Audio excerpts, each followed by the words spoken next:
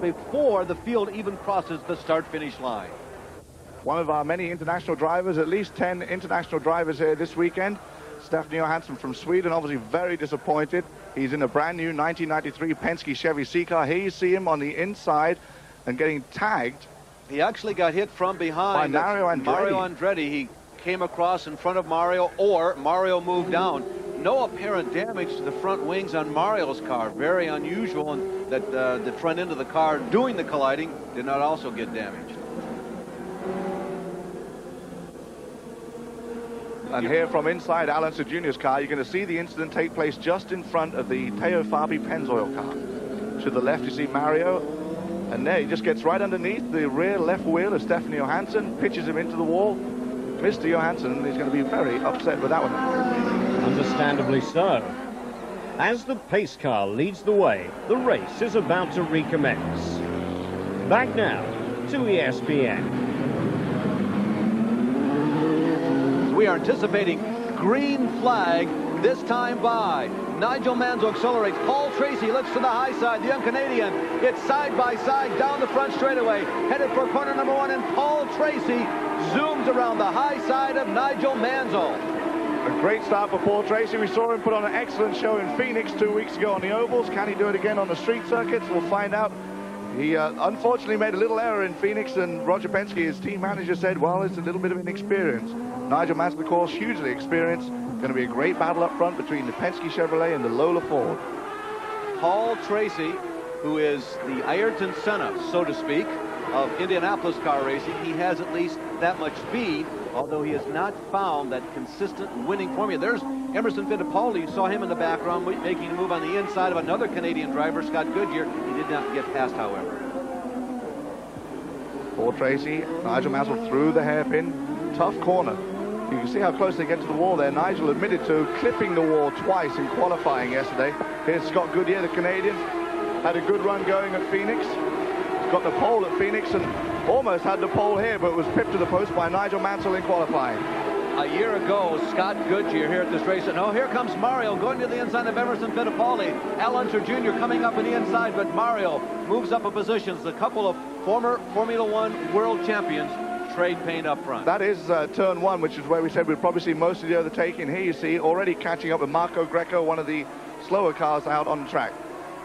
You mentioned the Formula One there, Larry. We have a number of people racing this weekend who have competed here before in the Formula One class, including Roberto Guerrero, Eddie Cheever, Mario Andretti, and a couple more here. Al Unser Jr. has just gotten around Emerson Fittipaldi, so a lot of trading of positions up front. There's Al, the winner of last year's Indianapolis 500 and one of the maestros of Long Beach. Remember, Al Unser Jr. and Mario Andretti have essentially owned this race. That is, when Michael wasn't here, he was winning. Al Unser Jr. pulling off 4 wins in a row, and then last year just getting bumped by teammate Danny Sullivan, who went on to take the victory. So far this weekend, they've had their problems. Danny Sullivan has been fighting a push all weekend. The car just does not want to turn in when he wants it to. And Al Unser Jr. has had mechanical problems that delayed him with oil leaks and various car setup problems most of the weekend. They're just hoping for good things today. And, of course, stick in there. It's a long race. Pit stops can make a big difference. Looking out underneath the rear wing of Nigel Mansell, who continues to lead the race. Scott Goodyear is hounding him. He's not very far behind at all. Nigel Mansell, who has moved to Clearwater, Florida, still maintains a home in Europe. I guess that's his winter home, eh? And we understand that he has radioed the crew, who asked him, hey, Nige, what's wrong? He said, nothing, I'm really happy. And here is Al Unser Jr. going to the high side, which becomes the low side as you go through turns 1 and 2 complex, and he passes Mario Andretti. And Al Unser Jr., who never seems to qualify well, but always races well. Last year, he finished in the points in every single race. Never took the pole last year. He's not known for his qualifying, but once he's in the pack and racing, he tends to go a little quicker and seems to need the cars around him to do the quicker times. And he will be the first one to admit, yeah, I'm not a great qualifier, but I'm there at the checkered flag. Remarkable statistic. He has been in IndyCar racing for 10 years. He has 3 career poles. Now you see Bobby Rahal putting a move on Robbie Gordon. Also, Teo Fabi going down the inside of Rahal. Rahal moving over, using all the road. Oh, that did not look like a race for 6th or 7th position early in a contest. Robbie Gordon going back 3 spots right there. Great clear pitches. It's a gorgeous day here in Long Beach, California. Sunny, about 80 degrees or so. Yes, it's a street course, but Long Beach has always been pretty conducive to 1, hand-to-hand combat, and 2, passing. Now, yes, they are going through slower traffic like now, but it's always been a characteristic that it is conducive to passing the fellow in front of you. That was Jeff Wood. You saw Fabi get by Wood, and of course, Danny Sullivan not able to make the move, and that's going to cost him time on the circuit, and he's going to have to chase down Mr. Fabi once again. Teo Fabi is showing signs that he feels faster than Bobby Rahal, but catching that dog is not the same as passing it. That's an early pit stop. All 4 tires were changed. They took the opportunity to refuel it. There's somewhat of a pause there as Bobby and the crew had a brief consultation before he left, but the suspicion is there was a bad tire on that car. They didn't know which corner it was, so they just changed off. And now Emerson Fittipaldi has finally come into the pits, shaking his head. Looks like a terminal pit stop, too. As we noted, he had been slowing down progressively all race long. Emerson Fittipaldi comes in, obviously, on schedule. See how hard these guys work to get around that hairpin. Completely crossed over, arms on, working on the steering wheel there.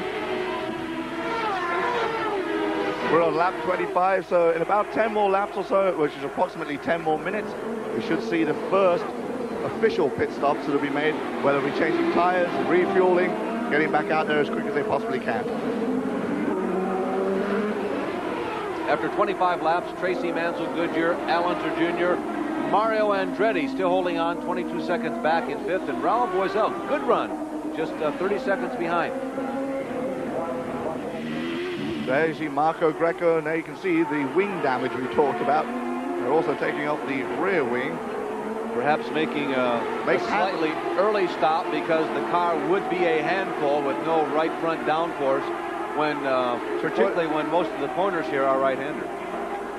That's Robbie Buell, that red and yellow MyJack car, a rookie driver from Grosse Pointe, Michigan. That's in the Detroit area, who was the Indy Lights champion a year ago. Another young man who, despite being in his early 20s, really has tremendous experience in open wheel and formula cars and making the jump to Indianapolis cars, getting up to the big cars for the first time in '83. He won the Skip Barber Racing Series. He also won the Indy Lights Series. I spoke to him yesterday, asked him how he felt with these guys. He said, the only thing I don't like, he says, is not running up front. I'm not used to being out front leading these races. And that is a big change for a lot of people who come to this type of racing. Another driver who's in a similar situation is Jimmy Vasser. I've been watching Jimmy closely for the last 5 years, and he has been the king most places where he has run. You come to the Indy cars, and with this tremendously strong international field, plus all of the major American Indianapolis car drivers have stayed in the field, it's just tough. It's really difficult to crack the top 10. And it's tough to get the best equipment, which you really need. It can make a couple of tenths of difference. It seems like very little, but it's actually a huge amount over a long race. Little Al bumped the curb there and was loose for a second, was spying right at the cement, but recovered quickly and got back on the throttle. The aerial view, you can see the huge crowds we have on hand here for this Long Beach Grand Prix. Good battle going on there, fighting their way through traffic. There's Eddie Cheever, Robbie Gordon, Teo Fabi got through it, and behind them, Dave Kudrave, I believe. Well, that'd be Mark Smith in the Craftsman number 25 black car. You got a quick glimpse of leader Paul Tracy. There he is again in the Marlboro number 12. There's Buddy Lazier into the pits. Now that car looks on most color television because it's a color that's almost impossible to reproduce, but it's bright purple. Ooh, Mansell going in. Nigel Mansell had to grab the brakes. That was Scott Pruitt, who for just an instant there was stopped broadside right in front of Nigel. Nigel is significantly quicker than that group of cars up ahead, but you can see just one little miscue by them forced him to slow down. You lose so much momentum, it's so difficult to catch back up. Here we see him going into turn 1. A car just come out of the pit on his right. Left-hander in turn 2. Second gear all through these corners. Working on Ross Bentley, who's from Canada. British Columbia. Ross just up the coast here in North America by, conservative 1,200 miles or so. Just an overnight drive, right? Just up the road. Yeah. You can see how close they get to the walls. Nigel and a couple of other drivers. Nigel was, shall we say, displeased with Mr. Bentley. That was a gesture that he was not happy with Mr. Bentley not watching the You don't think he was asking him over for dinner? I don't think so. I'm not sure. Nigel and some of the other drivers were quoted yesterday as saying it's hard to find a quick line here because the track is narrow. The marbles, or basically the rubber that comes off the tire, goes to the sides of the car, and you can get onto the marbles very easily, and it's hard to find a quick right line throughout this circuit. Mansell, incidentally, we are told, may be experiencing some engine problems. He is not getting the torque out of the machine he is accustomed to getting, and you saw about a lap ago at the hairpin when he was very close to Scott Pruitt.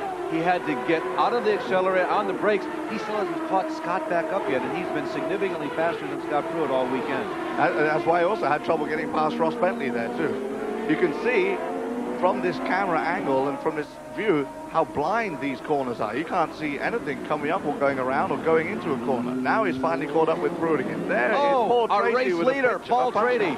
Paul Tracy with a shredded left rear tire. Now, no way of knowing if he made contact with any wall or if the tire just burst, but we are on, what lap are we on here, Guy? 36. 36, so he might have gotten lucky. He might have gotten lucky. This could possibly be interpreted as the planned pit stop. But race leader Now Paul he's stalled Tracy, the engine, I believe. Oh, frustrating. Yeah, fire away now. Watch him go out of there in a hurry. Young Paul has been so fast in American IndyCar racing. He first surfaced in IndyCar racing 3 seasons ago now in 1991. In the second race he was ever in, he crashed severely at the Michigan International Speedway. He was able to come back later that season, but that's at the program back. Here apparently is going to be a replay of what happened to Tracy. Let's watch for it. There you can see the marbles too. Oh, it just goes. Very strange.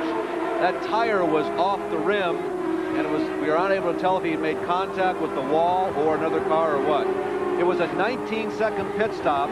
He had a comfortable lead over the other 4 cars in the lead lap, so it might be something he can recover from. We'll just have to wait and see.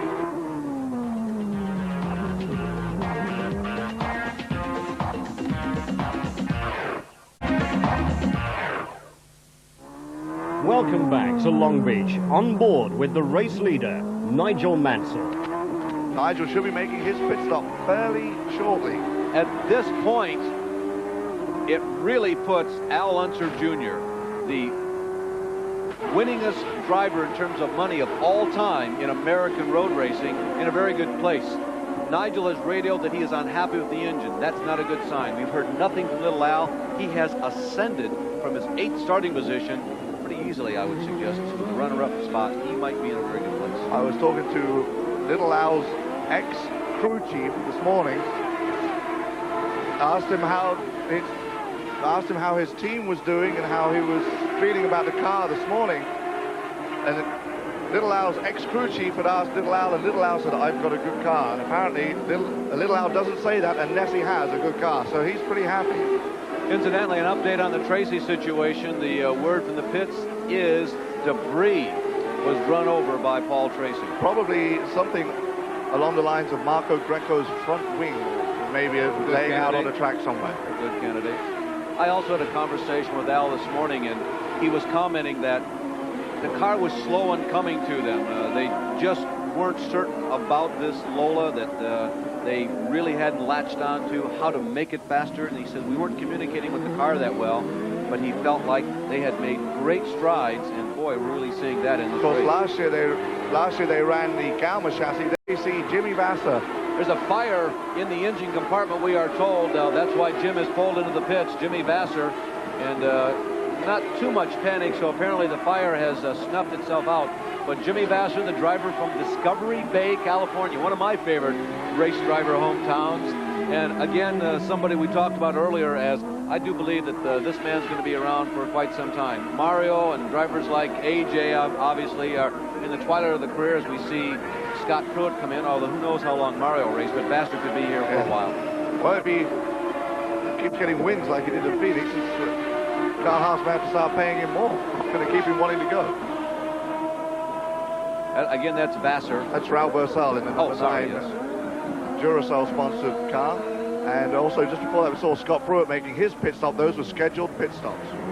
As we are approximately lap 39 laps are now down. These cars hold about 40 gallons of gasoline, and they will get about 1 lap per gallon this weekend on this track. So that's why we're figuring 39, 40 laps, and we had the yellow flag to start with. It may extend it just a little bit. Robbie Gordon is in for his stop. Robbie Gordon ranks 6th right now in the 1993 IndyCar point standing. This, of course, is the ride put up by A.J. Foyt. Robbie Gordon, one of the most exciting young drivers in IndyCar or all open-wheel racing around the world for that matter. Robbie, a lot of off-road experience. He actually ran the Daytona 500 a year ago, as we now go back from pit road and take a gander at Danny Sullivan having a great race. Great afternoon.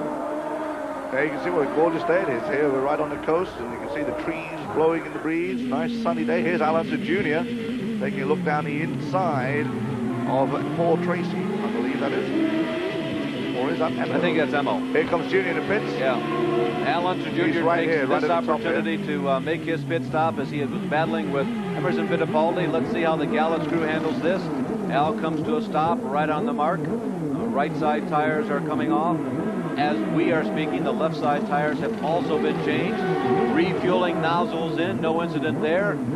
All the jacks are down, the fuel nozzle is out, tires are on. Al accelerates quite professionally. A little bit of fuel that you see spraying there on the right-hand side of your screen. Routine, that's the filler.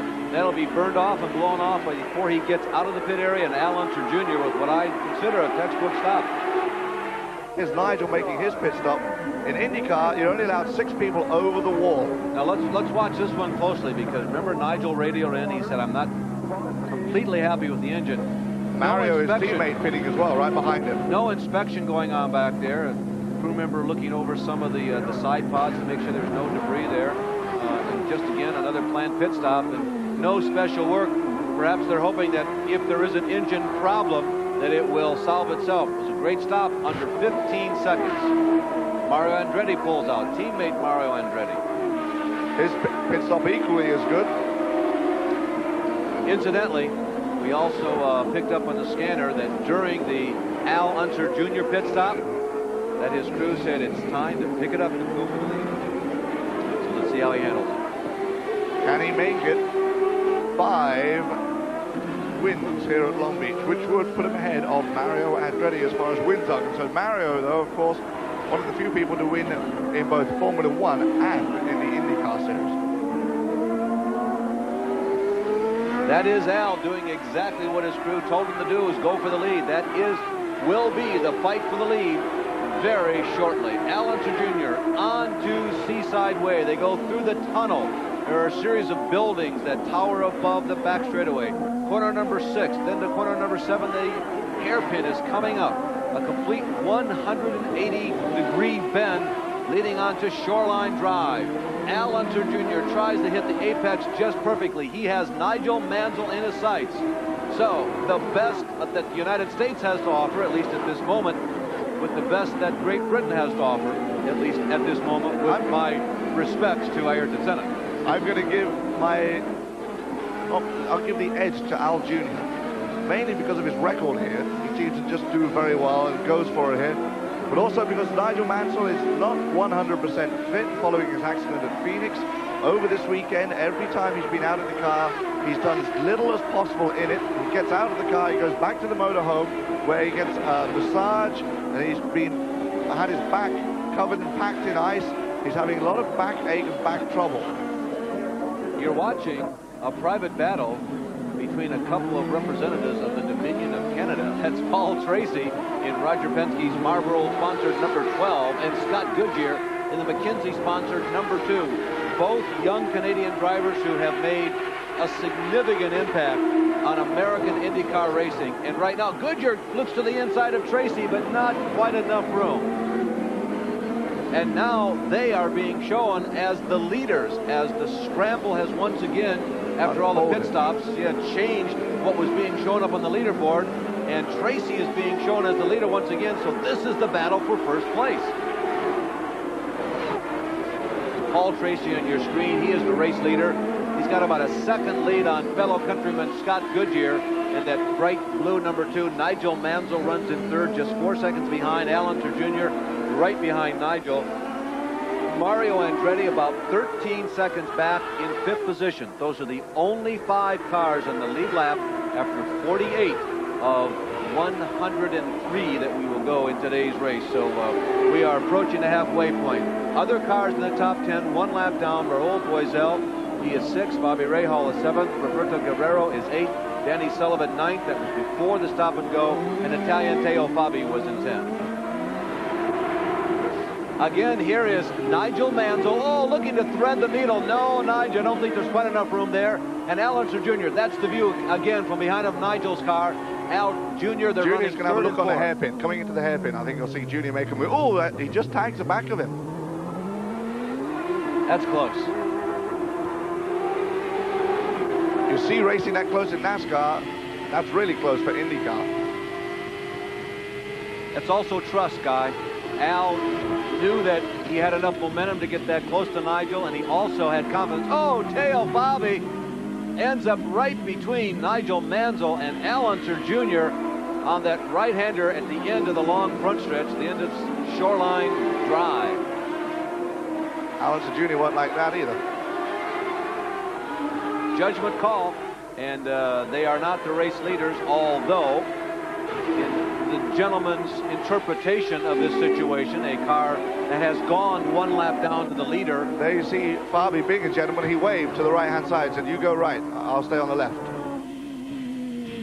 That gentleman's agreement that if you have been lapped by the leader or the other cars on the lead lap, most drivers will tell you, we expect you then to move over.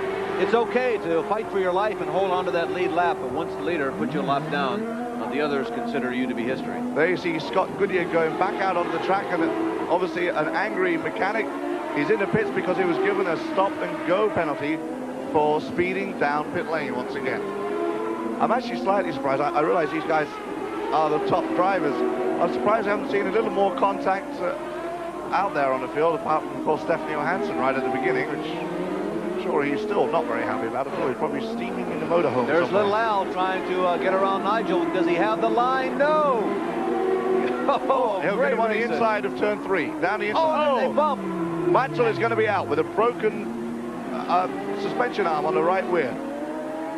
Little Al's car's also got some problems, and Little Al's coming to a stop.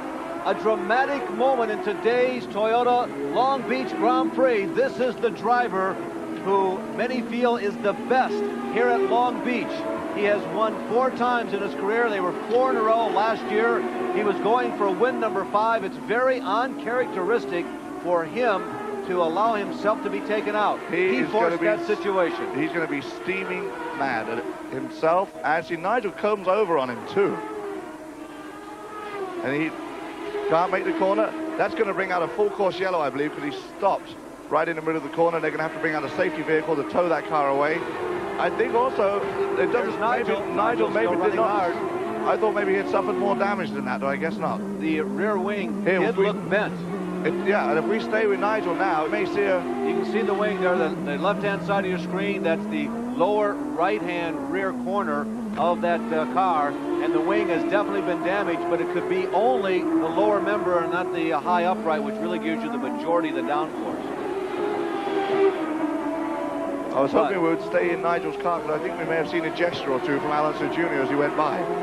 Very, very uncharacteristic incident involving Al Unser Jr.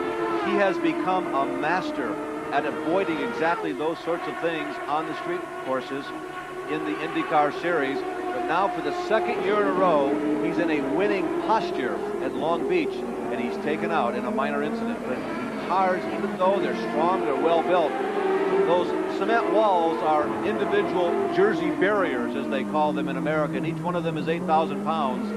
And an Indy car has never won against a barrier yet. It never will do. There you see a car. safety car out on the track. Nigel overtaking that. I'm not sure what the deal on that is. It should be a full course yellow coming out, but if there was, he should have stayed behind the pace car. He may take this chance to come into pits, now knowing that it is a full course yellow. Paul Tracy, it's always better to pit under a yellow. Paul Tracy is in, a little early. They are going to have to make another stop. Nigel's pit is at completely opposite end to the Penskes, and we'll probably see some action and see if they take a look at that rear end of the car. Nigel taking a drag on his, he's supposed that's water or that patented Formula One jungle juice? Jungle juice. I think it's jungle juice. Here's another look at what happened. You can make the call. There you see Al, and did he give Nigel enough room? Did Nigel give Al enough room? Was Nigel obligated to give Al room? This is after the incident, I believe. And this is what happens here. There you see the reaction of the suspension arm.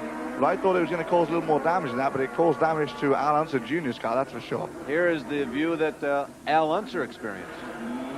There he sees he can't get by there, but he goes for the outside of 2, so he'll get the inside of 3. Yeah, you see him brush up against the wall. He had nowhere to go, and Nigel moved over slightly. I don't know if he really moved over on him.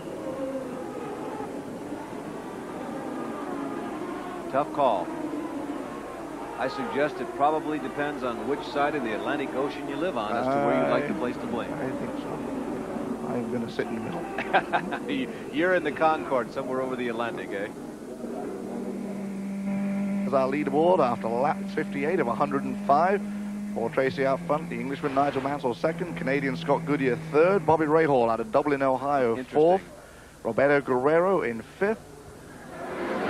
Green flag racing once again on the commencement of lap 59. We are going to see one more round of pit stops. Here's Scott Goodyear with another stop and go penalty. There you go, just come to a stop, then go again. But it costs time. You've got to come into pit lane and you've got to get back out of pit lane. Although the run from here will be pretty quick once he gets past the crew. Now he can go up to speed. Bobby Rahal ends up in the pit as the field returns to green. Now, this is an interesting development. That was a mistimed pit stop. The lap number is 59. There's just no way he can go the distance. So, as you point out, Guy, I can't believe that they planned on making a pit stop as the rest of the field returned to green. If he could go the distance, it might have been planned. He'll be about 5 laps short of being able to go the distance. What he'll do, he'll come in for a splash and dash. A real quick pit stop, just take on a couple of extra gallons. Well, that's an interesting thought. Do you think it might have been planned? I would have thought he would have pitted under the yellow flag just because you don't lose any time. But maybe it was a planned thing. They know, the teams know when the yellow flag is going to come to an end. They get the indication from the race control and the race officials. They knew that there was one more lap to go. I thought they would have done it on the last lap of the yellow. Maybe they just miscued. Lots of smoke coming from Danny Sullivan. It almost looks like a brake problem, doesn't it? He's got a problem with the wing, I think. The wing is cutting down his tire, too, is what's happening. He must have clipped somebody. Danny has had a collision with Tracy is also in the pits. Tracy comes in. Of course, Tracy was slightly off on his pit stops anyway, because that first one when he came in for the cut tire. Again, picking up on the Rahal and now the Tracy story. We're at approximately lap number 60, and we were led to believe these cars could not go 45 laps, which is what they'd have to do to go the distance. So we don't believe that these were necessarily planned pit stops because they seem to be coming about 5 to 8 laps too early. Now we're getting a report that there's a lot of debris on the racetrack, and that possibly that's what happened to Sullivan and maybe even Tracy. So look who finds himself deposited in the lead. Nigel Mansell out leading. Bobby Rahal, we understand, did make a mistake on his pit. He thought he had heard his crew tell him to pit over the radio. He came in, but they had not told him to pit, but as long as he was there, they may as well do it. Vail, Colorado's Buddy Lazier. Got a problem with the... He, too, has a flat front flat tire, and here is Robbie Gordon. So we're just getting a water flaw of flat and broken tires here as Robbie Gordon is the next. Now we're told that perhaps Robbie was involved in an incident. This is after it has already taken place. You can see Robbie trying to get that car to stop at the end of Seaside Way. And yeah, they have good brakes in these cars, but when a whole corner is not working, it's hard to stop. Oh, we just had Eddie Cheever taken out by Robbie Gordon, who Robbie Gordon is already under a penalty. Now Paul Tracy is stopped. Oh, he's having to go back to make the turn. He can't make the turn. As is Luyendyk. Luyendyk reacted to the incident that took place in front of him. But why is he stalled? That was Robbie Gordon's fault. He came in and just T-boned Eddie Cheever. There you see someone ducking down a quick way into pit lane to avoid the incident. And Robbie Gordon, as you had mentioned earlier, had been penalized for not tightening up his belts when he got towed back. And he suffered that penalty, obviously came charging, trying to do something about it, and ran right into the side of Eddie Cheever. There you see Luyendyk saying, hey, come and get me, give me a tow. I am not broken, I don't know why it won't start. And as a matter of fact, I don't either, Arie, understand why your car won't go, because I saw the skid marks. I don't believe he came in contact with it. Yeah, I think you see Nigel go into the pits here. And yes, he does. Nigel ducks into the pits. It's likely a full course yellow here at Long Beach, California. Nigel Mansell, the leader, is pitted. Roberto Guerrero runs in second. Mario Andretti is in third. Raul Boisel is fourth. Scott Goodyear and fellow Canadian Paul Tracy are fifth and sixth as Nigel Mansell comes in for the pause that refreshes both for himself as well as his race car. At the moment, most of his competition have taken themselves out of the event. Nigel back out underway, a quick pit stop for him, very good and clean. Oh no, almost getting together with his teammate on the exit of pit lane. Now, that was very close and strange considering they're teammates and right there together. Oh, it would appear that Scott Pruitt overshot his pit lane and has accidentally caught one of the mechanics. Here you see Nigel and Mario once again. They both leave at the same time. Mario's got more power going, comes down. Nigel almost falls over. Does get through, I believe. Mario Andretti perhaps has exited this pit stop as the leader. Now, we need to also remind you, it is lap 73 of a 105-lap race as we continue to monitor this very unfortunate situation in Scott Pruitt's pit. The reason why there's a speed limit down there. With 73 laps complete, this is the final set of pit stops. You'd be able to go home from here. And to see how many of them make it home, join us in a couple of minutes' time.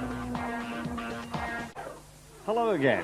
After 77 laps of the 105, Canadian Paul Tracy leads the field with the Newman Haas combination of Andretti and Mansell in close attendance.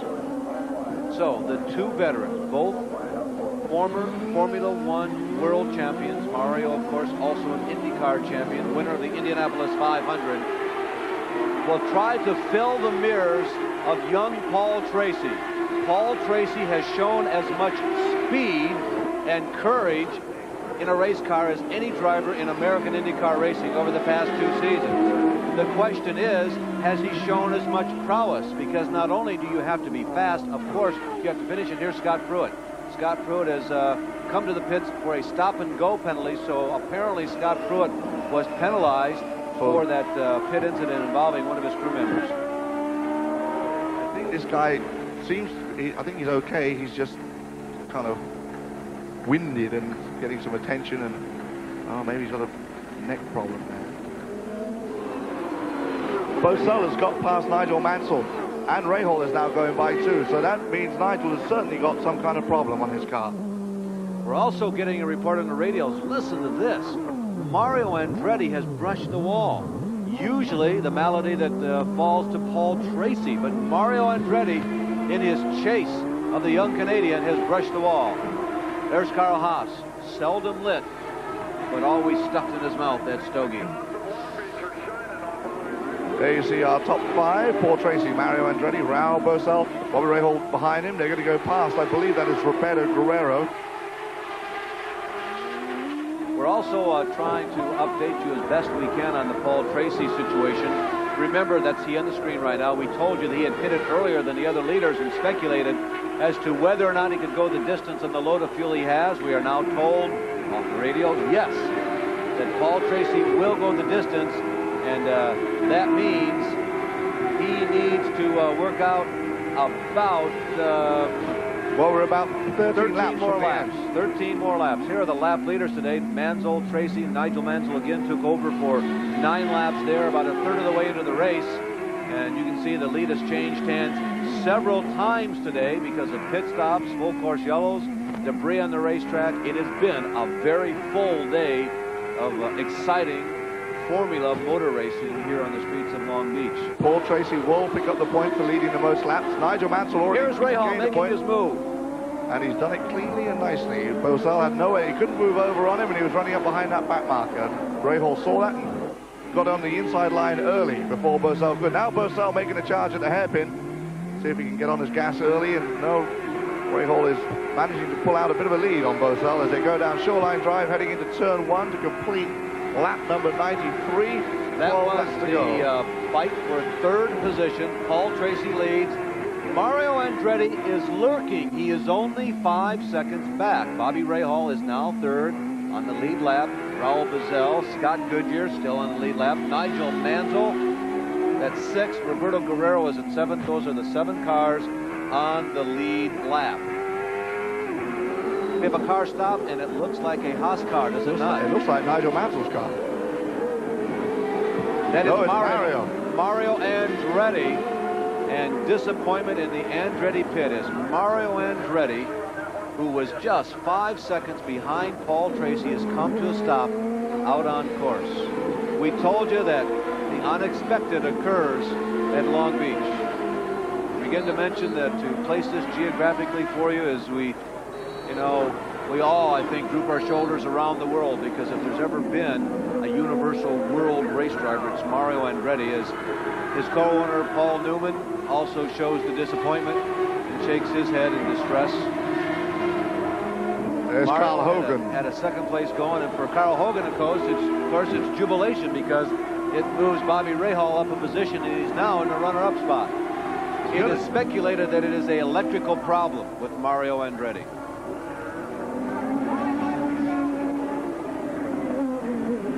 Rahal's crew has told him that they do not believe that Paul Tracy can go the distance. Now, this is interesting because we were speculating on this earlier, and our feeling sort of was that he had stopped too early too. So Carl Hogan and the rest of the Bobby Rahal crew, they side with us, but Penske says, nah, the kid can go the distance. And if the kid, Paul Tracy, can, he'll win for the first time in his career an American IndyCar race. What a moment.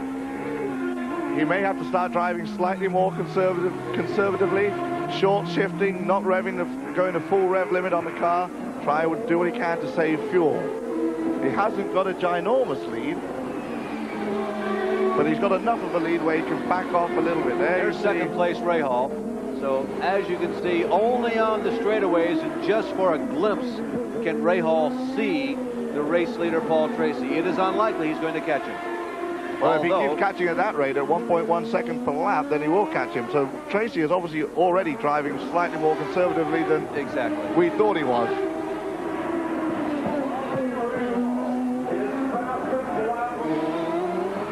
There is Scott Goodyear, the Walker Motorsports. He was running 4th at the time.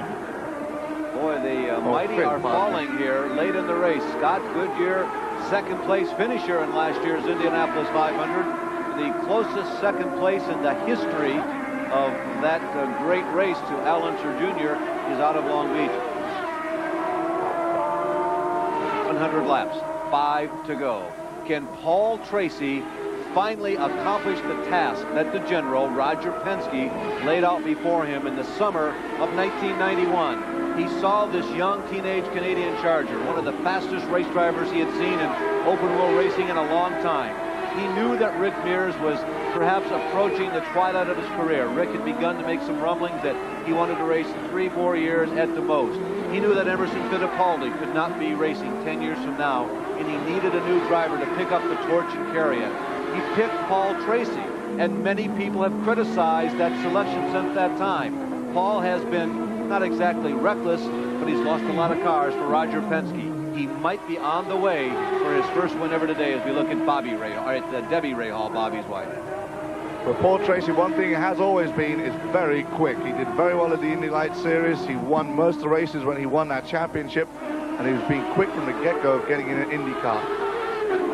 There you see Rahal. In fact, that gap seems to have grown. With only 4 laps to go, Emerson Fittipaldi in between him, I think it's going to be tough for Bobby to make up that difference.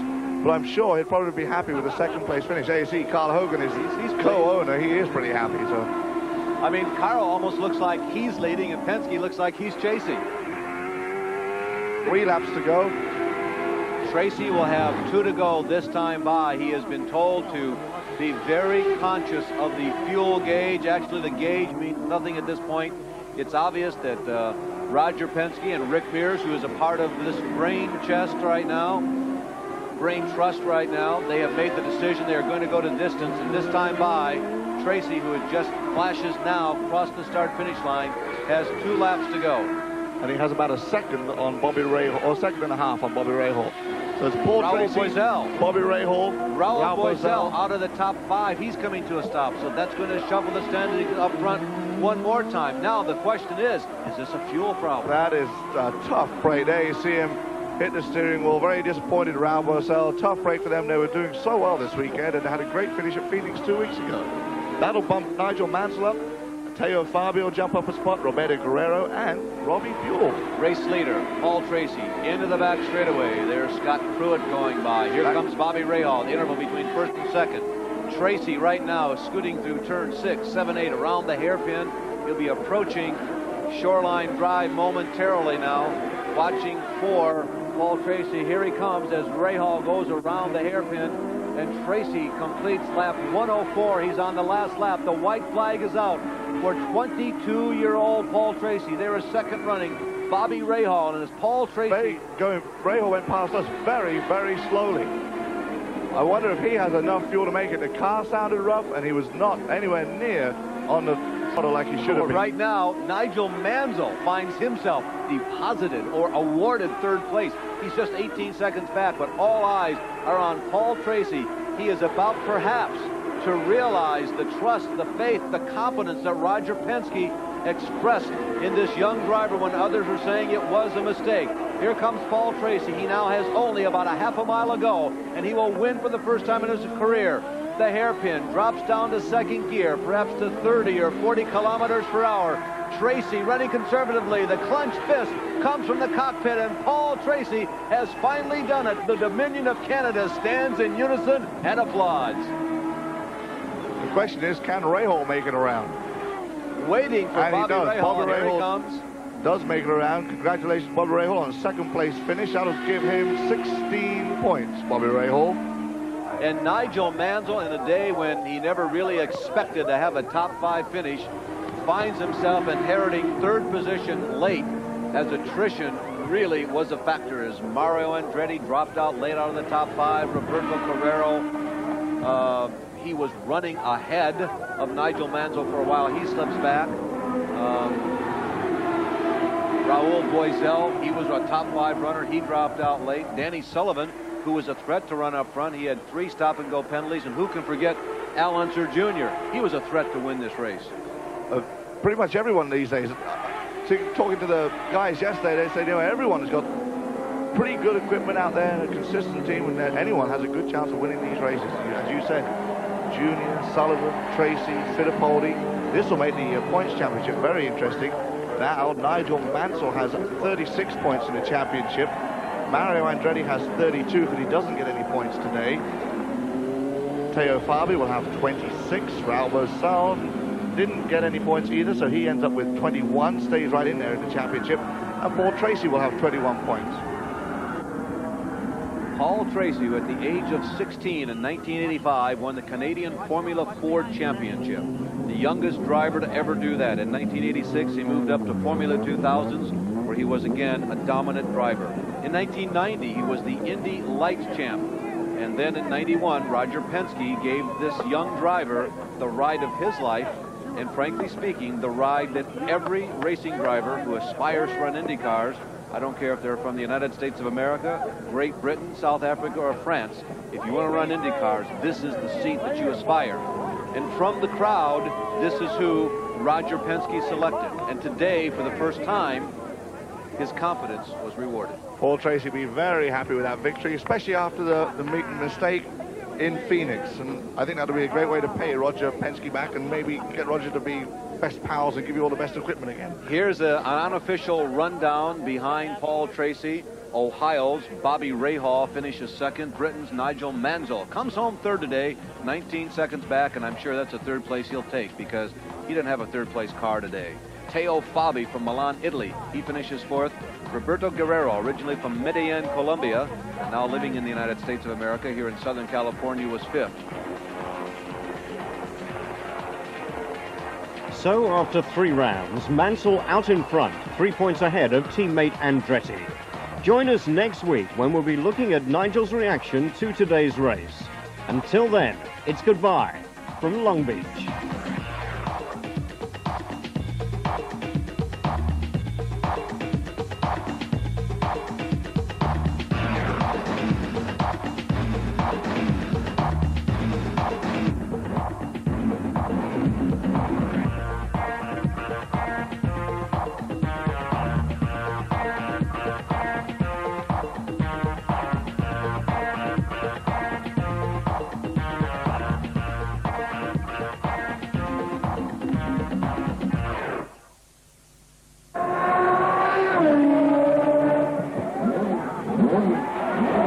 Car 93.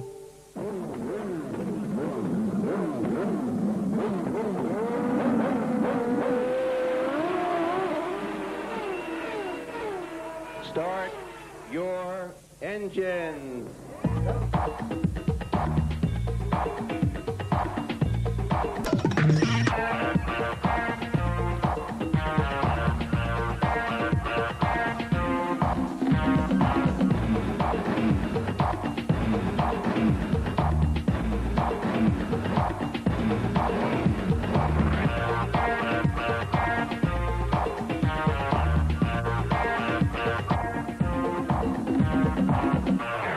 Welcome to West Allis, Wisconsin, home of the Milwaukee Mile Racetrack, scene of the 5th race on the IndyCar circuit, the Miller 200. We'll be bringing you extended highlights of that race in just a few minutes, and at the end of the show, give you a chance to win a trip to the final race of the season in our new competition. But first, a look back at events of 7 days ago, with the current leader of the IndyCar Series. Well, welcome. Here we are at Milwaukee. My second oval race. I think it's going to be very interesting. A lot of contrast from the super speedway of Indianapolis. But before we have the second race here, here's a look back at the intriguing, very exciting, very fast Indianapolis 500. The Indy 500, the most famous race in the world and the one every driver wants to win. For IndyCar rookie Nigel Mansell, it was a baptism of fire. A record-breaking race with more leader changes than at any time in IndyCar history. It lacked any real pattern in its early stages. Indeed, Dutchman Arie Luyendyk, holder of pole position, was overtaken at the green flag by Roe Bussell. By the 50th lap mark, Nigel Mansell, sandwiched between Fittipaldi and Andretti, was in 3rd place and ready to make his presence felt. On board with Nigel Mansell, Fittipaldi may drop off of this battle. He currently runs in 4th. But he is due to pit on the next lap. He last pitted on lap 16. That's the same lap that everybody at the front stopped on. So one would assume that there goes Nigel. He moves to the inside as they come across the line. And can he hold the line down to the inside? He does. And Nigel Mansell takes over 2nd place from his teammate. We can tell each lap, each turn, he's getting more confident.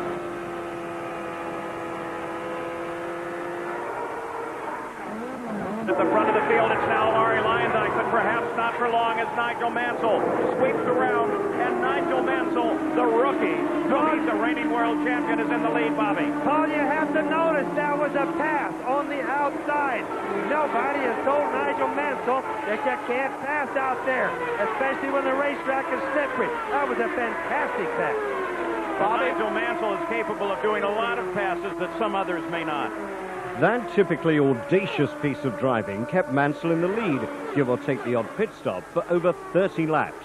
Then, disaster.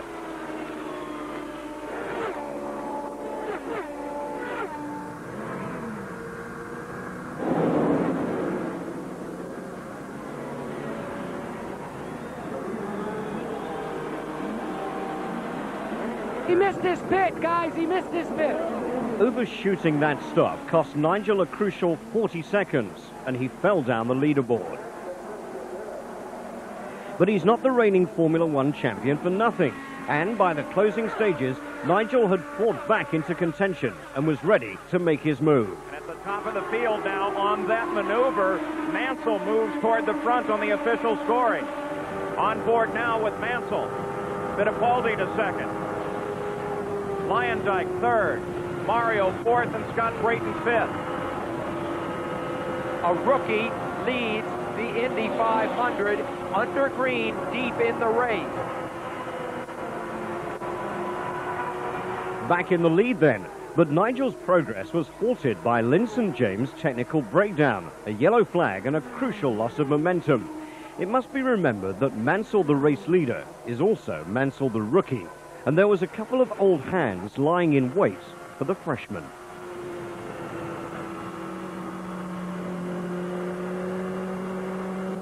It's up to the drivers. It's out of everyone's hands with these six. Notice Raul is now up into fourth place. And here they come. The green flag flies. And Fittipaldi trying to catch position on Mansell. Is this inexperience for Mansell? Giving it over to Fittipaldi. And look at Luyendyk as he moves to second place. Desperate pass by Arie Luyendyk. A very good pass. Really got Mansell asleep on that one. Boy, Fittipaldi runs through here. Turn two wide open, folks. That was an inexperienced move by Mansell. He should have gotten on the throttle sooner. If it had been Fittipaldi or Little Al, you can bet they would have. Mansell's second disastrous mistake, and he made a third, clipping the circuit wall with just 8 laps to go. But Nigel survived and held on to third place. So a case of what might have been. Emerson Fittipaldi took the checkered flag for the second time at Indianapolis, while Nigel was left to ponder his mistakes in a race he could have won. We're still leading in the championship. Well, looking back at the Indianapolis 500, what a fantastic race it was. I think there were 16 different race leaders, and then we thought we had it, of course, didn't we? I mean, the last 15 laps were great until that yellow flag came out, and then, of course, that restart. Emma and Arie, what a fantastic jump they got on me, and unfortunately, we didn't have enough to get back. But I think you'll all agree one of the best races and most exciting races of my career today. And hopefully another one to come, although Nigel faces an uphill struggle. He's 7th on pole, and the 1-mile Milwaukee track is one of the toughest in IndyCar.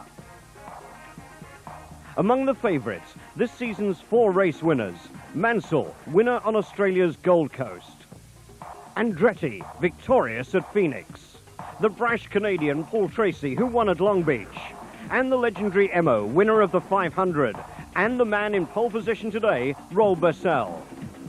The race is a sellout. The weather is fine. Let's get on with the action. And as they say around here, Gentlemen, start your engines.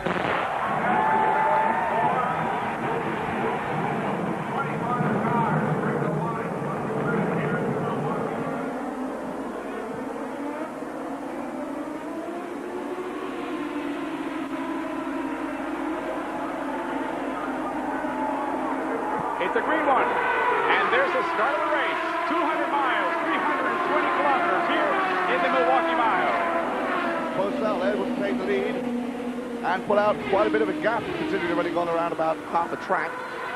And on the outside, there's Scott Goodyear making a move on Paul Tracy, and already on Mansell, who's trying to get the inside line. Goodyear gets by Tracy, safely on the outside, And but there's also Robbie Gordon. Gordon gets past Nigel Mansell. Robbie Gordon very quickly making moves.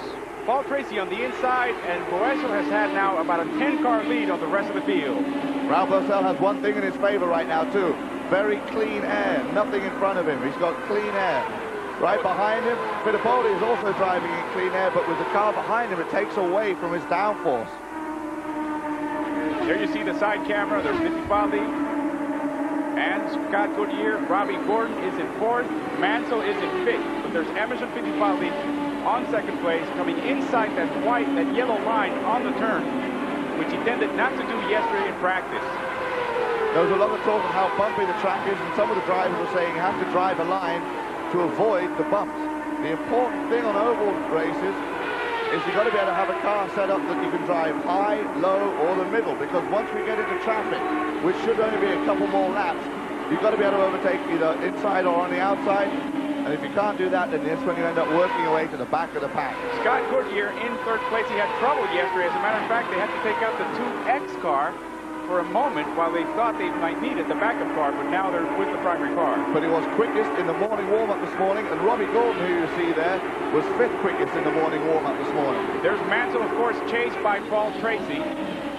Neither of these two want to be in this situation for very long, and we're about to see the leaders catch on to the rest of the field. There's about a third of a lap differential. There's Mario Andretti on 5th place, part of that Newman Haas team. He's won here 4 times. He obviously likes Milwaukee. They've got the setup just right. He's very happy with the way his car is handling. Now remember, these race tires are brand new. They're completely untouched. They won't remain that way for long. This is a very bumpy track with those asphalt patches. And while you see Nigel Mansell, look at the bumpiness in this track at this point. One thing about this track is they don't get as close to the wall as they would at Indy or at Phoenix.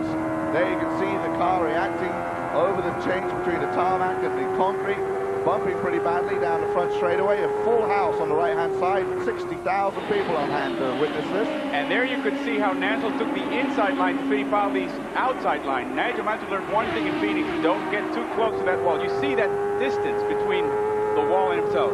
Fittipaldi taking a look. There's a crash. There's a crash. Fittipaldi taking a look around the inside and getting by. I think Stefan Johansson is in the wall. That's right. Johansson right off turn 2. There's a lot of smoke, of course, clearing away. Johansson is dejected. He throws away his steering wheel, gets out. Pace car is on the track, and Johansson once again, just like at Long Beach, is out. So with Johansson out, we rejoin the race in lap 24 with Boesel still leading the field. There you go, Boesel doing the first passing of a lap car. It's Buddy Lazier that's being lapped. Remember, he made a quick stop on the pits. And they're already approaching Danny Sullivan, and Danny Sullivan is used to running where Boesel is, not being lapped so early in a race. There you go, the Panasonic team. Lazio Matsushita, and in front of him there's Danny Sullivan.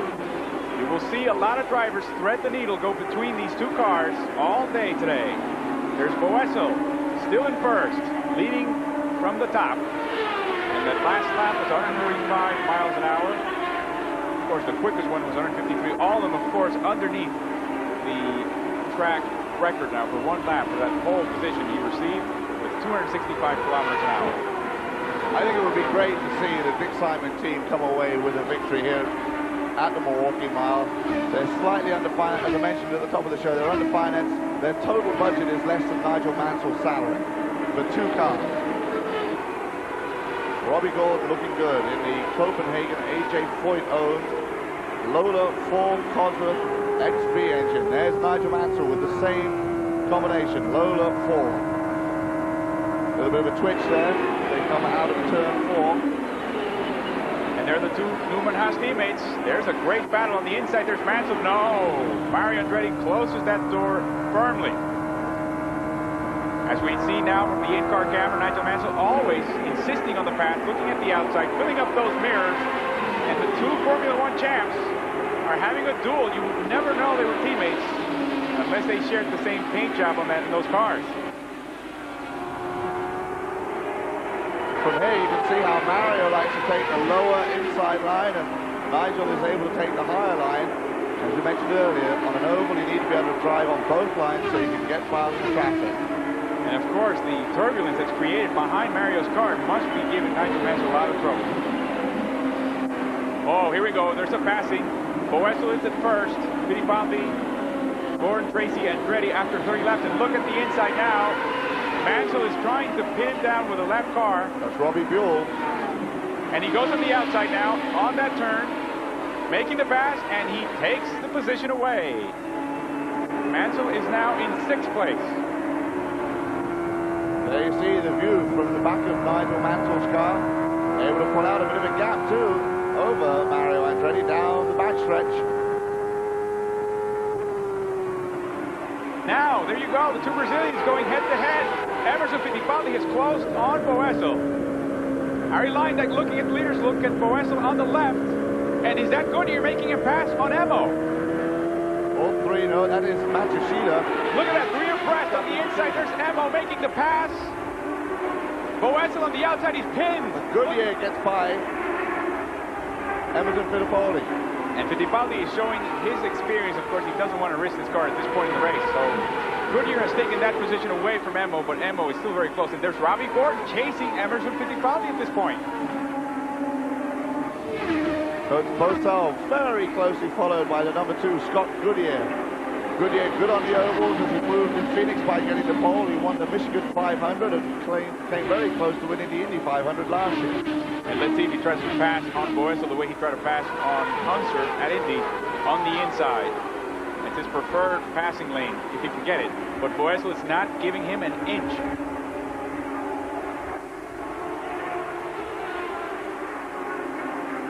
Boesel is her leader. The interval is 0.3 of a second behind Scott Goodyear, but they're about to pass those lap cars. They're lapping them for the second time, and this is going to be interesting.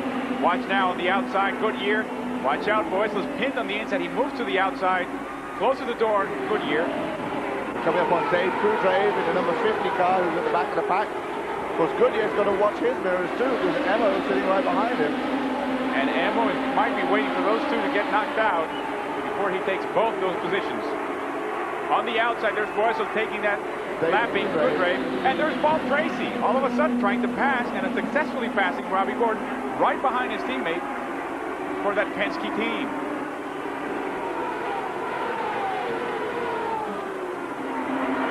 There's the leader and the follower.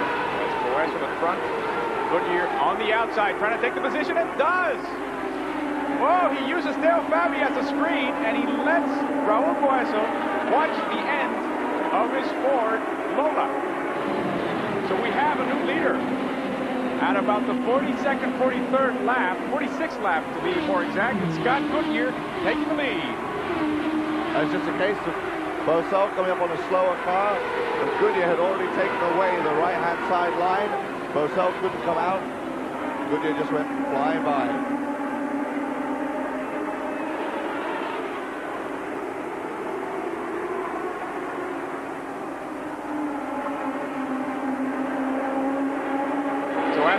We have Goodyear in front, Boesel, Fittipaldi, Tracy, Gordon, and Nigel Mansell in 6th place. And any time now, as Tracy goes by the inside of teammate Emerson Fittipaldi, or tries to at least. Fittipaldi won't let go, but finally, gets him with the slingshot effect, Paul Tracy takes the position. Tracy's now in 3rd.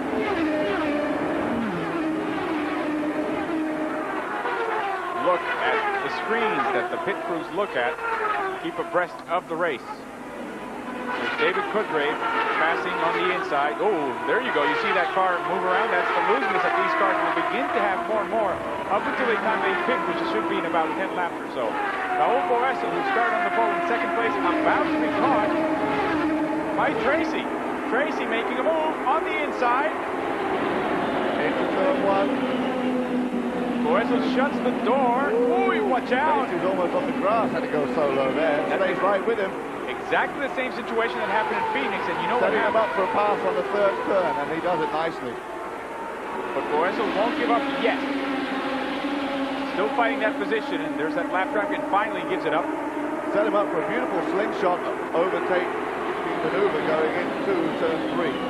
Boesel now is going to be chased by his countryman Emerson Fittipaldi. Rick Mears and Roger Penske watching the action. There's a lot of it on the track. There's Boesel passing lap traffic. Mansell has now got past Fittipaldi. I don't know if Fittipaldi is deliberately slowing to try and preserve his tires, or maybe conserve fuel. And there's word from the Goodyear pits that he might just try to make this race in only 2 pit stops. That would really be exceptional. That'll be hoping for a long yellow and definitely stretching it. They may do 2 full pit stops and maybe a splash and go towards the end, but it's going to be tough to do. And remember that pit lane. There's the view out of the back of Nigel Mansell's car once again. Boesel chased now by Robbie Gordon. Boesel is in 3rd place. Gordon in 4th. Mansell right behind them. Here's the leader, Scott Goodyear. Now chasing Bobby Rahal. Bobby Rahal having trouble himself.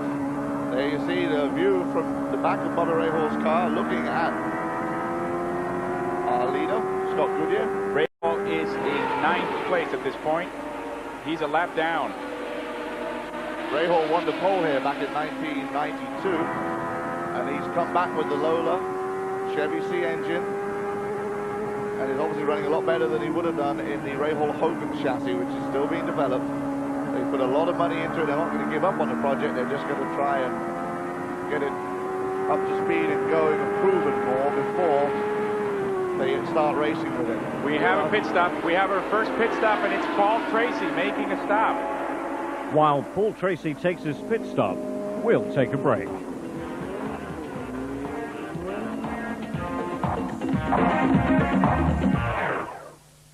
Welcome back. The first pit stops of the race are over and done with, and the leaders have settled back into position. The Canadian duo are still in front. Scott Goodyear first, Paul Tracy second.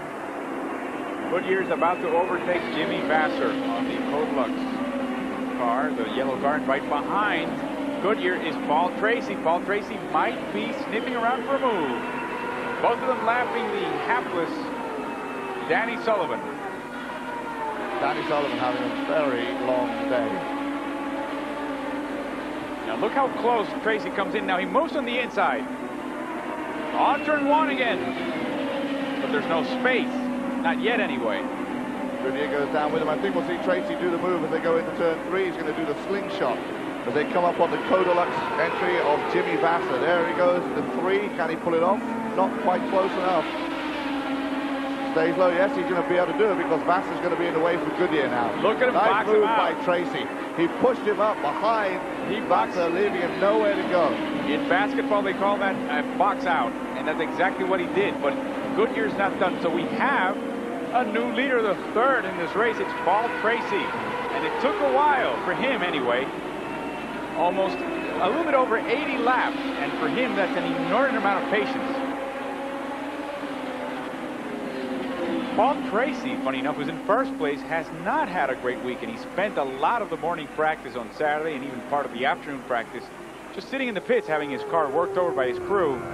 But he certainly has got the setup that Emo used, and now we see Dave Coudrave. Lost an engine. You can see a little bit of fluid coming out the back end, so he's gone low. This may bring out a yellow flag, and it does bring out a yellow flag. The pits will be closed. They can't come in.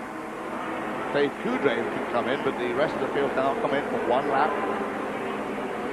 That's a definite blown engine. He gets out of the way, or tries anyway. You see the smoke coming out of the rear. Coudrave out, and that yellow flag gave Mario Andretti the chance to come in for some running repairs. But the technical problems proved insurmountable, and although Mario got back into the race, his challenge was over. So a low-key exit for Andretti, but once the green flag went down, this remarkable race had some high drama in store. Here is the man on the point, looking to pick up 20 points, Paul Tracy, the 24-year-old Canadian, in the Penske 93 Chevy C combination. And also trying to put some distance between himself and Scott Goodyear now that he has open, clean air in front of him. That will last for about 10, 12 laps, and he should be coming up on the lap cars.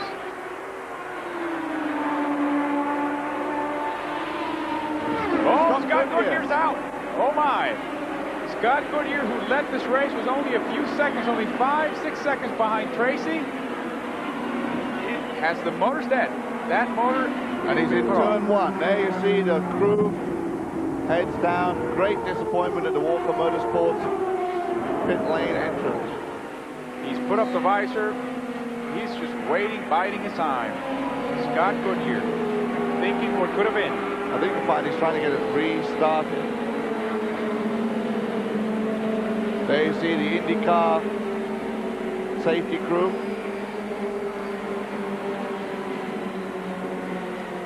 This would be an extremely disappointing situation. Now Danny Sullivan only needs 9 more. Here is a look. He pulls down to the inside line. I think he may have brushed the wall. He may have just brushed the wall. Although he seemed to be darting across to the inside line way too early for turn 1. Maybe he realized he'd got a problem and decided to get off the racing line early. Here we see Nigel Mansell getting attention in a Newman Haas pit, taking a sip of the drink, and tossing it back over to the pit wall. because we're under yellow, the 4th of this race. And everybody's stopping there. Stay with Fabi. Mansell pops away, moves away very quickly. A very quick stop. His team has done a great job, Guy, in those pit stops. Goodyear's exit, along with pit stops for all the leading pack, including Paul Tracy, race leader before the yellow flag, pushed Nigel up into 2nd place behind Robbie Gordon. Paul Tracy now lying in 3rd place, approaching the restart.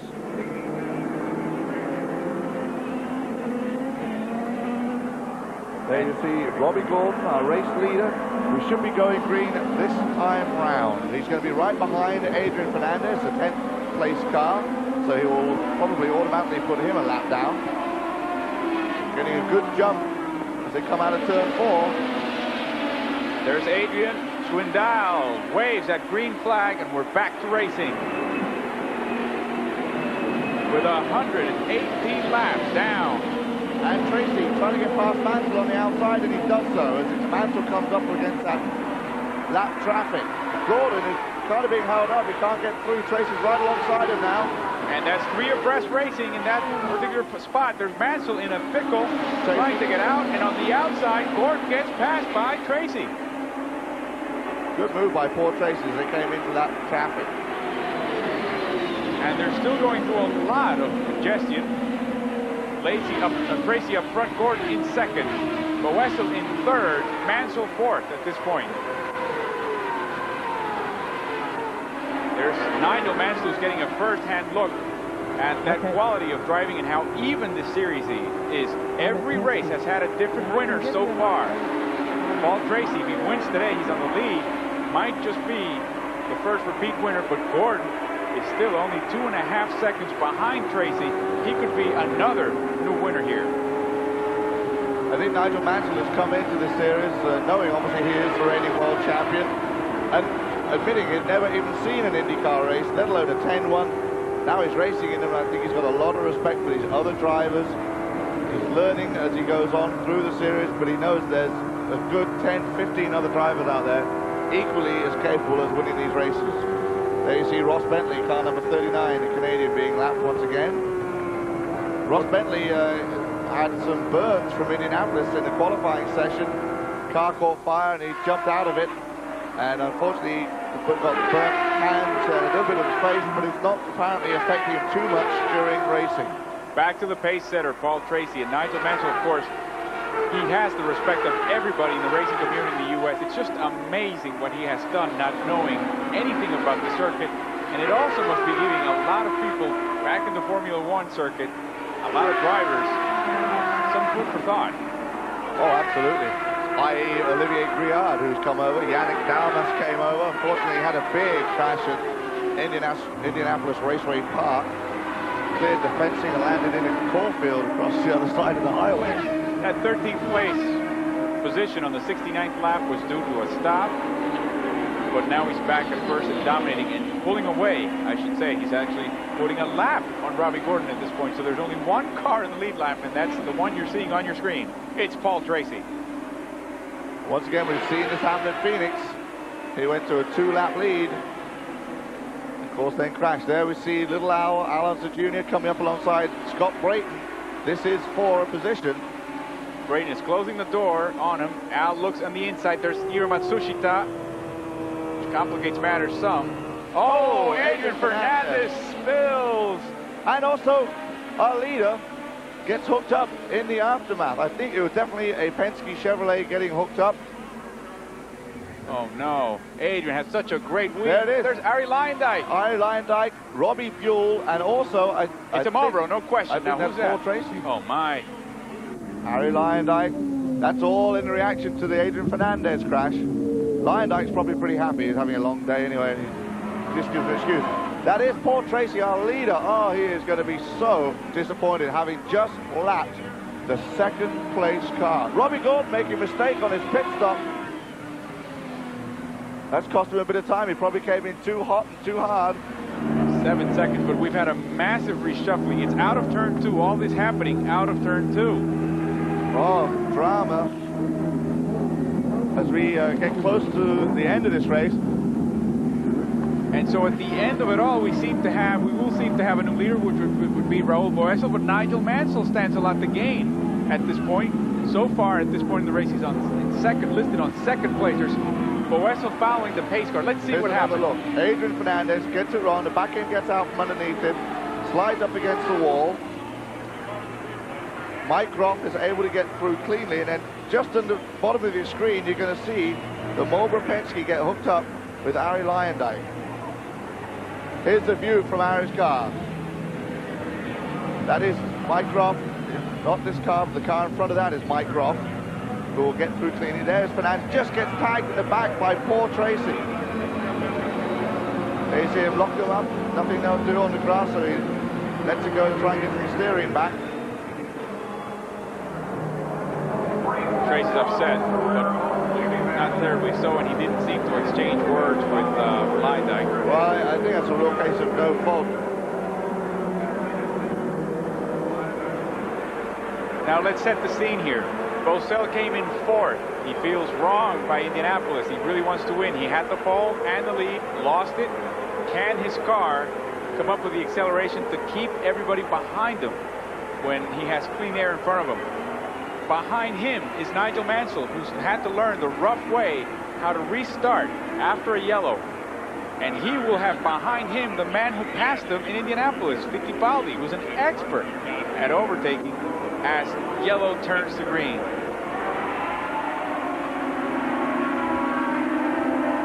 Now, the pace car has left the track. There goes Boesel under green, and he's taking a huge lead. Groff making a move on the inside. Bobby Gordon going around the outside, trying to defend himself from Nigel Mansell, who we have the picture from right now. So once again, Mansell with trouble on the restart. He has Groff pass him. He had, of course, Guillard ahead of him. You see two totally different lines there. Nigel Mansell down on the inside all the way through that turn. Gordon staying out as wide as he possibly can, and then ducking in tight. Mansell had lapped Gordon earlier, but now Gordon with this pass is on the same lap as Mansell. So Mansell is still ahead of Gordon. Mansell in second place, Gordon now in fifth. With only 4 cars on the lead lap. Nigel Mansell, of course, trying to stay ahead of Emerson Fittipaldi. Emo doesn't seem to be running really quick all day, consistent. He's been up there. Doesn't seem to be running as quick as Paul Tracy. Doesn't seem to be handling quite as well as he would probably like. There you see the numbers for Mansell. He's in second place behind the first place, Boesel, by 4 1/3 seconds. So we have a yellow flag once again.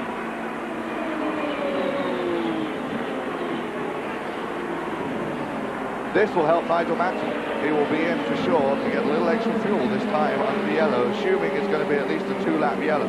There were 4 cars on the lead lap accompanying Raul Boesel. So now we have Boesel, Mansell, Fittipaldi, Rahal, Gordon in that lead lap. So Nigel in with a real chance. Can he make the most of the opportunity? Find out after the break.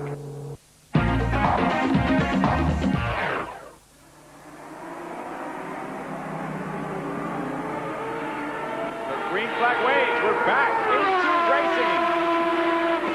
Clear track for Raul Boesel, which you'll love. Only 37 laps to go in this 200-lap race, each lap a mile, 1,600 meters. And approximately 25 seconds. They're running some very quick times for racing conditions. On board with Nigel Mansell, who we understand is stuck in 5th gear,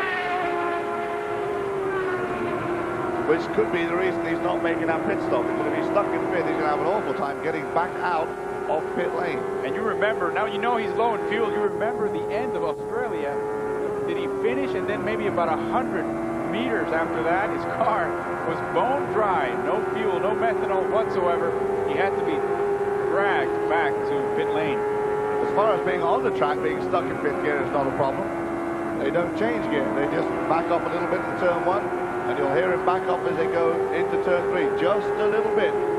And 5th and 6th gears are right there, the backs same. off, and now back on the power again in turn 4. Through the exit flat all the way down his 402-meter straightaway. But never too close to that wall, that outside wall. He has a lot of respect after Phoenix. See him go under that yellow line. Here you can hear him back off as we go in. But not for long. 3 seconds behind Bozell is Nigel Mansell. And Fittipaldi's gaining on him. Fittipaldi's only about 2 seconds behind Nigel. There's Bozell, our front runner. Can't seem to shake those 2 veterans, those 2 Formula One champs. In the case, Bozell, 2-time Indianapolis 500 winner. This would be a fantastic boost to the Raul Bozell Dick Simon Racing team. And Bozell is about a turn away from catching lap traffic. This is going to make this race very, very interesting.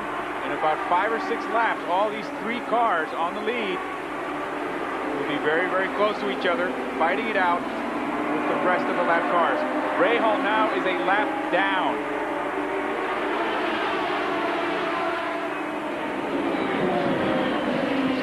Rahal doing everything he can. Of course, the points still count, even if you are a lap down. He would be very happy with those points. Here goes Bozell. Started first. He's always and now first. In front, 73 of 169 laps. Of course, very able to get that award for most laps led. He's going to get a point. And there's Gordon making the pass. Now Gordon's lap, so now he's back on the lead lap. Very impressive move by Robbie Gordon. There's Nigel Mansell right up behind Raul Bozell. He's going to make a pass. That is Willie T. Ribbs. He's going by on the outside. Bozell and Mansell running neck and neck. He was less than a second behind. He's now half a second behind. Look at me. Bozell trying to shake off. Nigel Mansell's always on the inside. There's Olivier Grouillard between them right now. And this is what I told you. The lap traffic creates very interesting possibilities for both front runner and the chaser. There's a Frenchman, Grouillard, on the outside. Danny Sullivan right in front of Nigel Mansell right now. He'll go on the outside of him. Passing on the inside, passing on the outside. That's the beauty of Milwaukee, 20 meters wide. That's the whole point of having the car set up right so you can overtake on both sides, drive any line, therefore be quick all the way around. Mansell now a full second away from the leader. He's actually 1.7 seconds behind Bozell, and Fittipaldi's about a second and a half behind Mansell himself. So Mansell at least is not being hounded by Fittipaldi. As we follow Bozell, you can hear the engine of Nigel Mansell in the background. Now Bozell is catching up and passing Mario Andretti, who's lapped. Andretti, of course, had that problem in the pinch with the springs. He's basically gone from contention. There goes Bozell through the main straightaway, 402 meters long. On turn 1 and 2, on the inside, touching that yellow line, then back on the outside. That's exactly the kind of form that got him the pole. Look how close they are. As we come down to, what, the last 25 laps, I believe? Correct. Last 25 to go. And Mansell, who never was very happy with the way the car was set up, he had exchanged a few words with his crew, but he's the ultimate professional. In the end, he knows it's up to him. Pit crew can only do so much, and he's making the most of it. Once again, really giving everybody here a lesson in driving. If Mansell were to win here on the oval, first of all, it would have some people very annoyed. It would also give him a huge lead in the championship, and a great advantage as we go to circuits that are going to favor Nigel Mansell. Detroit, a street circuit. We know he's a street fighter. We saw him at Long Beach. And then we go over to Portland, which is a regular paved permanent race circuit, which I'm sure he'll enjoy there. Mansell mentioned after Long Beach had 8 turns. He said, I need about 4 or 5 more turns to really make it interesting. There you see Paul Newman, the owner of the Newman Haas team. As you see the chase, Bozell, the yellow car, in first place, followed by Nigel Mansell. He said he needed 4 or 5 extra turns. He needs about 12 to 15 turns to really work his magic, and Detroit will be just fine for Nigel Mansell. Here's reputation is he just goes into the corners much quicker than anybody else does. And the telemetry readouts from Formula One were saying the same thing. He is in a corner, goes into a corner much quicker than many of the other drivers. Now they're coming back again, catching up to lap traffic. This is going to be Mansell's opportunity. 2/3 of a second behind. Boisella making a move on the outside. Racing in general in the Indy Championship has become much more aggressive since Nigel Mansell made the move over here. We're seeing a lot more blocking than we ever used to see, and a lot more moving chicane action. And he makes a move. He makes a move on the inside and takes first place. At 181 laps. And now he's trying to pass Al Unser Jr. That was a great move. Totally took Raul Boesel by surprise. I mean, he knew he was there and coming, but it didn't expect that move from that kind of distance. And that sort of overtaking was what Nigel Mansell fell victim to before. He's apparently learned that lesson too. What a move. Can he go the distance is the big question. There was talk of whether he's got enough fuel. We had a second yellow which may have helped him. But if he does have to stop, and he is stuck in 5th gear, then he's going to have a terrible time getting out of pit lane. He needs the big momentum. Take him through the end of the race. Only a few laps left. This is the beginning of the end of this race. Now he's passing again Willie T. Ribbs. There's Boisel on the outside. The traffic lightens up at this point in the track and at this point in the race for them. Nigel Mansell was not a happy person this morning, and he's going to be a very happy man this afternoon, I would imagine. And this would be perfect. 1963, Jimmy Clark won here in a Ford. Nigel Mansell is racing in a Ford. How about that? Coming here and trying to win on the 30th anniversary of a first Ford win. 15 laps to go. Can Nigel Mansell hang on to take his second IndyCar victory? There's Dick Simon, of course, disappointed. Dick Simon said earlier that he'd pulled all his hair out during the qualifying session, hoping that Raul Boesel will keep the pole position. Well, there wasn't much to start with. I hate to tell things, there wasn't any there to start with. A highly emotional man, a man on a budget, always really has made the most of what he has, and so has Raul Boesel, representing Brazil and that Dick Simon team. But here's the leader, red 5, the Il Leone Britannico, Nigel Mansell. What a show. The interval between them is a little bit over a second right now, and Fittipaldi is fading into the background. He's not becoming a factor. Ray Hall currently running 4th still, and Robbie Gordon rounding out the top 5. Al Unser Jr. hanging on to 6th. Scott Brayton is 7th. Guerrero is 8th. Jimmy Vasser is 9th. And Teo Fabi, who you see right there, is currently running 10th. So far by Nigel Mansell. And so far, Guy, no slippage problems, no loosening of the car, the suspension. Nigel Mansell, we have a report, not on Mansell, but on Raul Boesel, that he may have to pit. Not going to be able to go the distance. He was running probably too hot and too high a boost, and he may have to either back off and try and go the distance and defend his position ahead of Emerson Fittipaldi, or he'll do a quick splash and go. Here's the inside shot. And I'm sure that now Nigel Mansell knows that. He knows that Boesel has to stop. He knows that that's going to take him probably at least 8 seconds off the pace. So now he's got to be worrying about Emerson Fittipaldi, who's about 5 seconds behind him, and of course worry about his own situation. So he won't press that hard at this point. With a 5-second lead over Fittipaldi, knowing that Boesel has to make a stop, he is going to be able to back off just a little and conserve some fuel. Of course, you can't short shift because they don't shift to start with. Always taking that inside line, very conservative at this point. And here's the pass. Nigel Mansell comes up alongside and behind Boesel. Boesel goes down the middle and thinks he's way ahead, but Nigel, coming out of the turn, closes the gap. And you'll see just suddenly zooms right by underneath him. Boesel looks like he's got a pretty good lead, thinking that Nigel may get hung up behind the other guys. Boesel drifts just a little bit wide. Nigel steals the inside line, floors it, and takes the lead. And that was a nasty cut right in front of Boesel coming out of that corner. I think Boisel probably has to back off. There's he's signaling ahead, trying to tell Briard to move away. To make room, I'm coming through. Just step aside or don't turn in at this point. I'm coming underneath you. He was pointing at the flag match now. He wants the blue and yellow. That tells the driver to move on. Move aside. Of course, coming out of turn 4, getting into that straightaway, catching up to his teammate who's very much lapped. Mario Andretti, some 24 laps down. Yeah, he's just running now, possibly for points and also for research and development. And he could also probably work nicely as a blocker. He's doing that right now with Boisel behind him. Boisel is blocked by Briard and Andretti.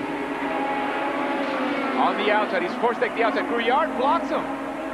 And Boisel has to move all the way out. Fittipaldi closing up on Raul Boisel too. That's right. Fittipaldi knows when to make a move, and he's doing it right now. He's about 3.5 seconds behind Mansell. Only 6 laps to go. Oh, Robbie Gordon.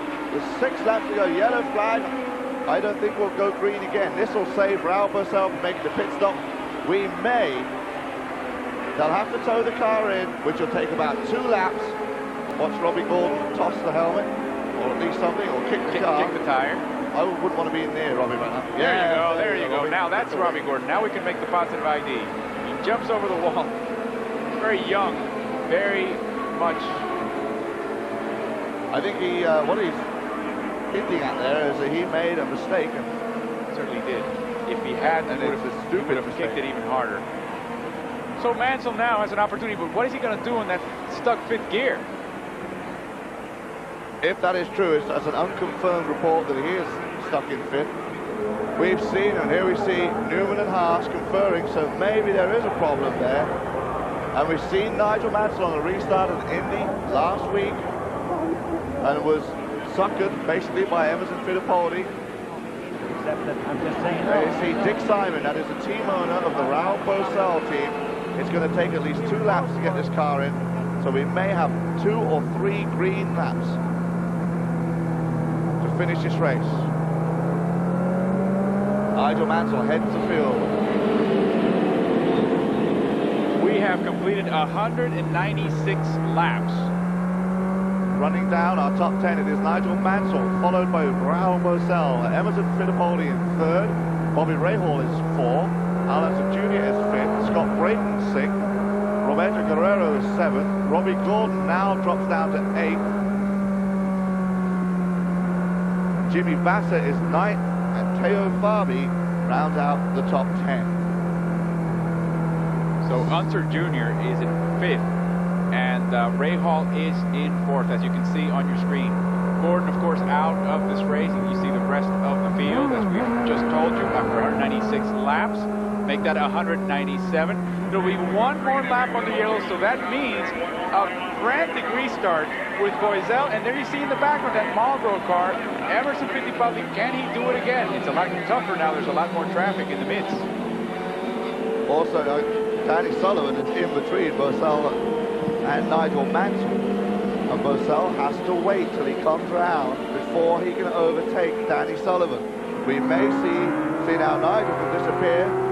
Sullivan's going to be obviously not stuck in 5th. Sullivan's going to be in the way for Raul Boisel. Boisel now gets by him. The pace car leaves the track. See, he may be penalized for that. And there's a green. Boisel, and here we go, Boisel making a move on the outside. Chasing Mansell, he can't shake him off. Now Mansell puts a little bit of distance between them. Raul Boisel doing well on that restart. I'm not sure if he's going to get penalized for that or not, though. Nigel Mansell obviously not stuck in 5th gear. The crowd of 60,000 on its feet. This is the end of the race. And possibly the first oval win for Nigel Mansell. I don't think Raul Boisel is able to do anything about it. He had a good run. Now he's dropped back as we come round to complete lap 200. There's the white flag coming in. Nigel Mansell comes across the finish line with the checkered flag. Oh, up in here, he is very happy with that. Raul Boisel finishing 2nd. What a race for Nigel Mansell. Obviously helped by the absence of a few good drivers scrapped in the scrap heap of the Milwaukee Mile history, but Boisel, another great race, the pole and a second place. And in third, there's Emerson Fittipaldi with another podium, but all eyes are on Nigel Mansell. First, oval win. He can get rid of that question hanging over him. Can he win in ovals? Well, he's answered it quite beautifully, quite fine today. Another first for Mansell, victory on an oval course. His delight and that of team owner Carl Haas plain for all to see. Nigel's second win of the season means that his lead at the top of the IndyCar Series, precarious before the Miller 200, is now comfortable.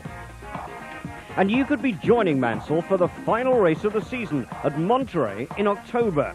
Just answer this simple question, then ring us on 0891 335 522. We want to know where Nigel Mansell finished in his first attempt at the Indy 500. Was it A, first, B, second, C, third? Ring us on 0891 335 522. The first correct caller picked out by our computer when lines close on Sunday will be flown out with their partner for an all-expenses-paid trip to California for the 16th and final IndyCar race of the season. Good luck with that, and good luck to Nigel as he prepares for next week's race in Detroit over the Belle Isle Road course. After today, who would bet against him? See you there.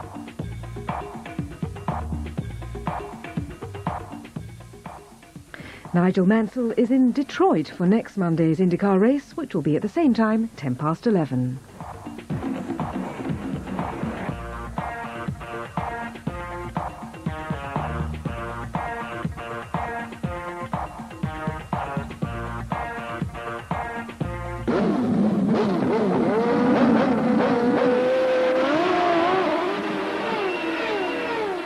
Start your engines.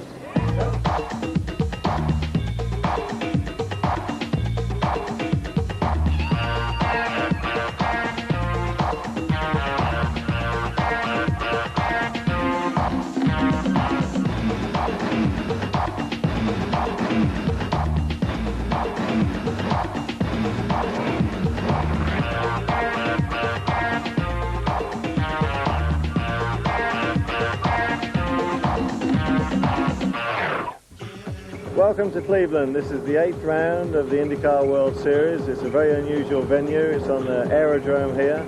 Stay with us and enjoy the race.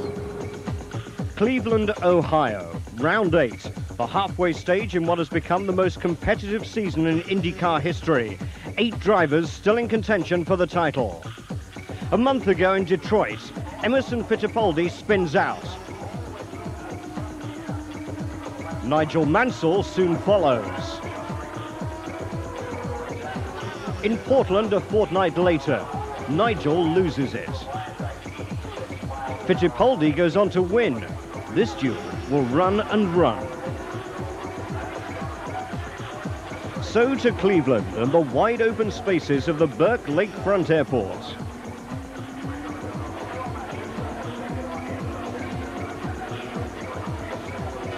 Last year, Fittipaldi roared home to win, taking the lap record with him.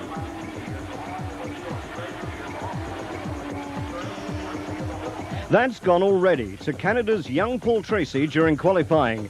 If he wins off pole position today, he takes home a $100,000 bonus.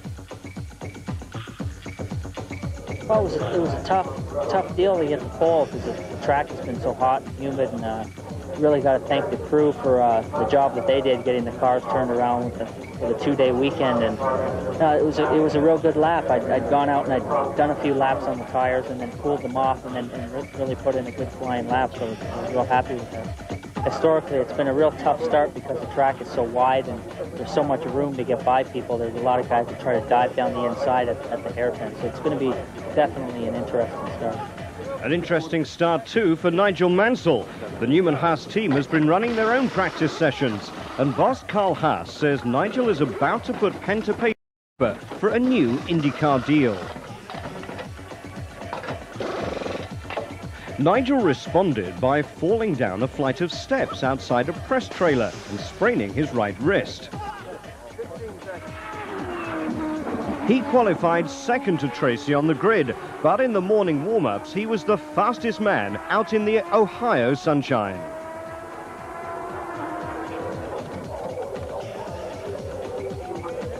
"120 degrees in the cockpit, if Nigel needed reminding."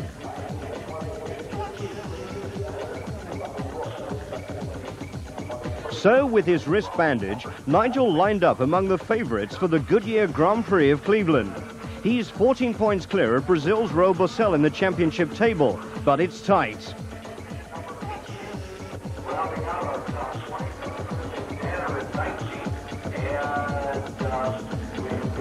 So to the race, 85 laps of this bumpy 10-turn course. Watch out for our competition coming up. But first, let's join commentators Alvaro Martin and Guy Hobbs.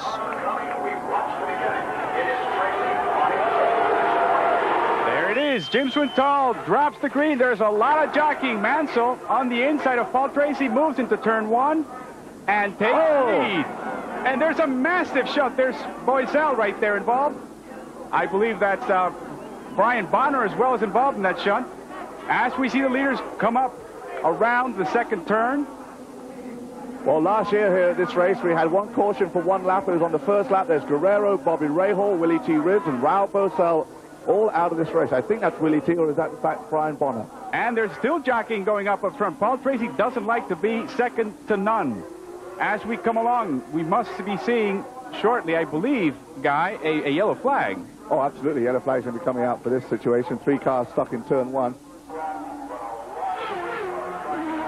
An aerial view should be happening at the back of the screen here. And it looks like Guerrero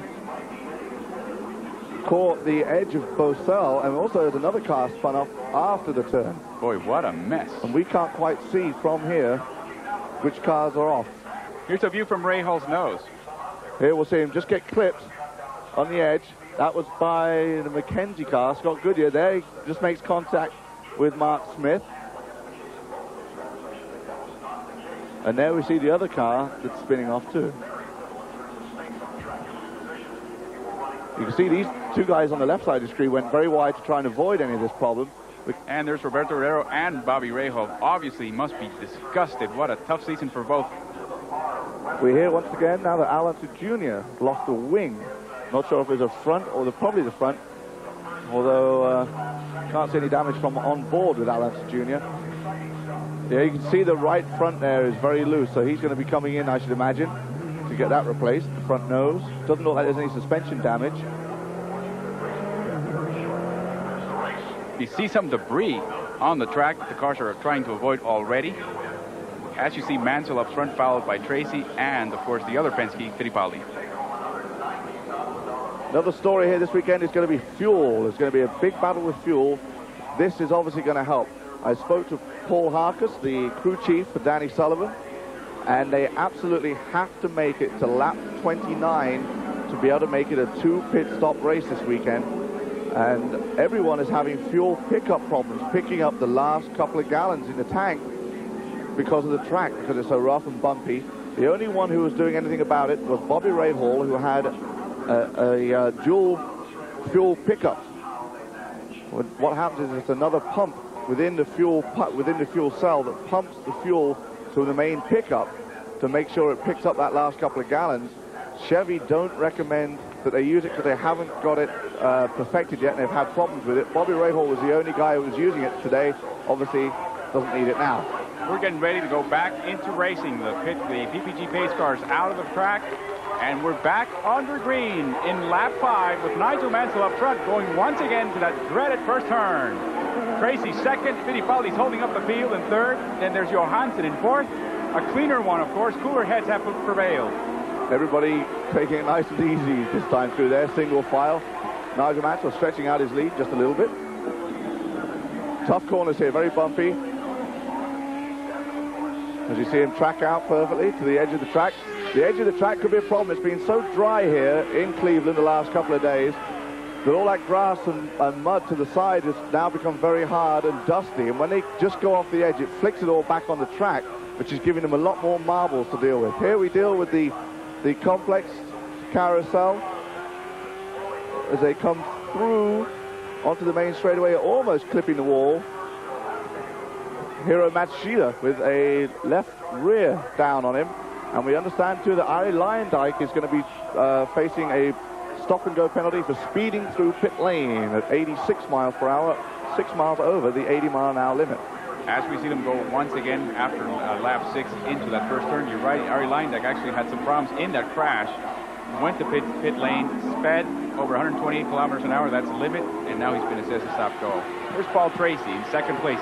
His goal, of course, his style is to be up front early and to be up front as far as he can go in this race. Looking for his career second IndyCar win, won at Long Beach earlier this year. Recently married to Tara, and Tara recently gave birth to a new child for the family, which made Paul very happy. Alicia. And it's important, this race is important, of course, because of the Marlboro bonus. Well, the bonus award still carries on over. They get $10,000 for qualifying on the pole. And there's a $15,000 bonus if you can win from the pole. No one has done that so far, so that money keeps turning over and keeps going back into the pot. And it's now up to $100,000, which I'm sure Paul would love to get. He's the youngest guy to make $1 million in auto racing. The youngest guy to make it to $1 million. In the history of racing, at he just turned 24 years old a couple I asked him about that yesterday, and he said, "Oh, I didn't know that." He said, "So by the time they take out their share," he said, "there's not quite $1 million." There you see as they go around. Now remember, this is a commuter airport. Those are the runways they're on right now. That's Mansell on the left and Tracy right behind them. But as they go into these turns, they go into the taxiways. Those taxiways are designed to have the water run off the main tracks. Therefore, they have dips, and that's where those dreaded bumps happen. Very bumpy. It throws the cars offline quite a bit and throws these drivers around. It's one of the toughest tracks for them to drive on, especially in this oppressive heat we have here this weekend. Hasn't let up all weekend. It was still about 88 degrees last night at about 11 o'clock. Tracy's now beginning to show his car, show his nose to Mansell. I guess lifting a page off Emerson Fittipaldi's strategy in Portland. Well, Tracy's hounding him down, doesn't want to let Nigel get away, and obviously would like to take that lead himself. There's a point for leading the most laps. He's in the Marlboro car and trying to keep the crowd happy, and of course keep Roger Penske happy. Nigel Mansell, of course, you'd think he'd be used by now living in Clearwater, Florida, but this is unbelievably hot and humid here in Cleveland. It's been like that all weekend, and we still have a very small chance of showers. 40% chance of showers today. It's going to come from the west if they do. Here's Arie Luyendyk serving his stop-and-go penalty. And this time they're really making him stop. There's a 10-second penalty, not a stop-and-go. Arie Luyendyk has been having, apart from the Indianapolis 500, a pretty crummy season. There's a lot of question as to whether is he really motivated about the whole series. We're down after 10 laps. Here are our front runners. Johansson in fourth, Sullivan with a great showing so far in fifth, Bobby in sixth. Andretti, of course, competitive. Brian Till has made a move to eighth. Lazier as well. Bobby Gordon also competitive in 10th place.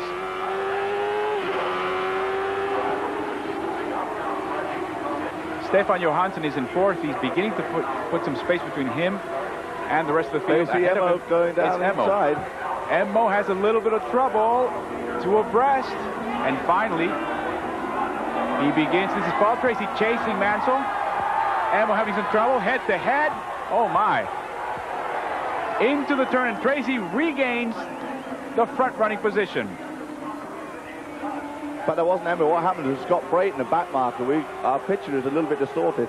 But Scott Brayton was a back marker, and Paul Tracy used that as a way to get by Nigel Mansell. You know, you mentioned earlier Danny Sullivan, too, who's going to be working hard to keep his drive. Another reason he has to be working hard to keep his drive is because Kevin Kogan, who is in the third Gallus car with sponsorship from Conseco, and also from the movie actor Gene Hackman, has put a budget together for a whole year for next year, and is rumored to take either Alonso Jr. or Danny Sullivan's drive in the Gallus team. Here you see on board Nigel Mansell now chasing Paul Tracy. Paul Tracy now in his preferred position, first place, and gaining. Here you see Paul Tracy make his move on Nigel Mansell. Outbreaks him. Going into the chicane. Mansell was having a look down the inside of Paul Tracy there too. Marco Greco needs to get out of the way. There's Emerson Fittipaldi. Going down the backstretch. Lake Erie in the background. all the boats. A lot of people on hand for this event this weekend. One of the bigger races, or bigger attended races. Been here for 11 years. We're right downtown Cleveland. It's about a 5-minute walk to the hotel. Cleveland has really developed itself in the last 10 years, gone from main steel industry to service industry now. Certainly revitalized city in the U.S., in the Midwest of the U.S. Tracy's up front, followed by Mansell. Then in third place, we've got Emerson Fittipaldi, Johansson, Sullivan, Fabi. Then we have Mario Andretti in 7th place. Brian Till, who started 13th, is now in 8th place. Robbie Gordon making a move to 9th. And finally, in 10th place is Mark Smith. We've been informed that Alonso Jr. has made his way back up to 11th after losing his front wing and having to make his pit stop and change it, which all took place in that first lap incident. Managed to work his way back up to 11th. So good for Alonso Jr. Needs a good finish.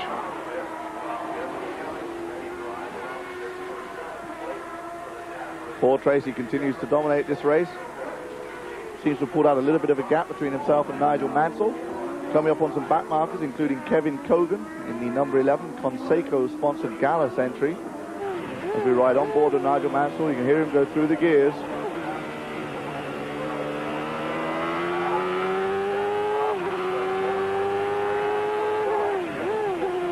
Down to 4th for this corner. Carrying 4th through the carousel complex. Turn 7, well, he changes. One of the few that does change. Now the race back up through the gears, drift right past the pit wall.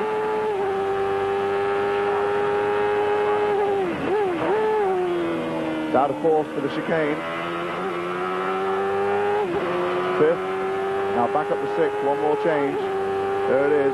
We head down into turn 1, through all the gears, into 2nd.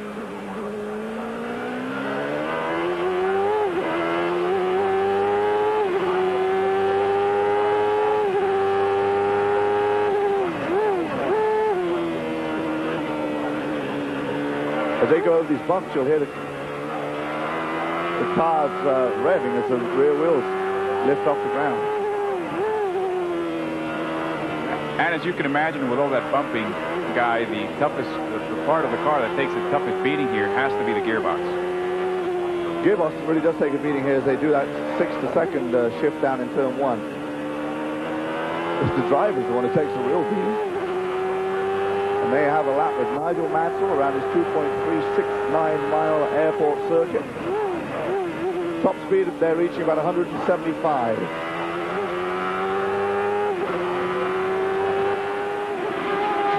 The gap now between first and second has opened up to almost 5 seconds.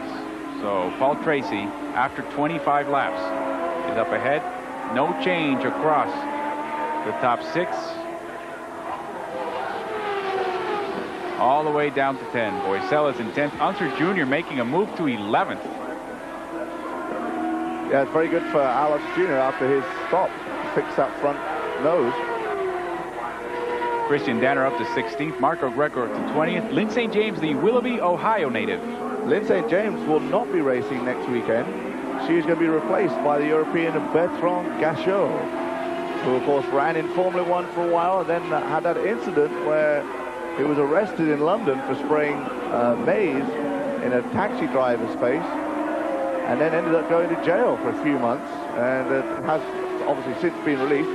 But he is going to be replacing Lynn St. James, so we hear, at Toronto. So more Europeans coming over to run in this IndyCar Series. It's getting stronger and stronger, more and more attractive to the European drivers. And there's Paul Tracy pulling onto pit lane.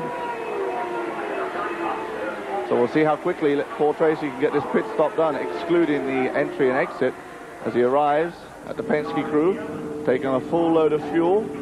And we're on lap number 29, so it is right on the ball, lap 29, even though they had that yellow caution period. This is our overhead camera. You're looking at work. It's very quick, 14.3 seconds, and he's out of there. Paul Tracy, the first among the leaders to pit, but not the last, as most drivers are now using the opportunity as he goes out into pit lane. Notice now, he's coming into traffic. Now, he does actually have the chance, there you go, to make a very quick, bold pass, because he's actually accelerating quicker than the car turning on turn 1. They're going a lot quicker coming out of the exit than the cars going around or exiting turn 1. Stefan Johansson is now making his pit stop, back out on the track. Yeah, the pit exit's questionable here. And Nigel Mansell moves in for his pit stop. We're seeing on the in-car camera, look at him approach the point where he has to drop to 128 kilometers per hour or be assessed a stop-go penalty. Very slowly now, very conservatively. 80 miles an hour is the speed limit. Don't want to get that stop and go or a 10-second penalty. Let's see how his pit crew reacts. He's always had great pit crews, and here in the U.S. it's been no exception. We hear that Stefan Johansson and Danny Sullivan both broke the speed limit going into the pit lane on this pit stop. And I'm sure that's part of the reason why you saw Mansell be so conservative. He must have heard it on the radio. You see those helmets, the Nigel Mansell helmet design. Alvaro, you can go and buy yourself one of those just at the Nigel Mansell stand. It's going to set you back how much? $1,750. Well, thank you very much. That's right. Here you see the example again of pit exit. Ooh, Robbie Gordon there. Nigel Mansell again going quicker coming out of the pit lane. Some of the top drivers were very concerned about that. A little mistake can take a lot of cars out in that dangerous turn 1. Peripheral vision in a helmet is not good at all. And it's tough to turn around and see anything because you're strapped in, the helmet's strapped down to stop you from your head bouncing around. So to look around and out the side of the cockpit to see if anything is oncoming is kind of tough. There is actually supposed to be someone there waving them in and out, but I haven't seen that guy all weekend. The spotter. It's a very dangerous spot to be in anyway. Or what if he needs to in that car. As you see, Paul Tracy, he now has opened up an 11-second gap between himself and second place Nigel Mansell. Ice cream and blackcurrant. In real life, you don't only get fatty stains on your clothes. They'll go berserk when they see this. Not if we wash them first, they are. Catch. So Persil Micro has a double cleaning action. An action on fat and an action on these other stains.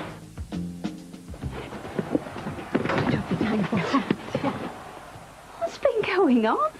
Nothing. Nothing. So, why are our kids wearing their kids' clothes? Persil Micro tackles fat and a whole load more. The professor knows you're onto him. I doubt it, Mon Brave. We've built this case out of virtually nothing, haven't we, Wallace? There's no virtually about it, sir.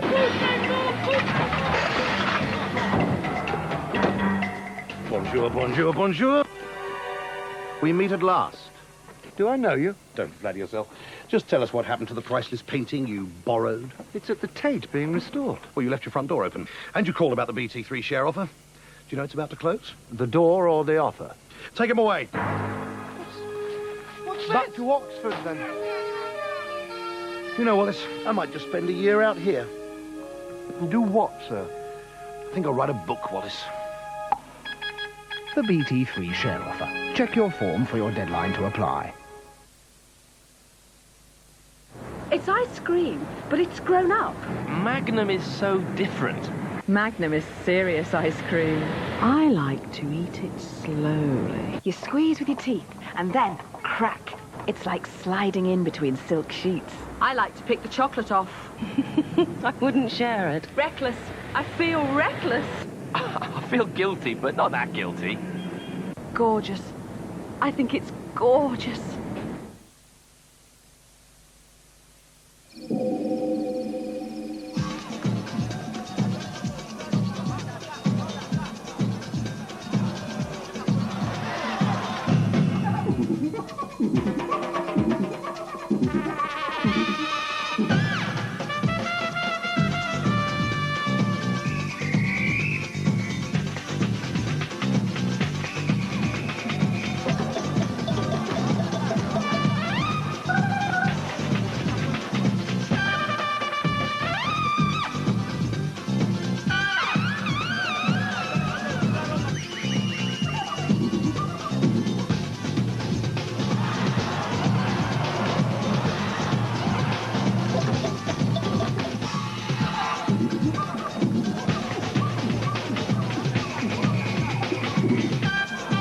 Follow your instincts. Join the fiesta.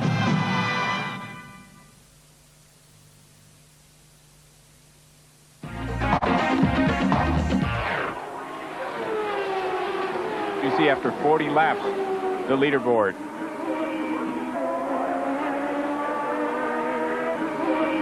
There's Mario being followed by Gordon. What a battle they're going to give us. Danny Sullivan, too, catching up right on Gordon. Robbie looks like he's kind of slow down the straightaway. Now remember, Mario Andretti and Gordon both have forward. Oh, Robbie Gordon's getting off in the marbles and losing it, and Danny Sullivan makes the move, gets by him. Looks like Robbie may have a handling problem, just couldn't get it to turn in there. Maybe not creating enough downforce on the front. There you see the line as it's formed after the rubber. Here you can see Alonso Jr. is going to go by Robbie Gordon too. In the middle of the straightaway there. There, Alonso Jr. on the left. He's making his move on the inside. Mario, meanwhile, stays as we take this view from the top. There you see the runway. And Gordon is off course. He's definitely having some steering problems. Yeah, he's got a real problem. Maybe he's got a flat.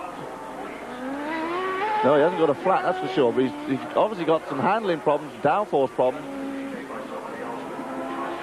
As we saw him have a problem at turn 2, and then Alonso Jr. was easily able to get by him, and then out and there, you see he's gone off. Now, is he going to make a pit stop? I don't believe so. There is apparently a car stalled in pit lane, right at pit in, which he probably saw, decided he doesn't need to make a pit stop anyway. And as we see Gordon recover, but losing position dramatically, we have been told there's been another stop go. In this case, it would be Jeff Wood. Now, meanwhile, the two teammates again. These are the Detroit rivals. Sullivan up front, Unser behind. Does this look familiar, guys? It's very familiar, and it looks like it's going to be another good battle between these two. I mean, they're good buddies off the court, as they say. Way off the court. But on the court, it's all out, because they're both fighting to keep their drives in this team, too. Here's the pass. Robbie Gordon. Oh, he lost the back end. Lost the back end. Got on the marbles there and just lost the back end. Kept the engine going, which we saw him do at Portland. Traction is his middle name, but not in that curve turn, that's for sure. Junior getting by Danny Sullivan.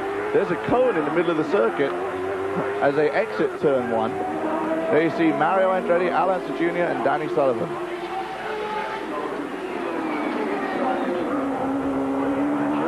Danny Sullivan now facing a bit of traffic. Ooh, there's Unser making a correction, kicking up some dust right in front of Danny. Ooh, getting awfully close. Oh, there's a tangle. There's a tangle. The two of them come out.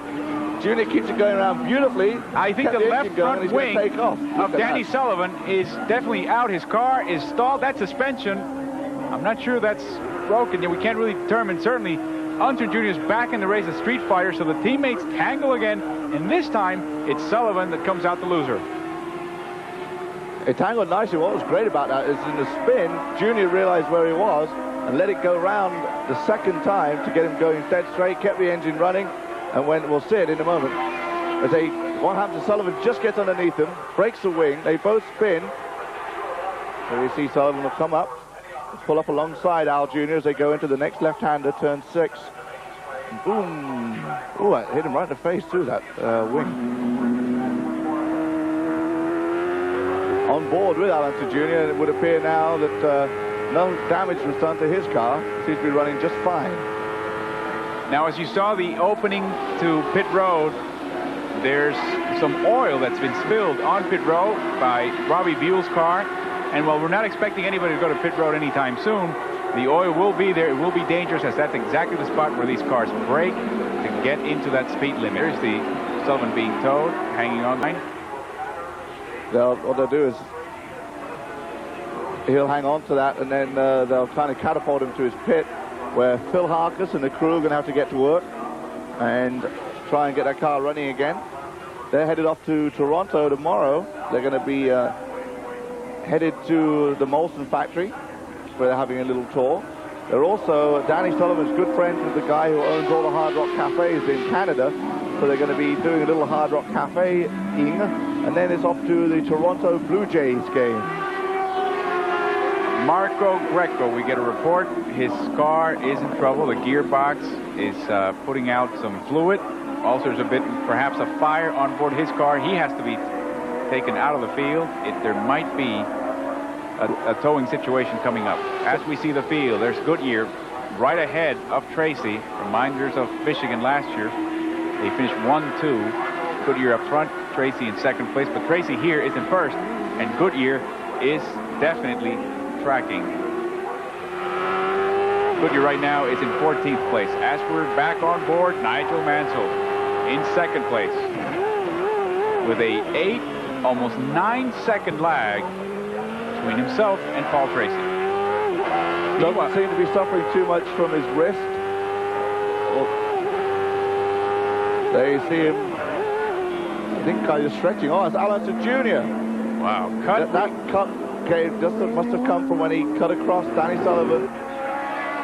So there you see the 1985 winner coming into pit lane. He won this race back in 85. 2 years before that, his father won back in 1983, the 2nd race of the season. And Danny Sullivan will not become the first full-time winner of this event.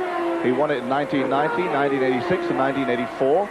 He and Emerson both have 3 wins here, both looking for the 4th win. Now, Nigel Mansell has cut back the lead. He's in 2nd place, about 6.5 seconds behind Tracy. Fittipaldi, quite a few seconds, 15 seconds behind Mansell, followed by Fabi, Mario Andretti. Raul Boisel making a move after being involved in that incident. There you see him, number 9. He's been lapped, of course, by Tracy, but he's in 6th position right now. So there's only 5 cars in the lead lap. And Mansell very, very quickly cutting back that lead. Used to be at 8, almost 9 seconds, and now it's down to 6.5. 15 seconds ahead himself of his rival Emerson Fittipaldi. And Teo Fabi's about 9 seconds behind Fittipaldi.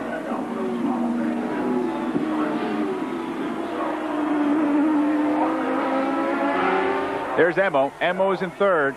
Emo has cut back his lag behind Tracy to 19 seconds. So Paul Tracy seems to be having a bit of trouble going through some of those back markers, and I think Emo and Mansell seem to have more of an open track ahead of him. There you see cars moving away, letting Emo pass. 3-time winner, looking for... Oh, there's Raul Boisel, and Raul Boisel has a definite flat right rear, and that's dropping him quickly. He was in 5th position. Oh, what a costly one. And again, the race surface is playing a tremendous role. The heat and the bumpiness playing a tremendous role in this race. And the debris, which is resulting from all these little tangles we're having out on the track. And that's what's causing these tires to get cut and then eventually go down. There's that cone we talked about earlier in the middle of the track, but actually luckily it's to the inside and they're tracking out to the outside, so they're skipping it. And look at what's left. This must be Boisel's. Yes, that's the Boisel right rear. Look at the shredding of that tire. Look at the heat coming out of that tire. You can see it on the TV screen. Steam, unbelievable. Well, it's been working hard out there. The left rear got 7 right-hand turns and 3 left-hand turns here. And there you go. Now you see Paul Tracy coming up on the heels of Mario Andretti. Andretti on the inside, Tracy on the outside. Andretti's not going to let himself be passed easily. Tracy has to follow on the inside, and there's, oh, that cone. Finally, Tracy puts him down another lap. At this point, Mario is down 2 laps. That was the cone we were talking about, trying to make a passing maneuver there. The average speed this year is below last year's record-setting pace. It's 198 kilometers per hour. Officially out of the race after 53 laps, you're looking at him. Bonner, Rips, Rahal, Guerrero. But last year's race was the fastest road race in the history of the PPG IndyCar Series. This year, of course, the average has been lowered because of the long caution at the beginning of the race. Indeed. Tracy gets close to that wall. Very close. Behind him is Mario Andretti, who's lapped. As we see Teo Fabi having the best race so far, 4th place, and solid. His lead over Mario Andretti, again, fairly secure. His best finish this year has been a 4th place finish, that coming at Long Beach back in April. He's about a full 14 seconds behind Fittipaldi, but he is about a full 25 seconds ahead of Andretti. There's the front runner, Paul Tracy. Paul Tracy, what a race if he could win here. He's a road course specialist, but he also has had some success in ovals. He's led in ovals. He's led over a third of the laps that we've completed so far, and he keeps adding to that total here. But the last lap, the most important lap, is the one he somehow finds a way not to lead. Yeah, he's led 314 laps out of 949 so far this year, excluding today. And you can add another 50 with today's action. Yeah, of course, add another point to his championship, too, for leading the most laps, which will give him 42 points in the championship. He is currently 7th in standings. Of course, with Nigel Mansell, though, currently running second, and with a 14-point lead in the championship, really going to boost his championship stranglehold, because Boesel not going to score many points. There's Nigel right on your screen. Right behind him is Raul Boesel. Boesel is, of course, a lap car, a back marker. He's in 11th position, down 2 laps now. 3 laps now, I'm sorry. As you see, Paul Tracy making the pit in lap number 60. With 25 laps to go, that should be the last. And also, Nigel Mansell is also going to make a pit stop this time round. Let's see how quickly this Penske team can perform their duties. 6 men over the wall. One hose is fueling, the top hose is fueling, the other one is catching, the side hose is fueling, the other one is catching the overflow. 14.1, they were 14.3 last time, so pretty quick job for the Penske team. Paul Tracy back out underway. And really making a difference, since remember, Mansell's stop last time was about 16.6. Now, he was out on the track, Guy, for 31 laps between pit stops, so he really stretched that one out. Yeah, that was more than expected. As we say, a fuel pickup problem is the big thing here this weekend. Not picking up the last gallon or two in the tank or in the fuel cell, causing problems for them to complete the laps. And they said at the beginning they had to make it at least 29 laps to make this a 2 pit stop race. Now, Mansell himself pitted on the 30th, so he should be coming into pit right here. This time in, as you see, he's not drifting away from the wall. He's staying down the inside there to pit lane. There's also Stefan Johansson making his pit stop. Oh, ahead of Mansell. Pit lane, we've heard too, is very slippery at the moment. Because of that oil that Robbie Buell left on the track. There's Nigel Mansell taking it very, very slowly. Doesn't want that problem. You saw Marco Greco being pushed in. As he pulls in, let's watch this pit stop. There you see the crew going to work. Doesn't seem to be stretching his right wrist or anything, or flexing it, so obviously he's not having too much trouble. There you see him toss quite nicely with his wrist, so obviously not causing him too much trouble. Johansson back out and underway. 16 seconds, 1.9 seconds slower than Paul Tracy. And Emo himself also makes a pit stop in lap 61. I think that's going to extend Paul Tracy's lead fairly well with that pit stop. That should be it. That should be it for the front runner. So now we have a situation where Paul Tracy's ahead by, I believe, 13, almost 14 seconds. Fittipaldi closing in on Mansell. But the margins of victory in the last 3 years have been 11, 16, and 17 seconds. So it's not a good position to be in right now for Nigel Mansell.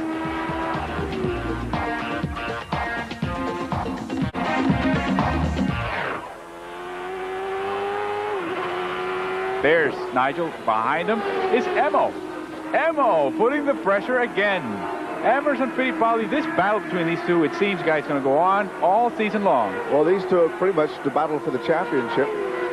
Well, I hate to say it's over already, but these two have kind of run away with it, along with Raul Boesel, who won't get any points here this weekend. But Emo, the 2 old men of the series, or older guys, and the 2 world champions at the top of their form, are now battling this championship out, dueling with each other in qualifying and the races, practice sessions, and every qualifying session there's a battle between these two. And if you're asking yourself what happened, did Fittipaldi catch up to Mansell, or did Mansell slow down? It was Mansell slowing down. He was 6 seconds behind Paul Tracy. Now he's about 22 seconds behind Paul Tracy. So now I think the heat is beginning to take its toll on Nigel Mansell. Now Mansell's opening up a very slight gap. And in front of him is, way in front of him, is Stefan Johansson. That would be the next back marker to catch. Look at Emo. Stefan Johansson currently running in 5th position. Emerson Fittipaldi. Oh, here we're seeing Scott Goodyear. What a weekend for him. Scott Goodyear making a stop. Goodyear right now. Looks like a terminal stop. Yeah, it looks final. Oh, and someone is that Mario, I believe? That's Mario avoiding whoever that is that went off. We had said that Nigel that went. I think that may be Nigel. No, it's not Nigel. No, it is not Nigel. It's Mario. And we had mentioned that coming out of that pit lane, there would be a lot of confusion, and there you see a result of it. He was going to be passed. That's Mario Andretti.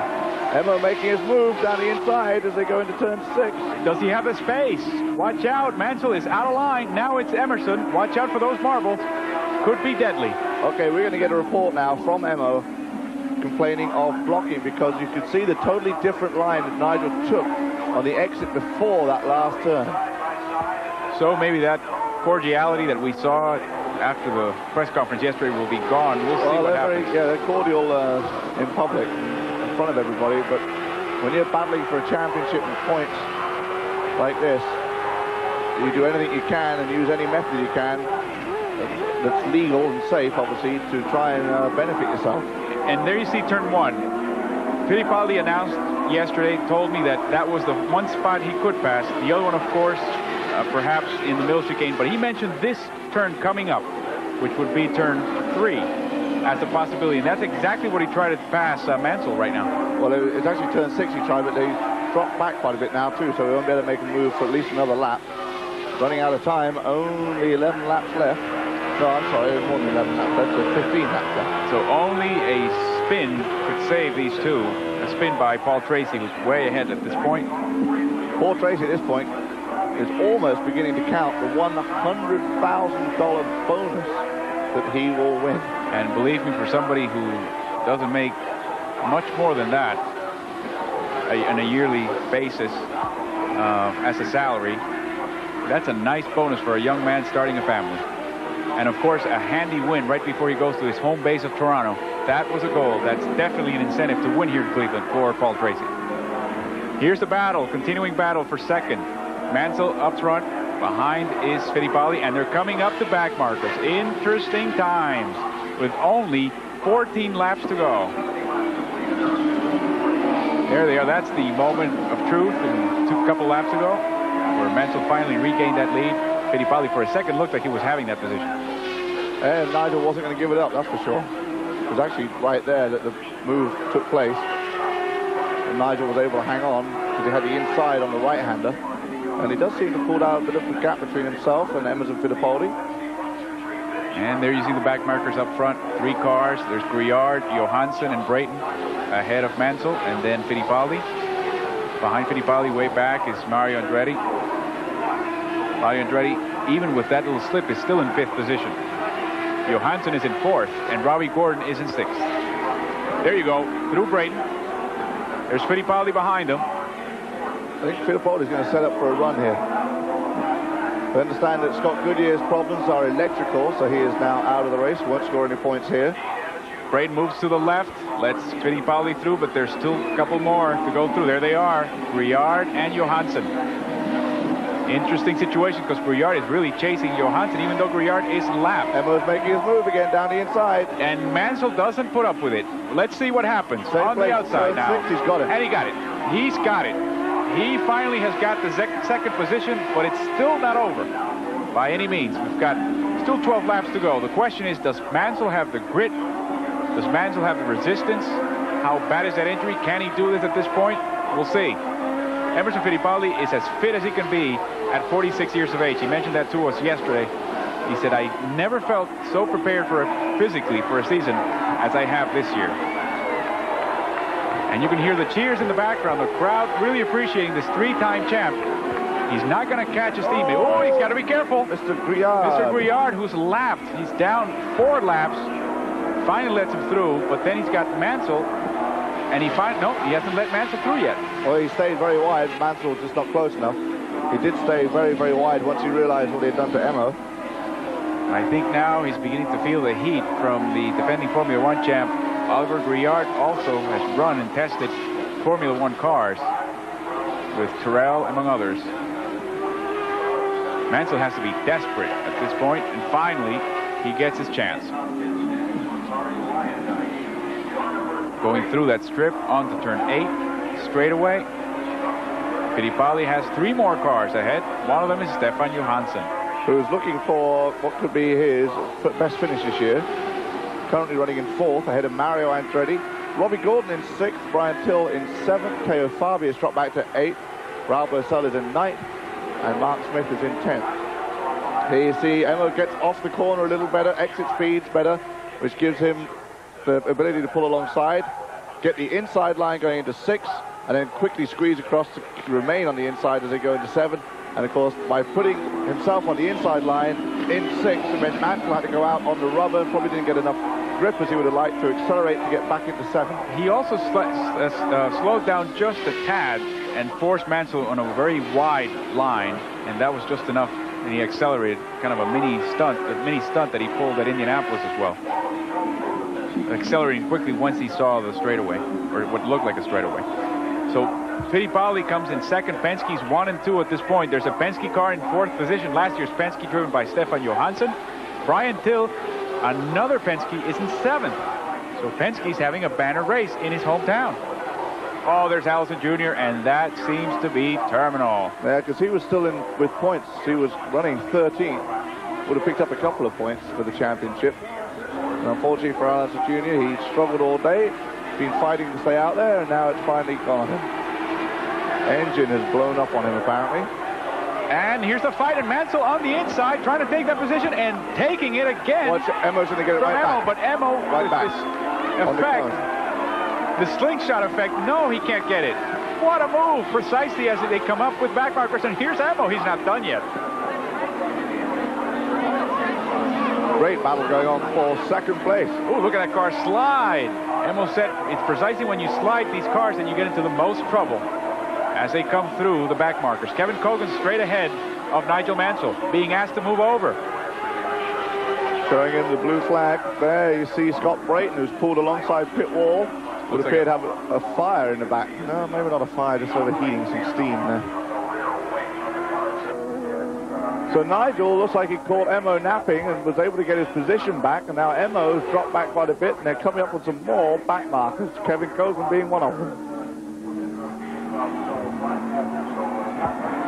Here you go, side by side down the main straightaway in front of the grandstand. You can hear the crowd cheering. Who's going to take the inside line? It's going to be Mansell. Let's see what happens. He's going to take the inside now. Emmo takes the inside. Who's going to stay on top? Well, he's alongside him. That's why you can't see him. He's ahead. Oh, my. Another change in position. Well, Nigel having another look as they go into turn 3. And he takes it again. What a race. We anticipated at the top of the show that this duel would go on all year, and here he comes again. 2 world championship drivers, winning drivers, battling it out. Emmo makes the move at 6 where he made the original move. Nigel unable to answer back at 7. Last time that Emerson Fittipaldi won the Portland race and won the Indianapolis 500 was the same year he went on to win the championship. You know, Guy, you almost want to take everybody else off the track and let these two have it at each other with a full expansive track in front of them. What a race. Great battle going on between these two guys. They know how to entertain the crowd. Now Nigel has another look on the inside going into turn 1. He makes it, but this is where Emmo bounces back, watching out for the cone. And Nigel's never changed, never altered that strategy. He takes the inside into turn 1, but takes the outside coming out of it. And Fittipaldi seems to have that angle covered. Let's see if Nigel, the next lap around, decides to change tack. I don't think he's going to wait till the next time around. That's very true. And here's the front runner. We haven't seen him in a while. And there's Roger Penske, RP. And Paul Tracy couldn't have given him a better gift and couldn't have actually gotten a little bit more leverage in the ongoing negotiation for his contract for next year. There's a yellow. And $100,000 he's about to collect. So it's a very happy day. Very happy day for this young Canadian who knows after this race, the papers in Toronto, his home city, are going to be talking about him throughout the entire week. Yeah, he and Scott Goodyear both looking forward to going up to Canada for the next event. Scott Goodyear is going to be featured in the Canadian version of TV Guide next week up there. And I guess he's going there tomorrow to conduct an interview. Of course, running 2 races in Canada, Vancouver as well, although actually British Columbia will be down. There they go. Brian Till, that's the other Penske, the last year's Penske, but this is this year's Penske, and that's Paul Tracy. Paul Tracy, just a few kilometers away from winning the second race of his young career. There's the white flag on the hands of Jim Swinthal, the flagman, and we're only 3.8 kilometers away for another victory, and a victory from pole, the first time that happened since Australia. That's how close IndyCar racing can be, and that's the beauty of IndyCar racing. One last lap. Well, don't count the money before you cross the finish line. Emerson Fittipaldi is in second place, solidifying his position. Mansell will be the third man in the podium. It will be the 6th time this year that Nigel Mansell, in 8 races, reaches the podium. Nigel having a very consistent year, apart from Phoenix, of course. Doesn't want to make that consistent. Here you go for the last 2 turns, turn 9 and 10. Paul Tracy going to come by. Brian Tilt lets him through. He comes around, takes turn 9 into 10, waves at the crowd because he sees Jim Swinthal wave those beautiful 2 checkered flags, and Paul Tracy waves his 2 fists. Whoa, don't lose control of that car. Watch out, Paul. And what a win for Tracy. What a win for the Penske team in Roger Benske's hometown. And Emmo was able to hold off Nigel Mansell, and he's going to come in to finish second.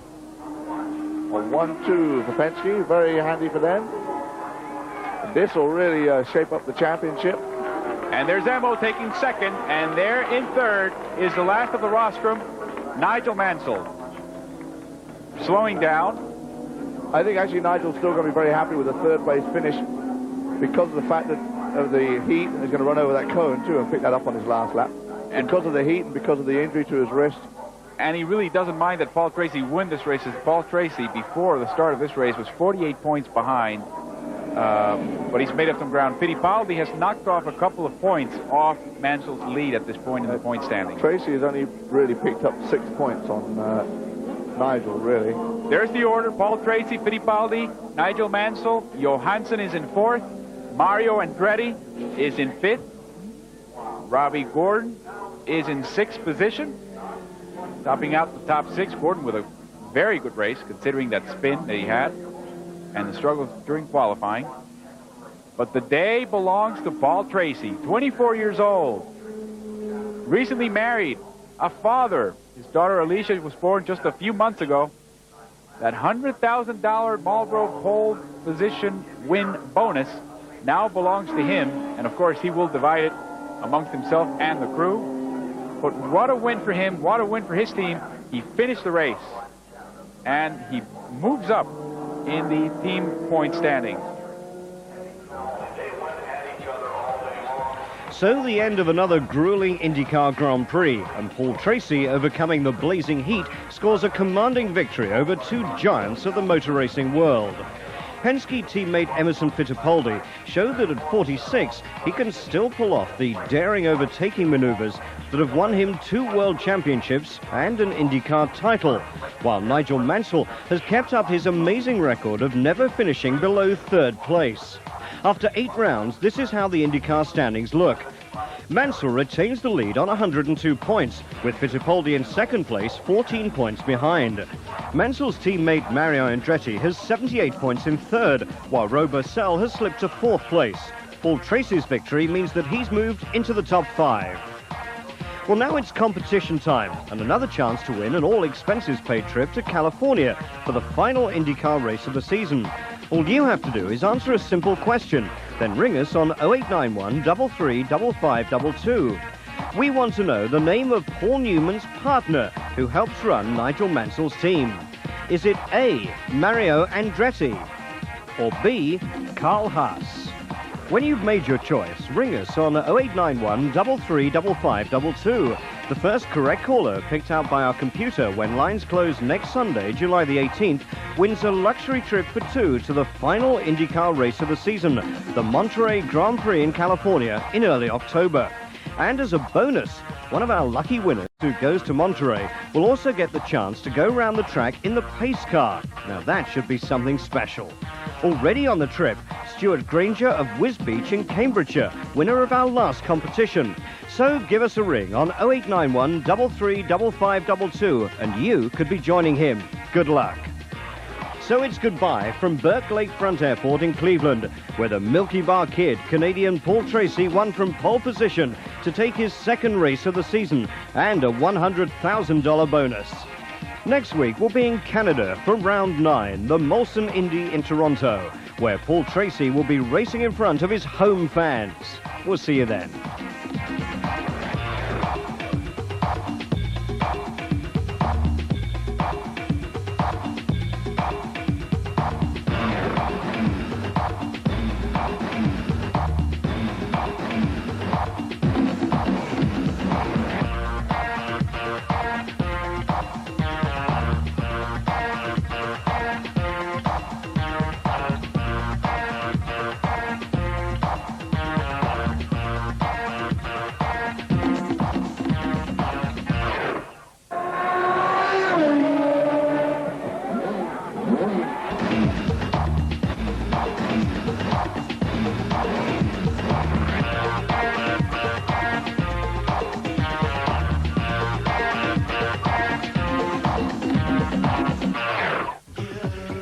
The International Speedway, Brooklyn, Michigan.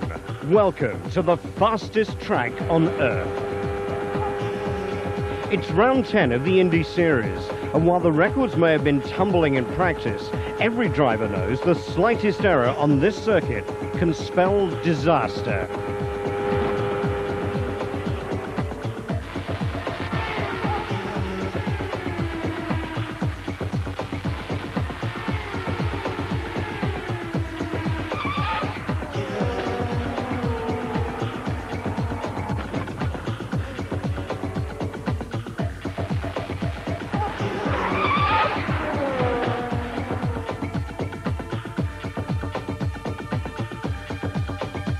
Last year was a titanic battle between Canadians Paul Tracy and Scott Goodyear. The grueling event was eventually won by Goodyear, and he knows all about its dangers. Definitely bumpier than it was last year, but I think for those of us who have been here before, we certainly know to expect a rough racetrack. And it has deteriorated in the sense of getting bumpier, but you know, it's the same for everybody, so we'll go out and work with that. And you know, we've been running at 222s this morning and also 229 mile an hour average. It still feels the same. I mean, it's bumpy no matter what speed you're at, so it's going to be a rough day. Rough indeed. Here's a shot from the front of the pace car. The Marlboro 500 is 500 miles of this terrifying 2-mile oval, with the added attraction of giant banking. Here at Michigan International Speedway, the banking is 18 degrees. At Indianapolis, it is only 9 degrees. That makes Michigan the highest banked track these cars run on, which allows for great speeds, as we saw by Mario Andretti at 234 miles per hour in qualifying. Top speed, though, is about 240. The important thing with the banking is to be able to set up the car so you can run either high, in the middle, or low. Very important for overtaking other cars. Another problem here at Michigan is the bumps, as you can see behind me. When you hit these at 240 miles per hour, it really tends to throw the car offline, giving these guys a big headache.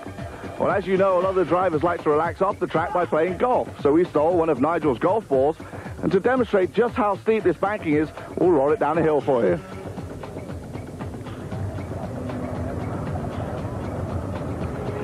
But qualifying has brought the very best from the drivers. First, Nigel Mansell set the pace with an astonishing lap record of 233.4 miles an hour. But then his Newman Haas teammate Mario Andretti set the crowd alight with 234.2 miles an hour, covering the 2 miles in a fraction over 30 seconds to claim pole position. That's the fastest anyone has ever driven in an Indy car. Well, obviously, we're not going to be doing 230 plus in the race because of the fuel situation and whatever, but I suspect we'll be pretty much in the 220 range. You know, it could be some high 220s, so still it's going to be a fast and furious race, and I think it's going to be a very competitive one. So Newman Haas dominate on the front row, Mario and Nigel side by side. An incredible day yesterday. Take my hat off literally to Mario. I thought I did a pretty good lap at 233.4, and bingo, he did one just over half a mile an hour faster, which just to put that into speed terms for you, or time, it's 1/10 of a second. But a very, very good lap. Congratulations to Mario, 234. And we complement the front row together. What do I think of it so far today? Well, I have mixed feelings today because the air density is very much different. And at these high speeds and cornering speeds, the slightest change in the car, and I can tell you the slightest change makes a huge difference.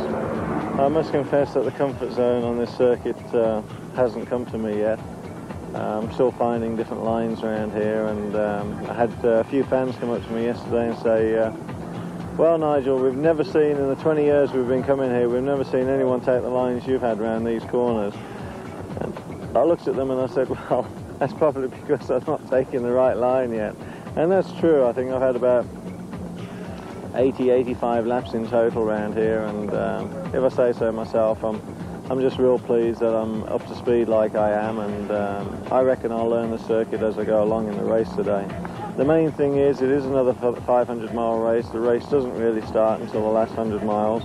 Although I must say to you today, because of the weather conditions, if we do get half distance in and it starts to rain, then they'll stop the race, and the race will be called a full race. So that means to say 250 laps is full race distance. If we do 125 laps and it rains, then they'll stop the race and they won't restart it. They'll give full points for over half race systems. The way things look at the moment, literally anything can happen. With 7 races to go, the championship leader is Emerson Fittipaldi by just 3 points from Mansell. The Brazilian is flying, literally. He spent a day with the legendary Blue Angels to help warm up for this race. But he's been having car problems and could only make 15th spot on the grid, his worst start in 5 seasons. I think the championship's still so open to everybody. I mean, myself leading now with Nigel so close. I mean, and there's a lot of good guys around there that could catch it. I think it's very open, but it's always nice to be in the lead. So if Nigel can tame this incredible circuit, he could find himself back at the top of the Indy leaderboard. Our competition is coming up, but first let's join commentators Alvaro Martin and Guy Hobbs. They're coming on to the main straightaway. Jensen Dobble's both rising way green, and we've got a race. 800 kilometers, 250 laps around this Michigan International Speedway. Clean, good start. Arie Luyendyk making a good start too from the second row there. Indeed, he's passed Nigel Mansell temporarily. Boiselle lines up in 4th very, very quickly. And now it's Mansell trying to take that position back from Arie Luyendyk in the early part of this race. This is the sort of racing we're going to see all afternoon long. And you can see now the view from one of our corner cameras. Believe it or not, that's a lap down already. Just shows you how quick they get around this 2-mile track. 30 to 35 seconds around. We're expecting to have these cars pit within the first 32 laps or so. But remember, this track produces a lot of yellow flags. Mario is up front with a 34.5 second first lap, followed by Luyendyk, who's being chased very, very closely by Nigel Mansell. Nigel Mansell yesterday in a press conference said, after doing such a good job in qualifying, he doesn't like this track on full tanks. It's got some nasty spots on the track, and he does not like it. It's not friendly towards him. And now he's taken back that second position from Luyendyk. Very typical. Depending on the line you use, you will take or lose a position in this track. In 3rd place is Raul Boiselle. Raul is followed closely by Scott Goodyear. And after Goodyear will come Paul Tracy. Now, the other story here that we really haven't dwelled on is what happened as we see the view from Nigel Mansell currently in 2nd position. You can see way ahead Mario Andretti already with a second gap over Mansell. Is the story that's happened with Emerson Fittipaldi.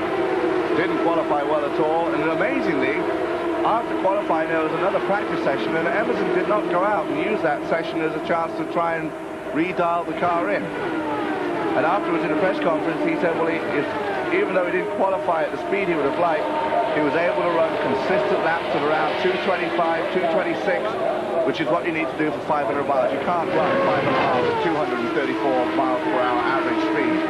Robbie Gordon is now being followed by Scott Brayton. He's having a good showing. He's in 8th position, and right behind Brayton, you will see the yellow car of Theo Fabi. Now Brayton on the inside tries to make a move. Scott Brayton, the only guy who's competed in all 13 of these Michigan International Speedway PPG Cup events. And why not? He's from a town that's not too far away from here in the state of Michigan. Now, Goodyear makes a move, takes the position away from Boiselle, so Goodyear moves to 4th. Boiselle drops to 5th. As we see after 8 laps, our leaderboard. Andretti up top.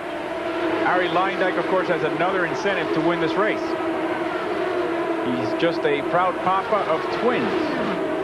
Yeah, they just born. They were due August 3rd, I believe, and they came a couple of weeks early. One weighed 4 pounds, one weighed 4.5 pounds, but they're both in excellent health. As now Scott Goodyear does make that pass on Arie Luyendyk.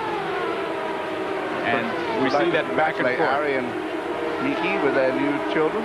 We're seeing that back and forth move. Now Boiselle comes up right on the rear of Arie Luyendyk. Another thing you will notice as we come close and take a close look at these cars is a different wing setting that they're using in the front and in the back. Well, this is, of course, the wings here compared to the wings we've seen at races such as Toronto are totally different. The wings at Toronto would be 3 dimensions. These are only 1-dimension wings with a very small side wing hanging off. There you see Paul Tracy also managing to get by Arie Luyendyk. So Luyendyk slowing down a little bit. Very, very small front wings you can see there on Mario's car. Robbie Gordon on your screen with 20 laps completed is in an enviable position. Everybody respects him. You saw the battle he had with Alonso Jr. 2 weeks ago in Toronto for that position, turning off turn 3. But also one of the few drivers that really competed for it. And here, Scott Brayton making the move and seems like, yes, taking the position. Scott Brayton looking for a good finish, trying to hang on to that Amway sponsorship. Now, Emo on your screen, 8th place. He started 15th, and now he's beginning to pass some of the back markers. Great start for Emo. Started 15th, now up to 8th. Still a long, long way to go. A lot of pit stops in this race, too. So there you can see the degree of banking. All to Tracy and Goodyear. Now, Tracy moves on the inside of Matsushita. And Matsushita really does, it's not making his life any easier. Mansell is now chasing his teammate very, very closely and makes a pass on the outside. Here's the in-car on Mansell's car. Oh, getting awfully close there. Oh, very, very close. And they're about to overtake also David Cudgrave, and Mansell takes a position and takes a lead. Nigel Mansell, who is supposedly learning the super speedways and ovals this year, has just been incredible on these ovals. As a matter of fact, he had to take the rookie practice here at Michigan Friday with about 8 other drivers.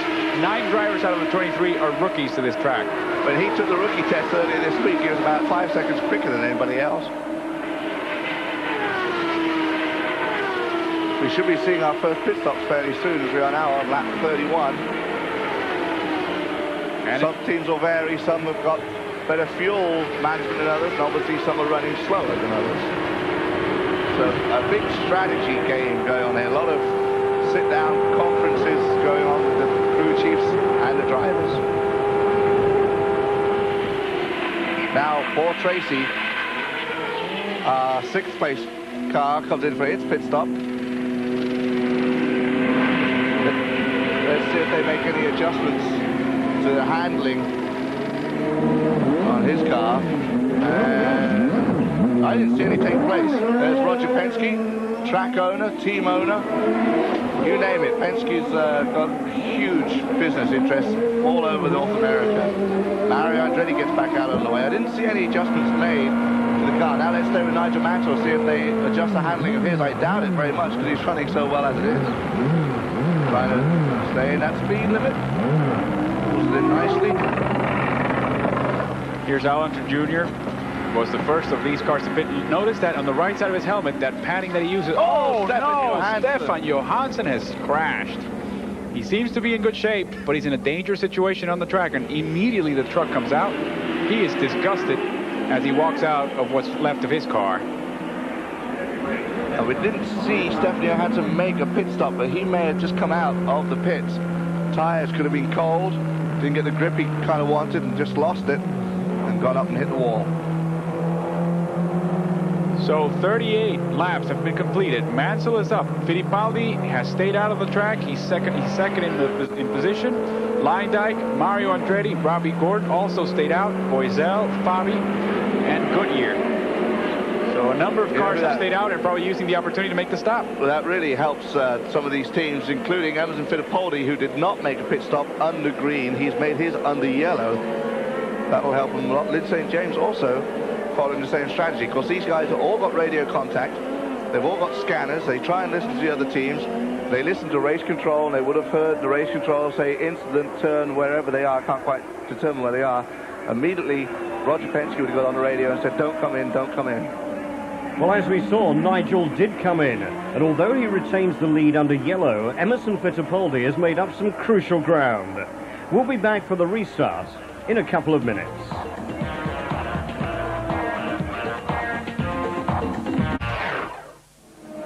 We understand that Stefan Johansson's incident was basically just loss of control, and of course you lose control at 225 miles per hour. There's a concrete wall there. There's not a lot you can do to get it back. He is, of course, fine. We're about to go back into racing. Jim Suntal holds both flags. Here's the view from all our in-car cameras. It's the back view from Bobby Rahal. We're back on the green. That's Jim Suntal waving it. We're back on the racing with Nigel Mansell on the inside of your screen, taking over. Looked like some flapping tape there from the in-car camera view, I believe, from Scott Goodyear's car. As we mentioned earlier, Danny Sullivan not running this weekend. We should explain that. There you see Goodyear again. There's that tape. They've obviously done they've done some patchwork there. The padding that would normally be between his helmet and the side of the car there has it's blown out or come loose, and you can see where they've tried to tape it back up. That's Luyendyk chased by Fittipaldi. Again, the battle for fourth. Boisel is in third. Andretti is in second. Mansell is in first. With a long race like this, even though Marco Greco is getting some attention from the mechanics, it's important to just stay out there and keep running, because even though he didn't start the race at the beginning, and he's made a couple of pit stops, after 500 miles, you never know, you can wind up ending up getting a few points. All adds up at the end of the season, of course. Now, Emo is going to be able to make a move going into turn 1 on Arie Luyendyk. Does that remind you of Indianapolis? The pass really was made on the outside, but Emo once again takes a position on a huge super speedway from Arie Luyendyk. And so Emo moves to fourth. This is Emo's worst starting position dating back to 1988 in IndyCar. A guy who's one of the best and most consistent qualifiers in the history of IndyCar. I'm sure he's quite happy to be sitting in fourth position, though, at this point. Long way to go. A lot more pit stops to be made. On board once again with Nigel Mansell. You can see him bounce and shake around in that car. Here you go over the bumps. Grueling work. Just getting bashed around.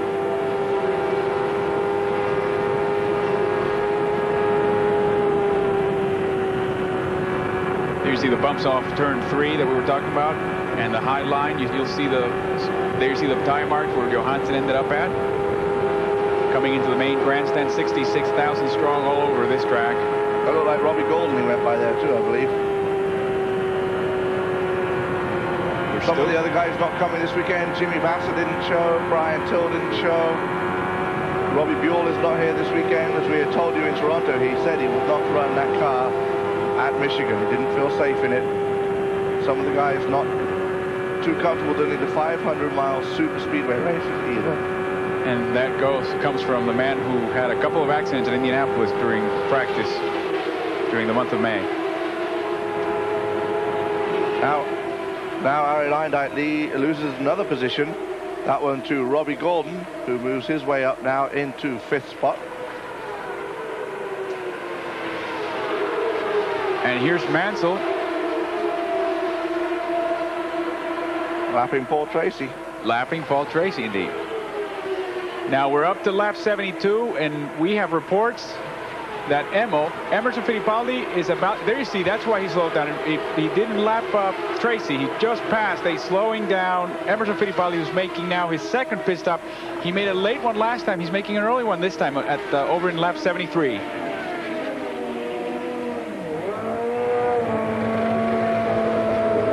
See if they make some adjustments to the front wing. His side fences are nothing like as dramatic as the other ones on some of the other cars. One of the 2 Chevys left in this race, they didn't make any adjustments, so he's obviously happy with the handling of the car. Now, Emma didn't make his pit stop until after everybody else, so it seems obviously he would come in earlier than everybody else. Boisel is now in third, 18 seconds behind leader. He's looking for the first victory for himself and his team. He's come close quite a few times this year.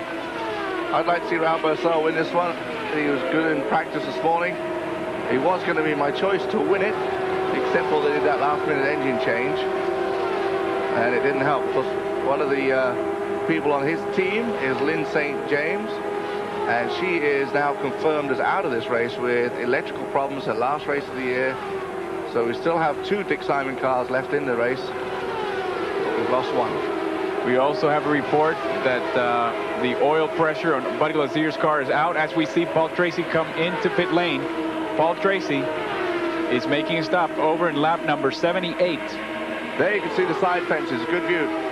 The rear tyre that is sitting in pit lane waiting to go on, you can see where the side fence starts, it comes up and aerodynamically gets the air over the rear wheels. The biggest drag factor on an Indy car are the wheels, the tyres. They cause the biggest drag factor. Those are brand new sticker tires. He's burning up right there. You can see the stickers roll around the tires. Brand new tires from Paul Tracy in super speedways, as opposed to, as we see Emo now come in, they receive 44 tires for the weekend's activities, as opposed to the 28 that they get on road courses. Emo obviously having some problem. You can just see, if you look along from that low shot there, the side fence is coming up.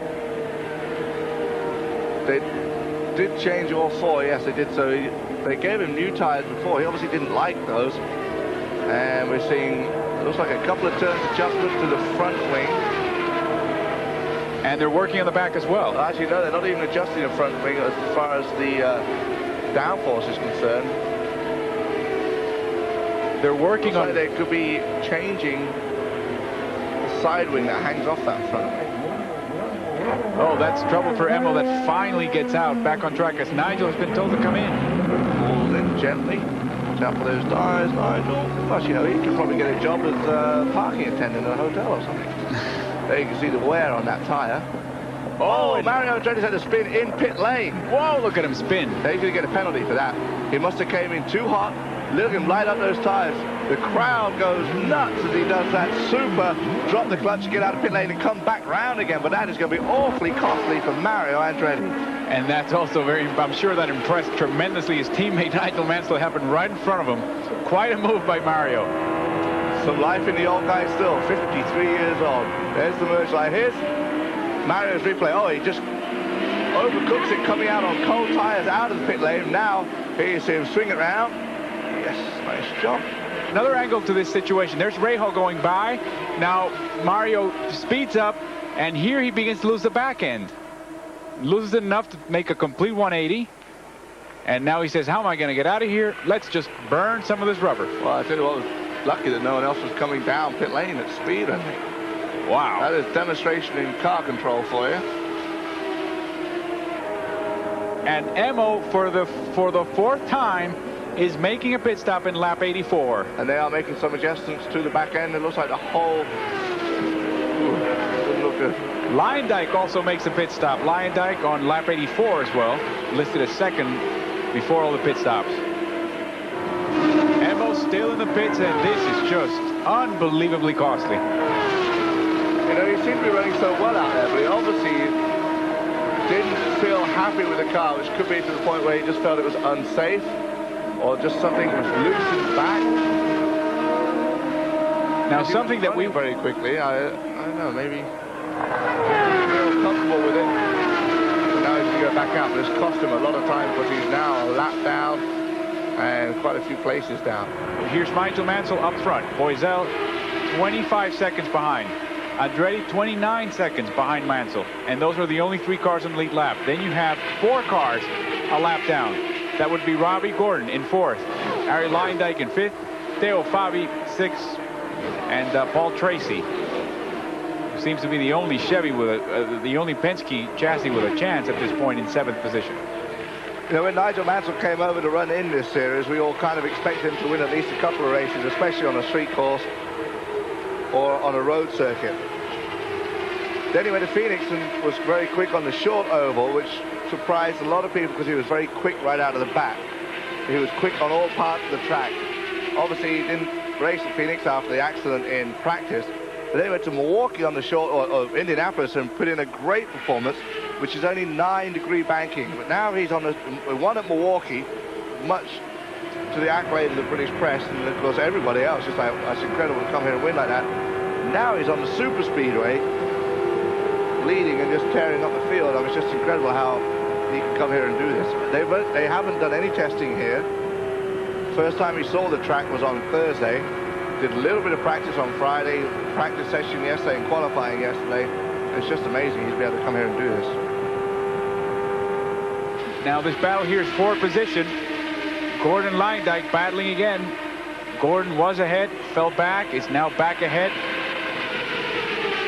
As they both chase a back marker, that's Ito Matsushita, who again seems to be giving. Look at how close he gets to Gordon. Yeah, Robbie Gordon was able to use the travel there to slingshot himself past Arie Luyendyk. Luyendyk tried to hang on, but came up behind him as Schuster. And now Robbie is able to pull away. These two could team up. And Luyendyk must be desperate to pass Matsushita, but he's not able to do so quickly. Well, Luyendyk car obviously not handling as well as Gordon's is at following another car. Now he's going to try to make the pass on the inside as he starts out on the turn and finishes up the pass at the exit of turn 4. Matt Schuster, of course, in some of the better equipment that is out there, and had one of his best qualifyings of the season, as he did here in 1991 when he had the race here. And had a great race. He was ready to crack the top 5, believe it or not, and his car gave out. He had to quit, but that was a great race, and he always looked forward to coming back to Michigan.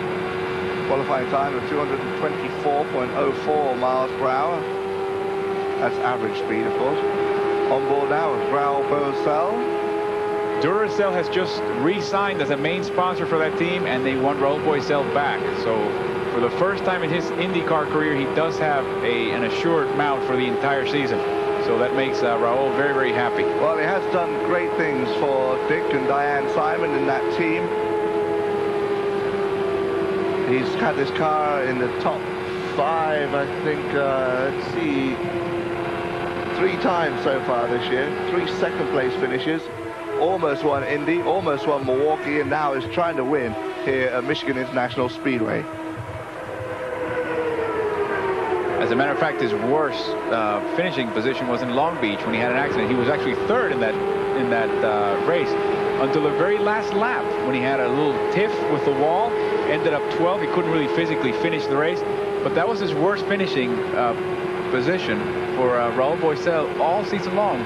Other than that, he's got 3 7th-place finishes and an 8th-place finish in Australia. Well, he's got an unbelievable consistency record going too. He's finished or has completed 1,129 laps of a possible 1,137. You can also see one of his sponsors being Mobil One. That's Mobil One of Brazil, and that seems to be another distinguishing feature. You're getting now American companies and their foreign subsidiaries supporting drivers back in a North American setting. And you mentioned Brazil. That is also another race that has been mentioned, or another location that has been mentioned amongst these guys, is to try and possibly put a race together in Brazil, which of course would be huge with Boesel being from Brazil, Emerson Fittipaldi, you've got Roberto Guerrero from Colombia. Could be very interesting to see a race down there. Mario, this is 4th position. Mario takes 2nd place from Boesel. Mario very, very strong. Remember, maybe that kickstart, maybe that spin injected even more energy into Mario, who must be very excited. His adrenaline must be flowing like never before. Yeah, Mario seemed to do that with great ease as well.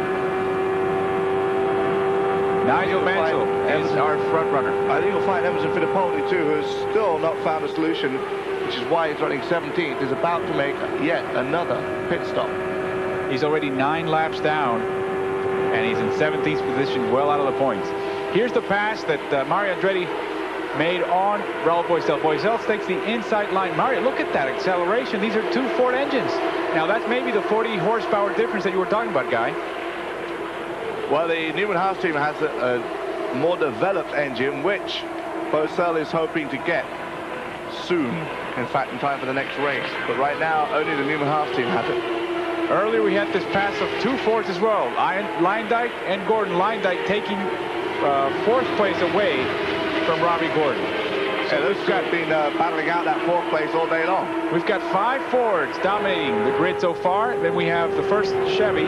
That's Paul Tracy, followed by another couple of Chevys.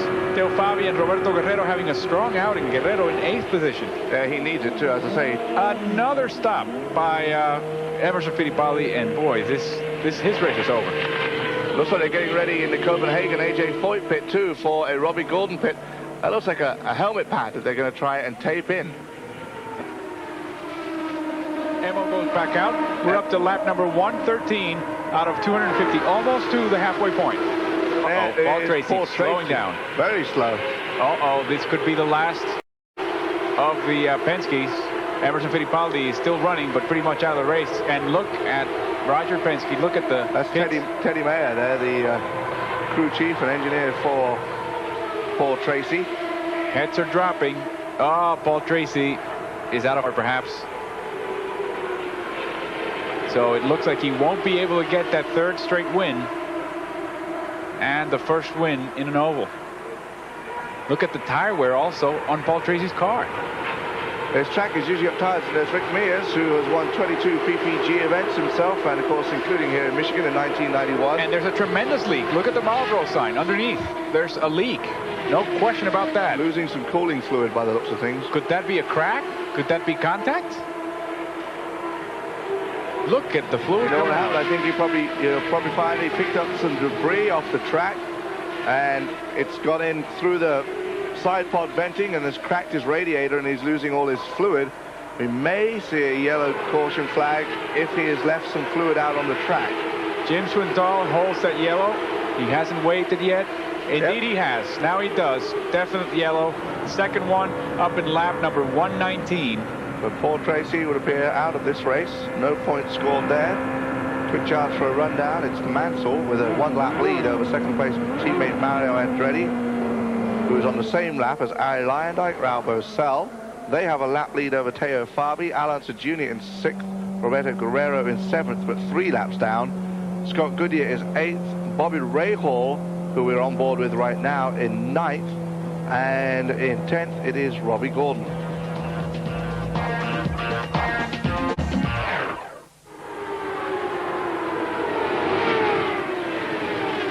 We're back under green, and there's Mario reestablishing his position. He's in 2nd place. There's a lot of traffic coming into turn 1. Lap number 128. So that was I believe, almost 9-lap yellow flag. Mario and Nigel having a good battle. Crowd is on its feet at this point as Mario is trying to get that lap back from the Englishman, Nigel Mansell. Of course, Mario, a perennial fan favorite. When he set the pole qualifying time yesterday, the crowd just went absolutely wild. Well, it really was history in the making. You could almost hear the breath being taken away collectively from about 50,000 fans that were here. Mario and Mansell were teammates, as you remember, in Formula One back in 1980. And as much as they are teammates now and were then and have known each other for a while, and obviously great respect for each other as drivers, still seems to me like they don't get on probably as well as they should do. Well, they're both very proud. Both have had experiences being the #1 driver and having upstarts come on and join their team. They pretty much, this is really, it's a 2-car operation. It's a team, and they really do use each other's setting, that's for sure. But beyond that, there's not a lot of talk between these two. There you see the overhead view from the Goodyear Eagle blimp, the two teammates.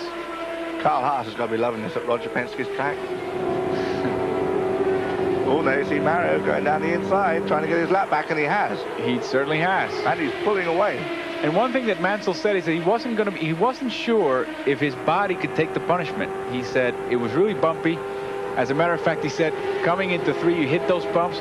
Coming into 4, you have to change your underwear. There you see Carl Haas.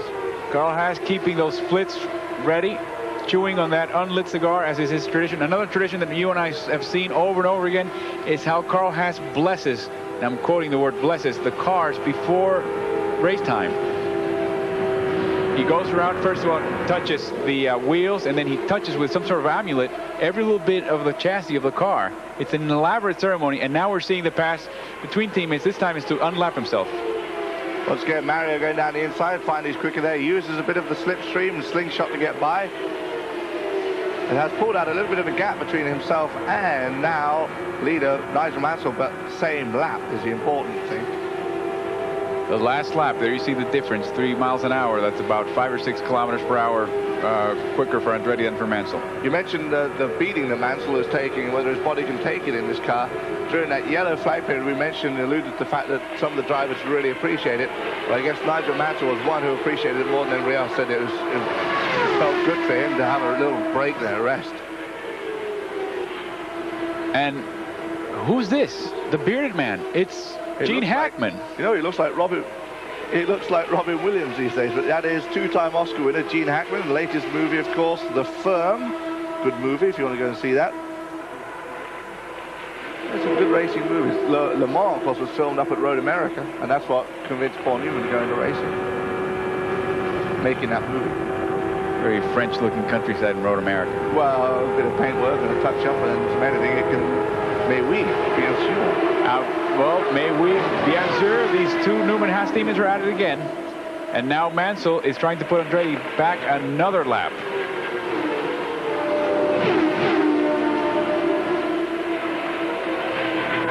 So Mansell's chase of his teammate is just relentless. He just won't give up. Look at that last lap. Mansell's 2:20. Actually, they're backwards. The guy in the front really is Andretti, if I'm not mistaken, Guy. Yes, indeed. Andretti is in front defending like mad, being overtaken in a lap. Oh, look how Andretti blocked Mansell on the outside. Now, Roberto Guerrero makes a stop up in lap number 189, if I'm not mistaken. For Roberto, that would be stop number 5. Oh, Nigel's able to get by. But not with any help from Mario. Nope. Puts Mario a lap down. Scott Braden also, one of the back markers. Braden right now in 11th position. See the view from the back of Nigel. Braden moves now on the inside line, forcing Mario out as it's coming out of turn 2. There's a bit of a shoot. There's a little bit of a drop between turn 2 and the backstretch. And now Mansell's going to look at the bumps now. Look at that bar move because of the bumps on turn 3. A tough track taking its toll on the race leader. Nigel Mansell, suffering from nausea, a blinding headache, and relentless pressure from Mario Andretti, was facing the toughest 50 laps of his life. Here comes Mario making his pit stop. Lap number 201. I wonder if he's going to try and go. I can't see them doing another 49 laps without having to pit again, but I guess he's probably hoping for a yellow flag situation. He's also probably hoping that Nigel Mansell's headache's getting worse. 1, 2 turns. So 2 turns to the front, and 3 to the front left, and 3 on the right. So Mario is back out on track. There's Teo Fabi.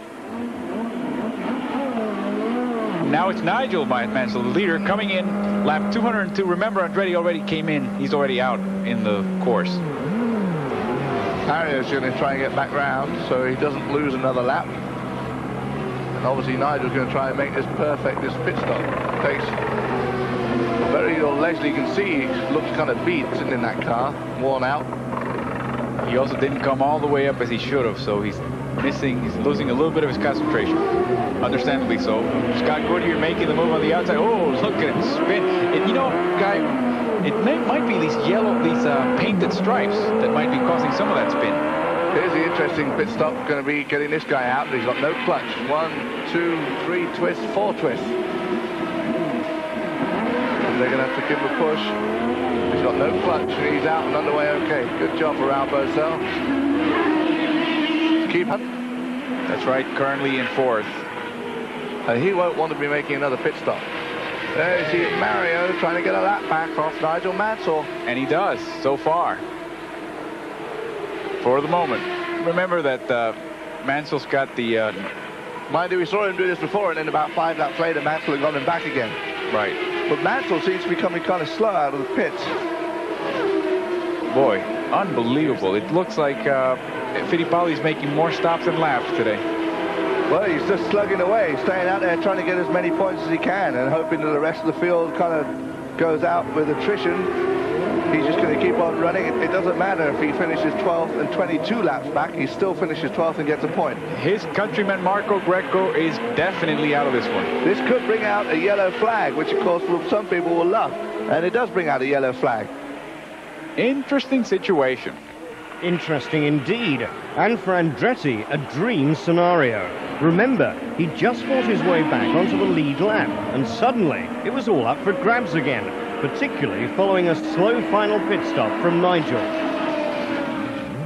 However, Mario still had plenty of work to do.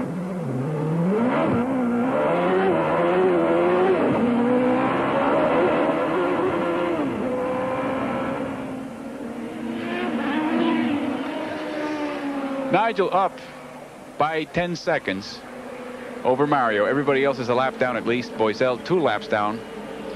Guerrero 7th, very impressive. Unser Jr. always seems to be fighting the top 10. Gordon 9th. Rahal 10th. Willie T. Riff still getting that point, as is Scott Brayton getting 2. Fittipaldi struggling to get those points. He's 3 laps behind the 12th position. Carr, Griard, Greco, Tracy, Wood, Lazier, St. James, and Johansson out. We're back under green. And there's going to be traffic here. 2 abreast at least before they sort themselves out. Mario going on the outside. 3 abreast. Going on the side, that's Bentley. He's going by and chasing up now on Bobby Rahal. Something else we haven't seen today under the yellow flag situations is any violations of the blend line on as far as pit lane entrance and pit lane exit is concerned. Where last year we had a huge controversy with the blend line at Nazareth during the Marlborough Challenge at the end of the season. Nigel, getting used to racing in Indy Car, was warned on his pit stop there, whatever you do, don't overtake the pace car before the blend line as you come into the pits, because they'll give you a penalty. You have to go around, come back, and give them a stop and go penalty. So Nigel paid very careful attention to not overtaking the pace car in pit lane. Nigel Mansell, as we get back on board with him, is chasing Raul Boisel to lap him another lap. It would be 3 laps down for Boisel if Mansell can catch up to him and pass him. I mean, that's exactly what he's aiming for. Well, I don't think Mansell's too concerned about whether he overtakes Boisel. I think he's just concerned about staying ahead of Mario Andretti, who is only 2.53 seconds back now. After the pit stops and the caution flags, it's closed that gap up immensely. Mansell trying to put cars in between himself and his teammate. He loves him so much. At this point, he just wants to put some miles, distance, and cars between the 2 cars. And metal, yeah. Actually, he's probably out there looking for Hiro Matsushita. Where is he? Where is he? Get that guy between us. Hiro today, for the 2nd race in a row, has seemed to be a little bit slow and sluggish in getting out of the way. Now, Mansell's coming up on Arie Luyendyk, lapping him. That would be 2 laps down. Andretti coming up very, very close to Mansell at this point. Boisel also chasing down Luyendyk. That is going to be a dice for position if Boisel can get back on lap with Luyendyk. There you see Carl Haas and his wife in the background. Oh, there we go. 3 abreast. Emo, Boisel, and Mario. Mario getting past Boisel, trying to get by Emo and close that gap up between himself and the leader, Nigel Mansell. This is, what, about 18 laps to go? Yes, indeed. Going to be a good dash for the cash here. I'm sorry, it's 28 laps to go. 28 laps to go, and the gap between Mansell and Andretti is 4 1/4 seconds. So it's actually opening up a bit. Ooh, Mario goes very high. I don't think Boisel saw him, and Boisel started to go high himself. There you see Ross Bentley in a 4-car sandwich. Mario makes the most of it, passes them all. There's also Scott Goodyear. Scott Goodyear and Boisel, 4th and 5th. Goodyear a lap down from Boisel. That lap traffic seemed to play into Nigel's favor just a little bit. And now Mario is 8.15 seconds behind. Here we see Mario's maneuver once again past Boisel. Boisel drifts a little high. Makes Mario go higher than he really wants to. Comes back down. And he's able to get, see there, you see Ross Bentley in this 4-car sandwich. And Mario goes around the outside, high above Matsushita and Emerson Fittipaldi, and cleans them all off. Which he would have probably rather have done a couple of laps before. Then now back live with Mario Andretti. Yeah, it's going to be a great career boost for him. Nigel Mansell coming here, supposed to be the world champion, #1, so much quicker than everybody else. Mario's 53 years old. The first time he sat on the pole here in Michigan was 25 years ago. And he's still out there running just as quick as them, and only, what, 8-point-something seconds behind the leader. And flying past all these other young up-and-coming guns. And he's still got it. And he still loves it. Indeed. When he raced here, when he got the pole here a few years back, this track began holding races here that were less than 500 miles in length. That first 500-mile race was held back in 1983. Theo Fabi got the pole. John Paul Jr. won that race. Yeah, we've had some odd winners here in Michigan. Pancho Carter, Gordon Johncock, John Paul Jr. won here in his one rare, well, I think he's had a couple of wins. There you see the team owners, Paul Newman, Carl Haas. Butch Cassidy, the Sundance Kid. So let's do the rundown. Mansell up front. Mario Andretti 11.7 seconds behind in second place. A lap down, you'll find Arie Luyendyk. Raul Boesel is a further lap down. Scott Goodyear. And Theo Fabi 4 laps down. Paul Newman and Carl Haas anticipating victory, as Mansell has only 3 more laps to go to win this one. He's about a minute and a half away from winning this race. Race has now lasted 2 hours and 38 minutes. That is well on its way. This could be a record speed race. I don't think it's going to come up to the 220 miles per hour that Mario anticipated at the beginning of the race, but it might just be near the 210 to 215 mile an hour range. That's over 330 to 350 kilometers per hour. 248 laps down for Nigel Mansell, coming around to see the white flag being waved by Jim Swintelli. You see the white flag. I was saying earlier in the weekend, just in conversation, it's not often you go to a super speedway in North America and see British flags being waved around, because normally at NASCAR events, of course, you don't see that. Now here on an IndyCar event, quite a few flags up in the stands being waved, and these two, of course, going to be waving 2 of the biggest flags if Nigel can pull this off. There you go, off turn 4, and before he sees the Union Jack, you'll see a prettier sight, the checkered flag. Nigel Mansell running away with this one from the front row, takes the Michigan 500.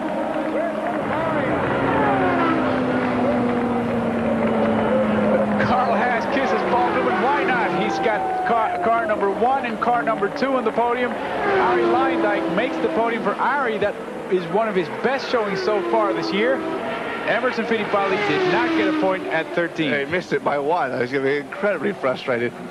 Well, that shutout for Fittipaldi means Nigel is back in pole position for the World Series title, having achieved the 2nd fastest time in IndyCar history. Mansell led for 221 of the 250 laps, and back in pit lane, the strain was there for all to see. Don't worry, Nigel, only 6 to go. And you can join Mansell for the final race of that series at the Laguna Seca racetrack in Monterey, California. Just answer this simple question and ring us on 0891 335522. We want to know the number Nigel Mansell always carries on his car, a carryover from his Formula One days. Is it A, number 5, or B, number 7? I know it's tricky, but ring us on 0891 335522. The first correct caller picked out by our computer when lines close next Sunday will be flown with a friend for an all-expenses-paid trip to California. They'll get a chance to meet Nigel Mansell, and as a further bonus, one of our lucky winners will get the chance to go round the track in the race pace car. 5 runners-up will receive copies of the new ITV IndyCar magazine. Already on the trip to Monterey, Mrs. Gillian Stratford of Harrow in Middlesex. Give us a ring and you could be joining her in Monterey. Good luck.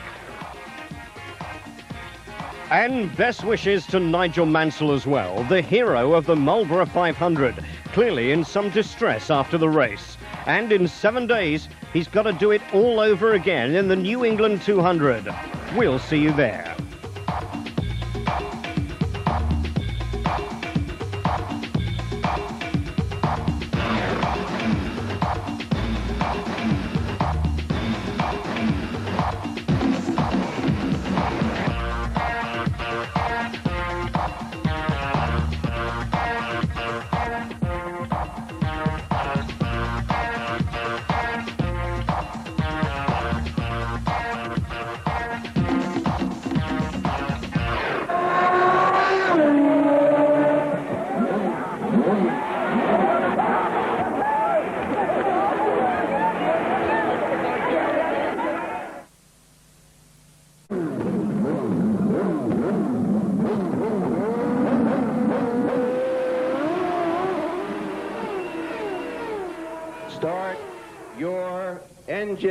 engines.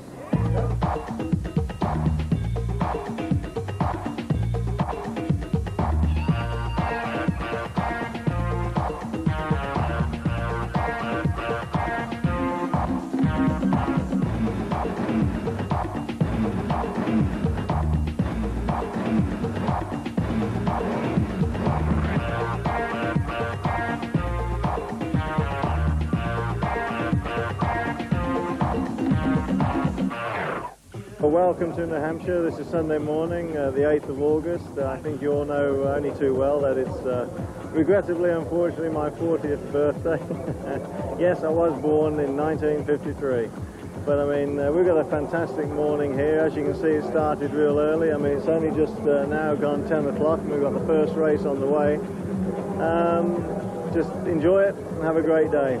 Happy birthday to you. Happy birthday to you. Happy birthday, dear Nigel. Happy birthday to you. Looks 30, acts 20, feels 60, must be 40. So says the man's hat. But the birthday boy looked more like 140 when he finished the grueling Marlboro 500 in Michigan last week. It was an incredible drive. By his own admission, the race of his life. It took him back to the top of the Indy leaderboard. So now there's some 18 points between him and second-placed Emerson Fittipaldi. Today, it's round 11 of the 16-race IndyCar Series, only the second ever running of the New England 200. The venue, a fast 1-mile oval at Loudon, New Hampshire, a picturesque little town about 2 hours' drive north of Boston. Nigel celebrated his birthday with a sizzling qualifying lap of 169.24 miles an hour to claim pole position, but only just. Car problems forced Brazil's Raul Boesel, currently lying third in the championship standings, to qualify from just one lap. But despite this handicap, he almost knocked Nigel off his perch, so Boesel starts second. I was very disappointed. I was surprised that we did that time because the handle in the car wasn't there, and I had a problem not only with my valve but as well as the handle in the car, so it was pushing, and because the valve opened, I need to back off and come back to the throttle to close the valve. So in a way I was very surprised that we did that lap. Boesel has just signed a new 3-year deal with his team, but there's still no news on that Mansell deal with Newman Haas, so stay tuned. Meanwhile, his great rival Fittipaldi has had a second successive qualifying disaster. More engine trouble leaves him back in 13th spot on the grid. The ideal situation, I mean, we are coming to a short. But his Penske teammate Paul Tracy is a far more menacing 4th. So 200 laps of this fast little track to come, as well as a competition to win a trip to an Indy race and meet Nigel Mansell. But now let's join commentators Alvaro Martin and Guy Hobbs. As they turn around turn 4, they're getting ready to start. Jim Swinthal is holding both flags as usual. We're seconds away from completing the start of this race. They're lining up very patiently.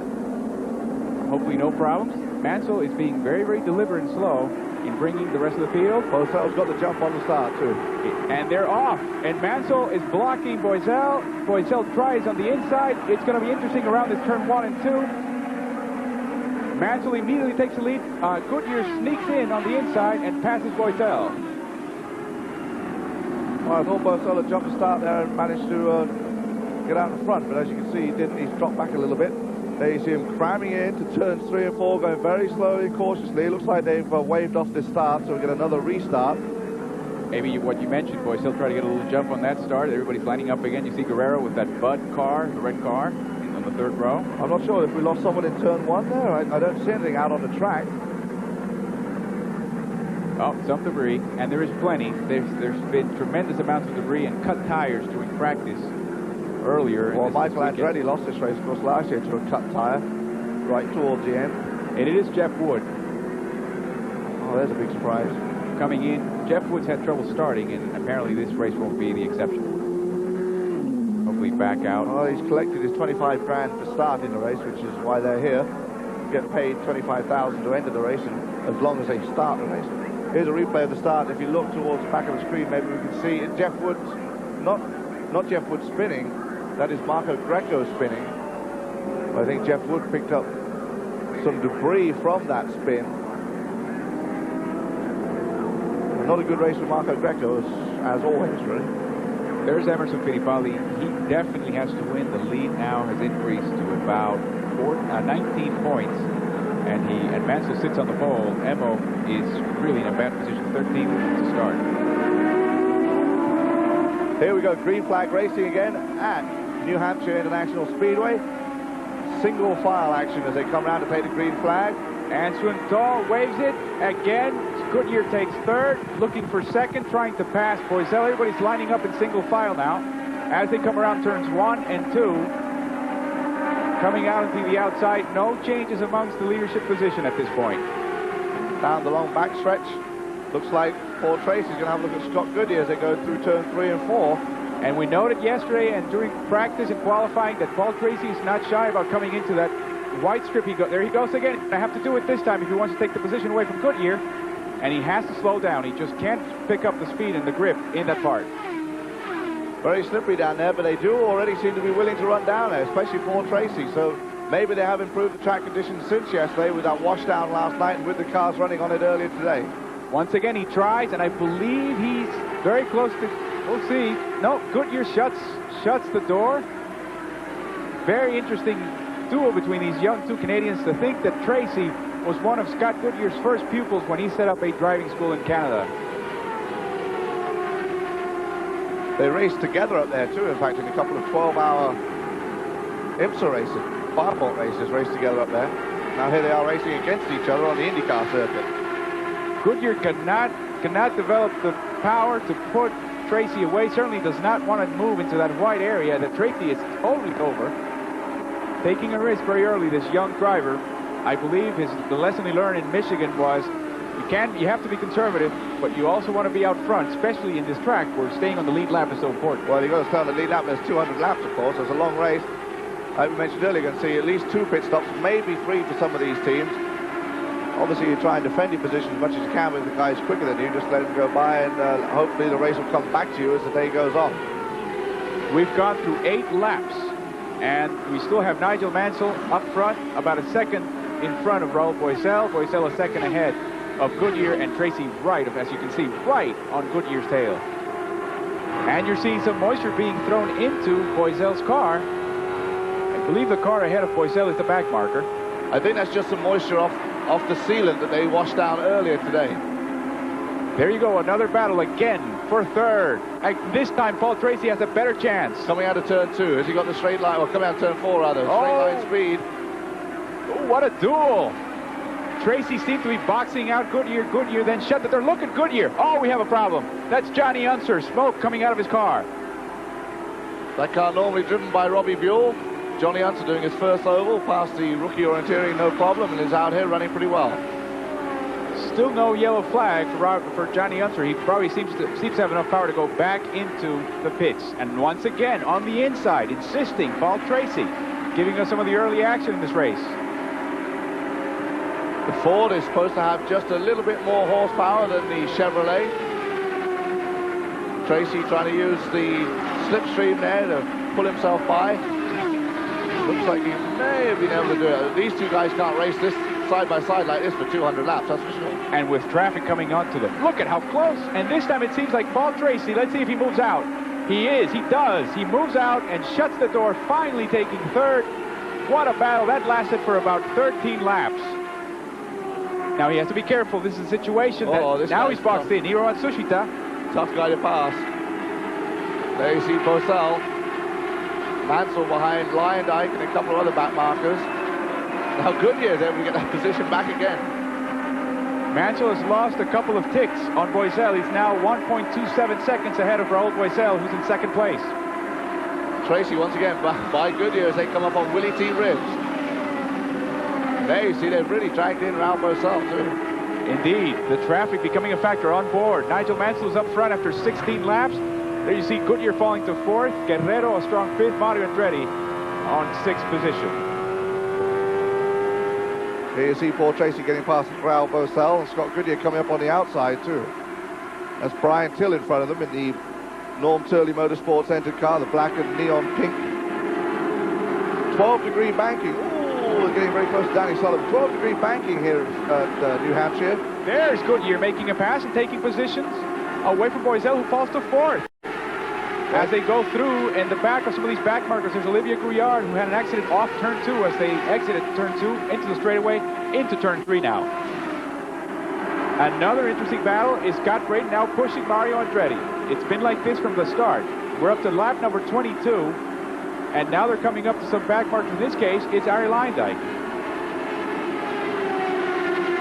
Earlier we saw Johnny Unser with clouds of smoke coming out of the back of the car. Would appear to be an oil leak, and it doesn't look like they're going to be able to get him going again. It's a pretty major oil leak.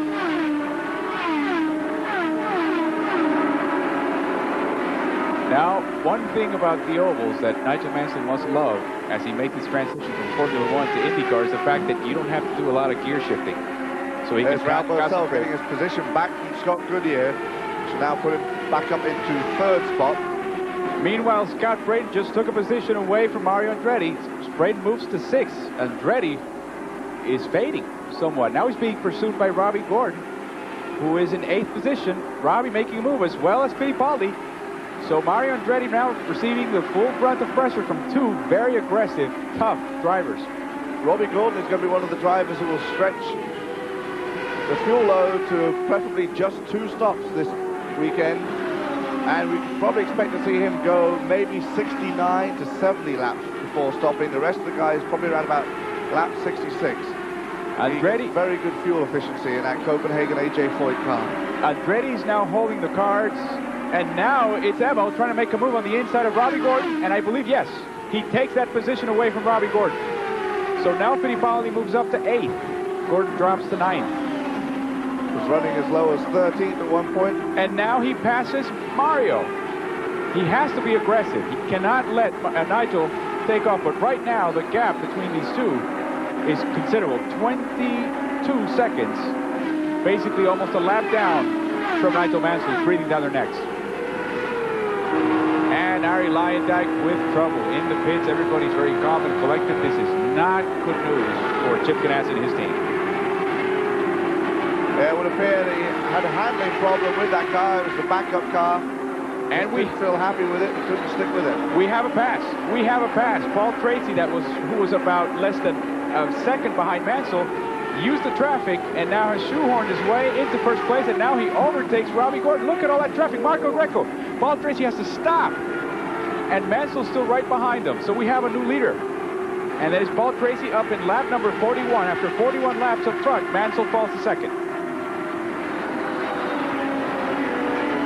Good move by Paul Tracy. A little more experience than Nigel on these ovals, although not much more. We saw him in Phoenix dash off to a 2-lap lead, but then getting too excited and too aggressive as he now gets past Mario Andretti. Saw him in Phoenix go for it too hard, even with that 2-lap lead. He was still trying to overtake some back markers and made a simple mistake and put himself in a wall. And then Emerson, of course, ran over some debris from Paul Tracy's crash and put himself in the wall. And earlier today, in trying to pass people as he's boxed in by back markers, he overtakes Bobby Rahal. He did the same thing. He tried to move past somebody on the inside, boxed himself in, and that's when he has to have to be careful that his back wheel, his back end doesn't fly off towards the wall. Take a look one more time. Paul Tracy making that move on Nigel Mansell. They both get past Danny Sullivan. Nigel has to back off just a little bit as they come up behind another back marker, which gives Tracy the opportunity to dart by on the outside. On board Bobby Rahal. Very disappointed that he didn't get his way when the board met last week before the race at Michigan and decided that Honda had to come in and supply 2 teams. Therefore, perhaps jeopardizing Honda's entry for 94. After 43 laps, we're seeing the gaps. Half a second, 7 seconds. Boesel's behind Tracy. Guerrero, 8 seconds. And then we have already only 8 cars in the lead lap. That's Emo following another Brazilian, Raul Boesel, trying to move on the inside, 3 abreast. Guy, can you believe that? That's just what they said they wouldn't be doing. Darn it. overtaking what seems to be a very poorly conditioned car of Danny Sullivan. We're on board him now, watching as they run away with this race. There you see the telemetry. Running about 50% throttle right now. See that go up to 100%. Top speed about 175 going into turn 2 or turn 1.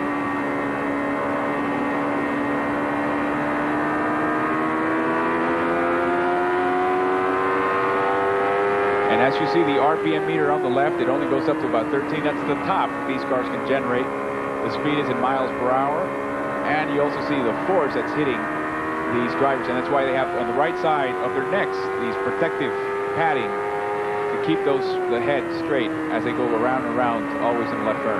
We know that the guys took a beating in Michigan last week. 2 of the guys lost their, Robbie Gordon and Scott Whittier both lost those headrests in the race. Nigel Mansell, it was revealed after the race, unfortunately, with all the shaking about on Michigan and bumping around, vomited in his helmet with about 20 laps to go. Which is not much fun. Jackie Stewart will tell you that. The same thing happened to him in Monaco some years ago, but he went on to win the race. I wouldn't want to be the prize girl that had to kiss him afterwards. He had to be helped out of the car. He was in very, very bad shape. As we see now, I believe that's Mansell once again overtaking. Here's Roger Penske. He holds first and fourth. Fittipaldi past Boisel. First and fourth for the Penske cars. Here's Paul Tracy going through, and I'm sure the orders here is you're up front, but you've got Mansell right behind you. Mansell is just a couple of ticks a second behind Tracy, probably right behind Robbie Gordon, who's been lapped. We're on lap 61, so we should see some pit stops in the next couple of minutes or so. We understand that obviously, as you can tell by Guerrero's third place position, they're probably not going to make any changes to the car, to the handling. They'll just keep it as it is. Of course, the whole thing will change, the handling will change when they get a whole full load of methanol, 40 gallons. It'll add weight to the car, a new set of tyres. They'll be cold to start with. They don't have tyre warmers in IndyCar racing like they do in Formula 1. Some of those tyres have been scrubbed in, though, over the weekend. They've got a set amount of tyres they can have over the weekend.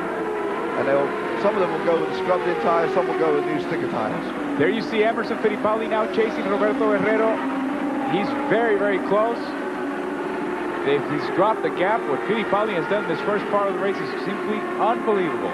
Emma was very disappointed after the qualifying run yesterday, but after the final practice session, got out of the car and said, I'm very happy the car runs great on full tanks.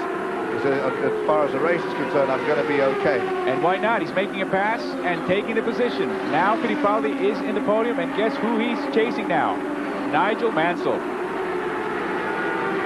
There you see briefly, you saw that yellow car of Mike Croft in front of Fittipaldi, as well as Johansson. They're both back markers. Even though it's Nigel Mansell's birthday, he's not going to get any gifts from these guys. He's going to have to get them himself. There you see Fittipaldi trying to close the championship battle up, trailing by 19 points at the moment. Stefan Johansson on the right-hand side in the Bettenhausen-owned car. Exactly the same, though. It's a 93 Penske with a Chevy C engine. Rumor has it the Chevy D engine could be out by the time we go to Vancouver at the end of August. Inside and looking back at Emerson Fittipaldi as he overtakes Bobby Rahal. Lapped down. Bobby Rahal is in 8th position right now. Oh, we got a spinner. That is Dave Coudray in the Andrea Moda entered car. It's been pretty slow all weekend. Dave Coudray. What happened there, I think, if we see it on the replay, is he lost some of his downforce when one of the cars just pulled out from behind him, made the rear end loose, and once you start to lose it 132 miles an hour in a turn, you lose it all the way and backs it into the wall. And you know what that means, Guy? Everybody's going to be bunched up again. It's going to make things very, well, I tell you, it's come at a perfect time because it's now going to get a yellow flag, which means everybody's going to be making their pit stop, which means those who are gambling on going for 2 pit stops will be able to pull it off and go the rest of the race, because this yellow flag is going to help. Nigel Mansell's team goes to work. 6 men over the wall, 40 gallons of methanol, changing all 4 tyres. As you can see, they're not sticker tyres. They've been scrubbed in. He's run on those over this weekend. Lets off the air jack. They'll give him a quick push and get him back out on the way. Nige with a pretty good pit stop, seemed a little bit slow. Leader Paul Tracy also made use of the yellow flag, coming into the pits straight away. But if Nigel's stop had seemed quite slow, the Canadian took even longer and lost the lead to Mansell as a result. So with 2/3 of the race still to go, Can Nigel hang on and really celebrate his 40th birthday in style? We're back on the green on lap number 73. Now, Nigel has a fast car in front of him in the shape of Roberto Guerrero, but he also has a gaggle of back markers between him and Paul Tracy. So in that last pit stop, Nigel Mansell took the lead. He's in front, about a second and a third over Tracy, but they're all bunched up, of course, after the restart. He's about to lap Roberto Guerrero, who is our 5th place car. Indeed. Guerrero driving a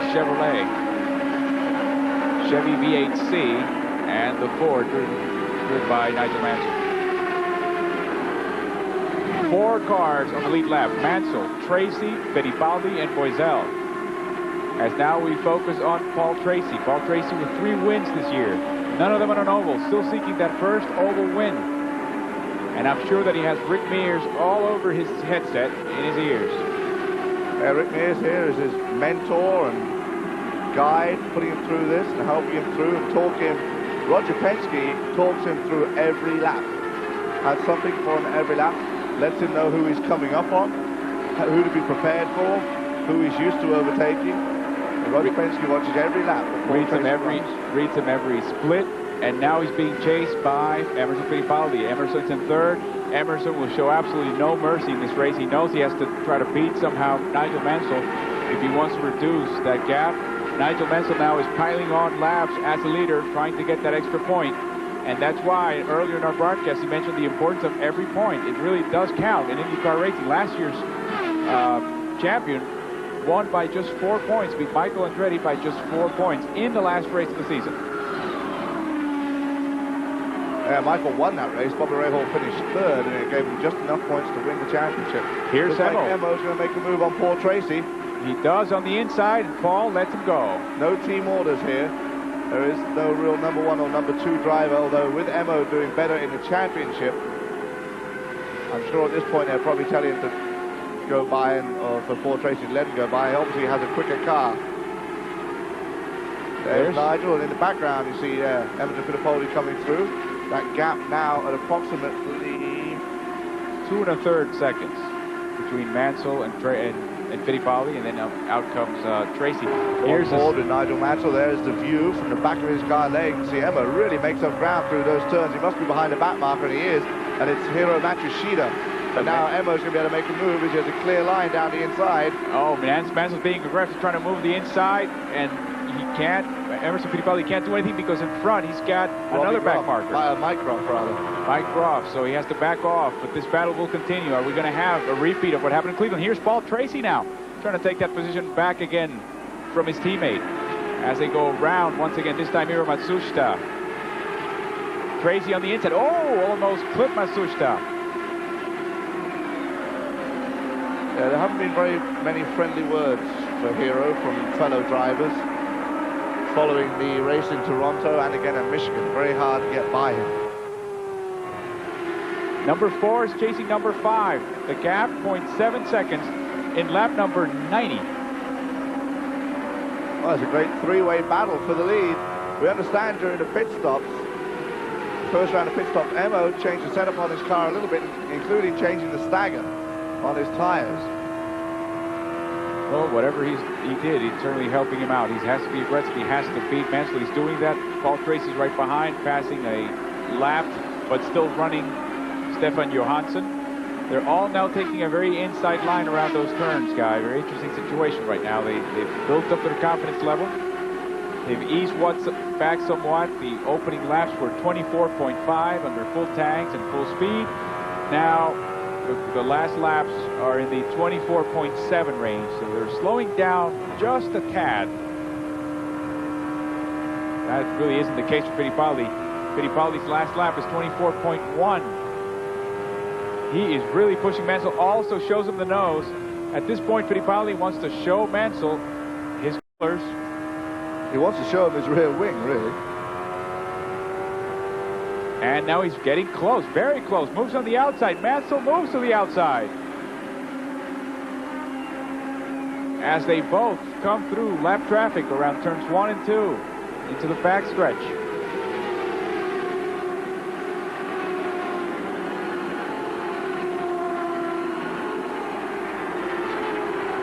Oh, here's Tracy on the outside. And here's Emma on the inside as they go through Marco Greco. Look at Tracy making the pass. And he takes the position of the lead once again in lap 94. But Nigel's not done yet. Oh, that was close. He cuts in the back. Nigel sits right in behind him and then slingshots himself down the inside. Unable to make a move, though, and get by. He's going to come up behind Roberto Guerrero. Great battle. And Guerrero, oh, look at that move. Guerrero does not want to be lapped by any of these two cars, so he's going to make their lives very, very difficult. Tracy takes, laps Guerrero. Mansell has to go on the outside. What a race. I don't think that Emo is sitting back and just letting this develop. He's chasing these two down himself.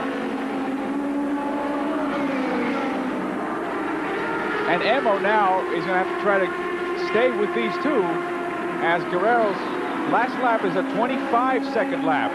So Fittipaldi wants to get by him as soon as possible. Here's a view from Nigel Mansell in second place. Onboard camera, Nigel, though, will have picked up a point for leading the most laps, because now we're at lap, well, unless Tracy can lead the next 104 laps. Indeed. There's Johnny Unser running around at the back there. Mansell has 66, 67 laps in the lead. Tracy has about 23, 24 now.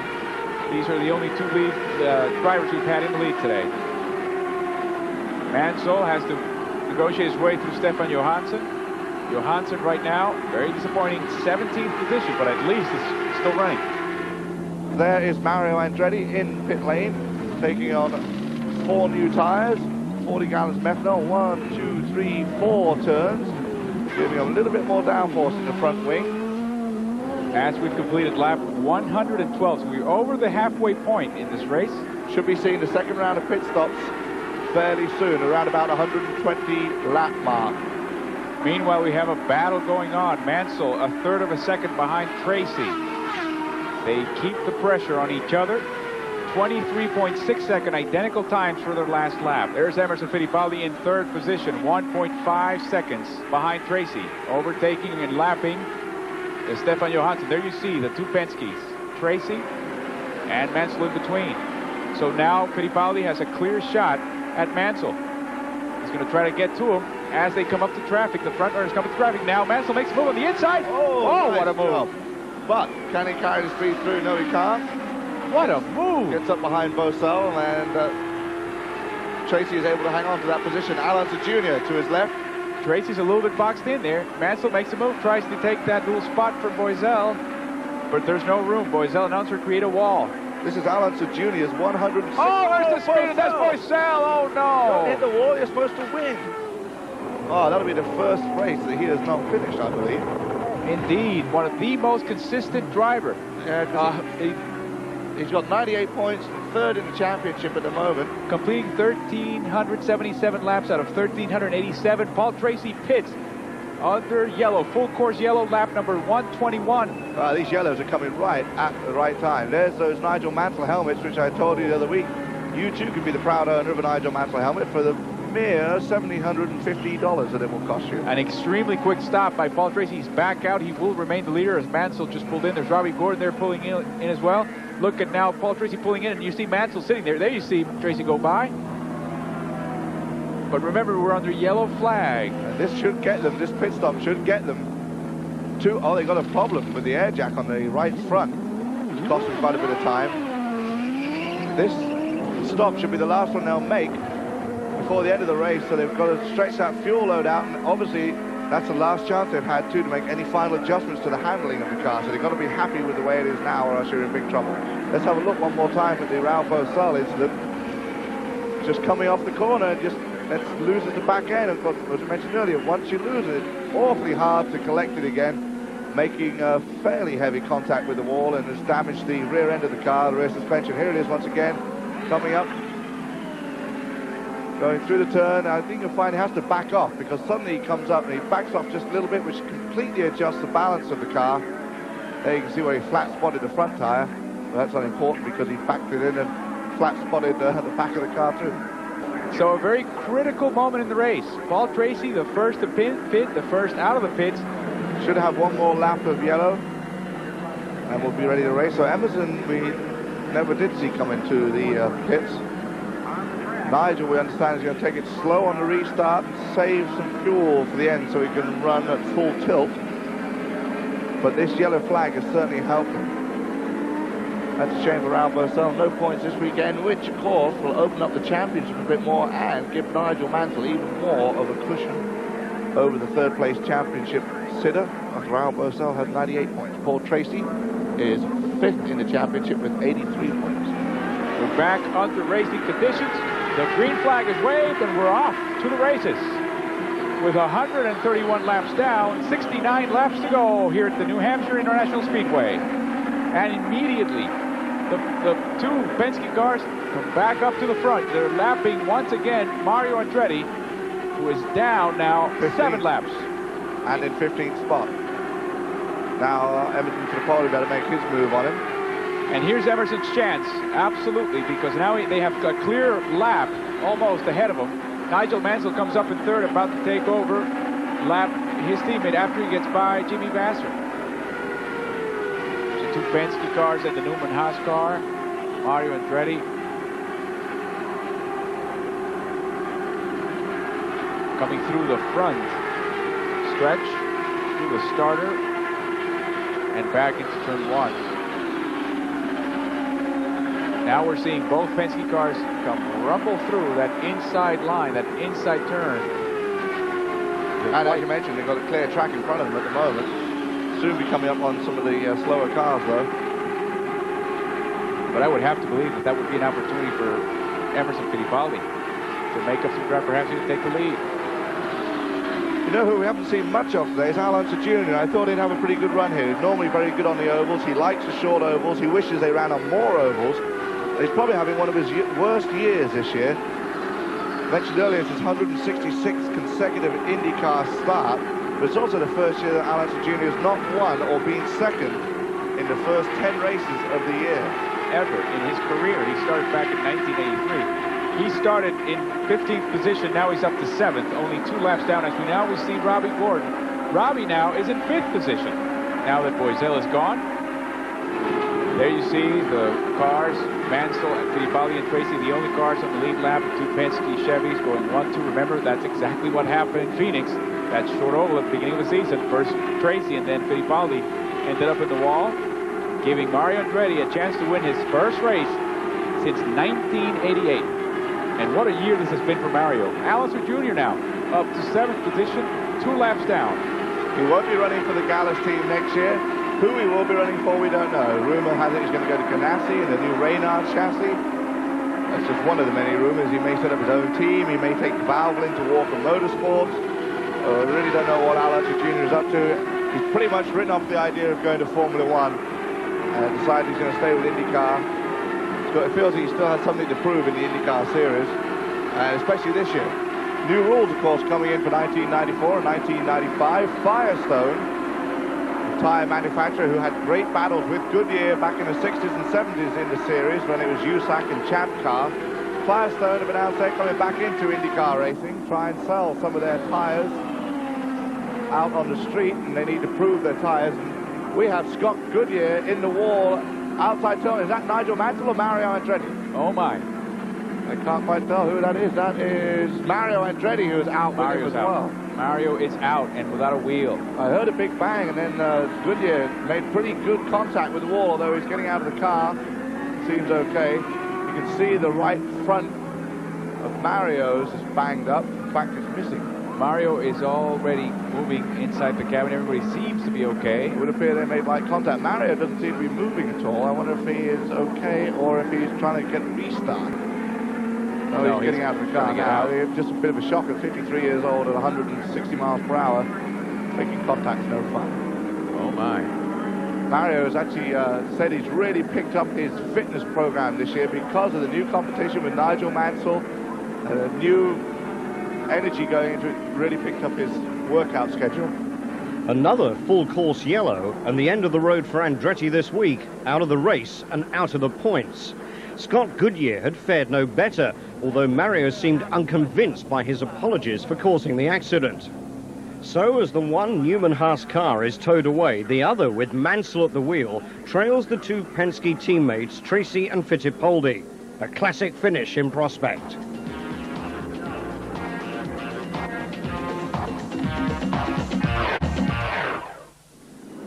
We're up to lap 156. Fittipaldi is in second place. Mansell is in third. Tracy up front, Guerrero fourth. Guerrero's already a lap down. Gordon, great, also a lap down in fifth and sixth position. Then you've got Allison Jr. and Ray Hall 2 laps down in seventh and eighth. And Brian Till is in fourth. While we have this shot here of Nigel Mansell, you can see the speedway setup as opposed to a road track setup.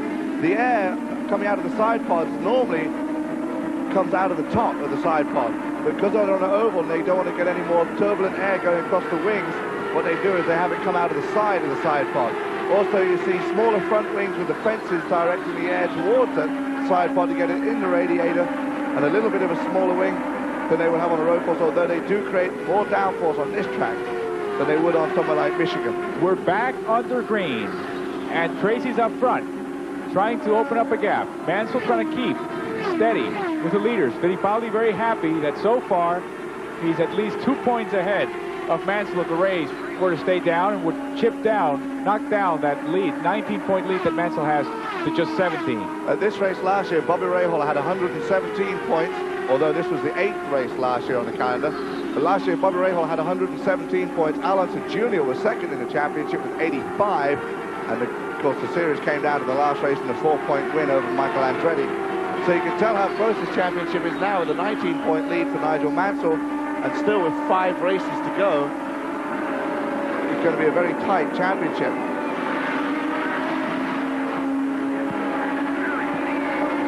And if the race ended right now, a 17-point lead, Emerson would chip down a couple of points. Tracy would be 34 points behind Mansell. Boisel, Andretti, and Rahal, the top 6. But the gap between these cars would increase. And that's why they're trying to see if they could put some space and maybe even some cars between themselves and Nigel Mansell. Yeah, that gap, there's no gap opening up between these front 3. Oh, it's closing up quite dramatically, and there's really very little chance that Guerrero can unlap himself and catch up to Mansell. So you're looking at the race right here. Tracy, Fittipaldi, and Mansell.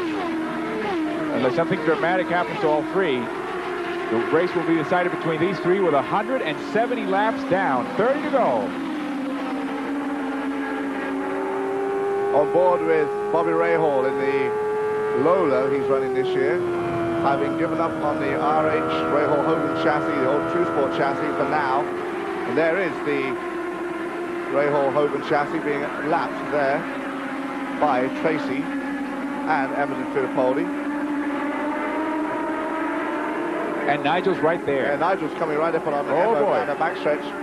Moving on the inside. Brian Till's going to get in the way as they come through turn 3 and turn 4. Now moving on the outside. They're asking Hiro Matsushita once again to move out. Here's Nigel. Here we go. And there's no space. Oh, way below the yellow line. 3 cars going where only 2 cars can go. He's got the speed and momentum coming out of turn 2, though. He's going to make a move going down the backstretch and going into turn 3. You can see him carry the speed. And Emo has to let go. He has to let go, and he drops to third for the moment. It might be a situation where the setup of the car at this point with the changing track conditions might favor Mansell. Brian Till making a drastic move to get out of the way there, right in front of Hiro Matsushita. Now Nigel manages to get Till between himself and Emo. The gap between Tracy and Mansell, 1.8 seconds. Here's the pass once again. You can see him coming as they go down into turn 1. He has a look down there. This is where he gets forced down under the yellow line. Backs off, realizes he's not going to make the move, goes back up high. Emo is slowed up by Brian Till. Nigel's carrying the momentum through the corner, sees the chance, dives underneath the wing, picks up the slipstream, pulls out alongside Emo, and is nicely passed going into turn 3, putting him up into second place. On board once again with Nigel Mansell. And up front, there you see Paul Tracy, 1.34 seconds ahead of him. That's his aim, that's his goal. Paul Tracy has to hang on. He has the pressure of Mansell right behind him. They both pitted at the same time. So they've got about the same fuel. It's a matter of fuel consumption at this point. The question is, if Tracy anticipates trouble with fuel, then Mansell almost, by definition, will probably have the same problem, even though the report is thought to have a bit of an edge on fuel consumption. It's supposed to be a little bit more efficient. It's got more horsepower, though. Or so the Chevy guys say. Ford will never admit to that. It looks like Nigel actually got the better, even though Tracy's leading. It looks to me like, oh, he's coming up on some traffic. That's going to cost him some time. But it looks to me like Nigel has got the better of the two cars and the better of the situation. I think within the next 4 or 5 laps, you're going to start to see Nigel really pour on the power. Indeed, and there are only 14 laps left as he goes through lap traffic. There you see now Emo coming up, Nigel. Reeling in that Nigel, as if it weren't enough. Nigel was putting pressure on Tracy, now it's Emo. So the fish are eating the fish here as they go by Mike Groff, a lap car. Mike Groff having a good race, actually only 3 spots behind team owner Bobby Rahal. Rahal is in 8th and Groff in 11th. Emerson Fittipaldi having a good weekend. Generally, although qualifying and stuff wasn't very good, but I mean, generally having a good weekend. A lot of important sponsors and Benetton people here, and orange juice growers and orange growers. Emma, of course, involved in about 15 different businesses, as is his team owner, Roger Penske, who's got every kind of car dealership there is, along with the truck rental deals. Tracy puts Rahal between himself and Mansell. Mansell moves on the inside, no problem. Mansell seems awfully quick going into turn 1 and also into turn 3. Oh, that's close. That is close. Rahal has to back off, as well as Nigel Mansell. We're going through some back markers. Very, very close. As they come around, only 11 laps to go. Boy, oh boy, this is going to be one great finish. You really can see how the traffic plays in the situation. A moment ago, Emerson Fittipaldi was right up underneath Nigel Mansell. Now he's 2 or 3 car lengths back, and then Nigel Mansell makes the move. He does. On board Tracy, going down the backstretch. Johnny Unser comes up behind Scott Brayton. Johnny Unser on the inside, but it's not done. It's not done. Again. Brayton moves to the inside, and he blocks Mansell. Great racing. And now Brayton's getting all sorts of signals. Get out of the way, saying, which way? Which way am I supposed to get out of the way? Well, remember, his car's only set up a certain way, and he's only got certain places he can go, that he can keep the car under control. He can't just suddenly go to a new line he's not been driving all day. Otherwise, he would have been driving on it. If he could drive on that line, he's got to sort of stick to his limits. Boy, it's a case of when you're following him, you've got to kind of find out which way he is going. And then there you see Nigel managed to make the move on Tracy, because Tracy got caught behind him, but then same thing happened to Nigel Mansell, immediately following. I'll tell you, Scott Brayton, who's in 6th position right now, is so happy that he's let these two go by. The pressure's off him. Now the pressure is on Paul Tracy as they come up. There's Allister Jr. There's also Willie T. Ribbs, these back markers. Now Tracy has to make a decision. He cuts on the inside, threats those two, and Mansell follows right behind him. And he's very, very close now. You know, this is a question here, Allister Jr. Time for payback from Long Beach. Junior said, what comes around goes around, and there's still talk as to whether he may actually take care of Nigel at one of these races. Well, he missed an opportunity right there. There's only 7 laps to go, and Paul Tracy is just hanging on. About 3.5 minutes, hanging on for dear life, trying to stay out there, keep the lead. Obviously going to defend it as much as he can. There's been a lot of talk about blocking, which is Wally Dollenbach said, the Chief Steward said it seems to have come from Formula One, so it's hinting that Nigel's doing most of it. And at all the drivers' meetings this year, they've talked about blocking. You basically are allowed to defend your position once a lap on an oval. Well, I think Paul Tracy, with all this lap traffic, is going to have to defend his position constantly. There's Brian Hill. Once again, they're lapping him on the outside. No problem for both drivers. And here's Mansell on the outside, taking the high road, but there's no chance. Tracy's blocking, no question about it. Look at that move on the outside. He's going to keep pushing them out there too. Stay out there, Nigel, and get caught up behind. Oh, this is it. Mansell takes the lead with 4 laps to go. What a move. No question that Mansell has the best setup and perhaps even more horsepower here. And he's taking that position, and Tracy is not challenging yet. Oh, here's Briard, watch out. Nigel has to be very careful. Now it's Tracy that's putting the heat on him on the outside.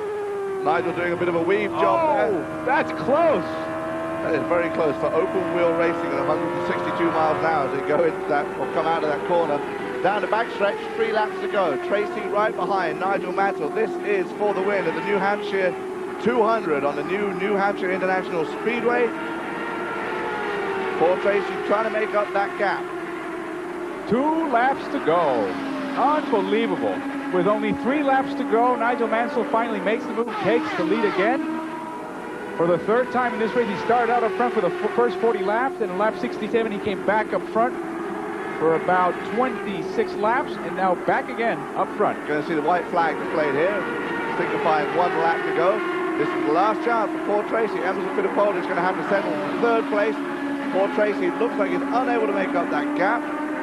Nigel Mansell just seems a little quicker down the backstretch, and at this point, Paul Tracy is nowhere near enough to make a move. You can only hope someone's right in front of Nigel, but there is not anyone there. Indeed, as they come around this turn 4, they're coming around. The checkered flag is ready. Jimson Tall waves both flags, and Nigel Mansell scores his 2nd consecutive win. And the American crowd that have really taken onto Nigel Mansell go nuts in the stand. They love it. There, Nigel.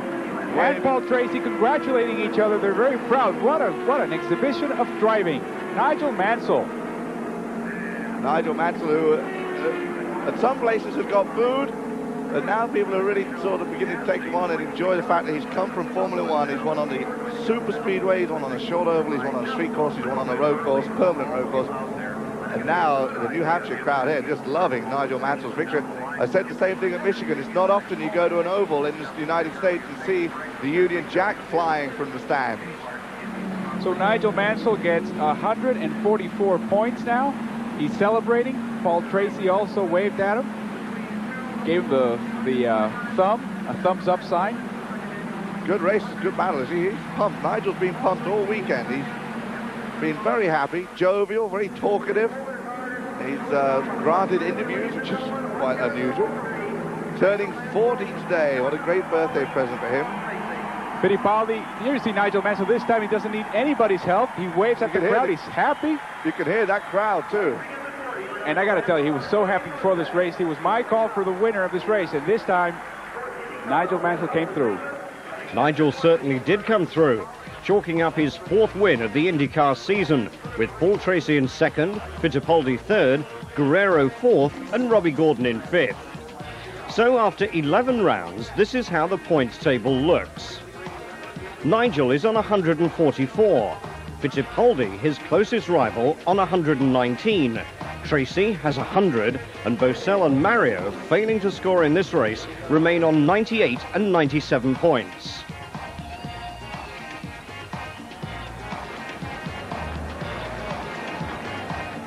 And with that 25-point cushion, Nigel has every right to celebrate. And you could be celebrating too by joining Nigel Mansell for the final race of the season at Monterey in October. Just answer this question, then ring us on 0891 33 55 22. The number again, 0891 33 55 22. There are 8 main flags used in IndyCar racing. We want to know what the yellow flag signifies. Does it mean A, no overtaking, or B, stop? Ring us on 0891 33 55 22. If you're the first correct caller picked out by our computer when lines close next Sunday, you'll be flown out with a friend for an all-expenses paid trip to California for the 16th and final IndyCar race of the season. And 5 lucky winners will each receive a copy of the official ITV IndyCar 93 magazine. Last week's lucky winner was Mr. C. Halsey of Watford in Hertfordshire. Congratulations to you.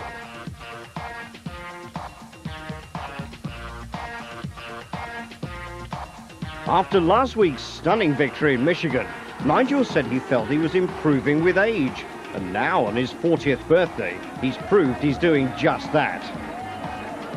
He said afterwards that today's race was pure racing at its best, eclipsing everything from his Formula 1 experience. And Paul Tracy described the last 10 laps as white-knuckle racing. Nigel says he hasn't had a happier birthday in years, and to celebrate, he might even go for a drink. In 2 weeks, Nigel will face the challenge of the Texaco Havoline 200 in Wisconsin, and next week he'll be telling us about his very special 40th birthday race. See you then.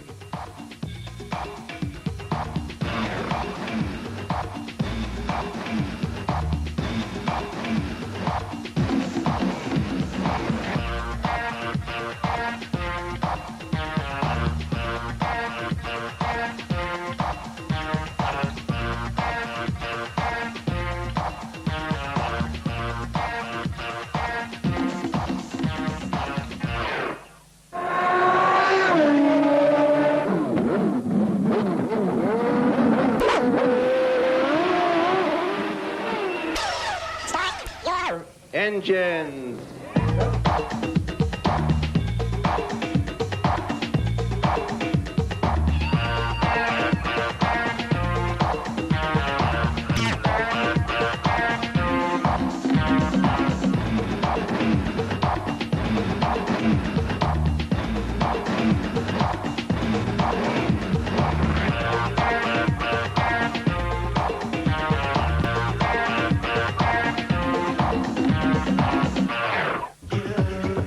6 months ago, 26 drivers set off in pursuit of the IndyCar World Series title. Today, just 2 are still in the race.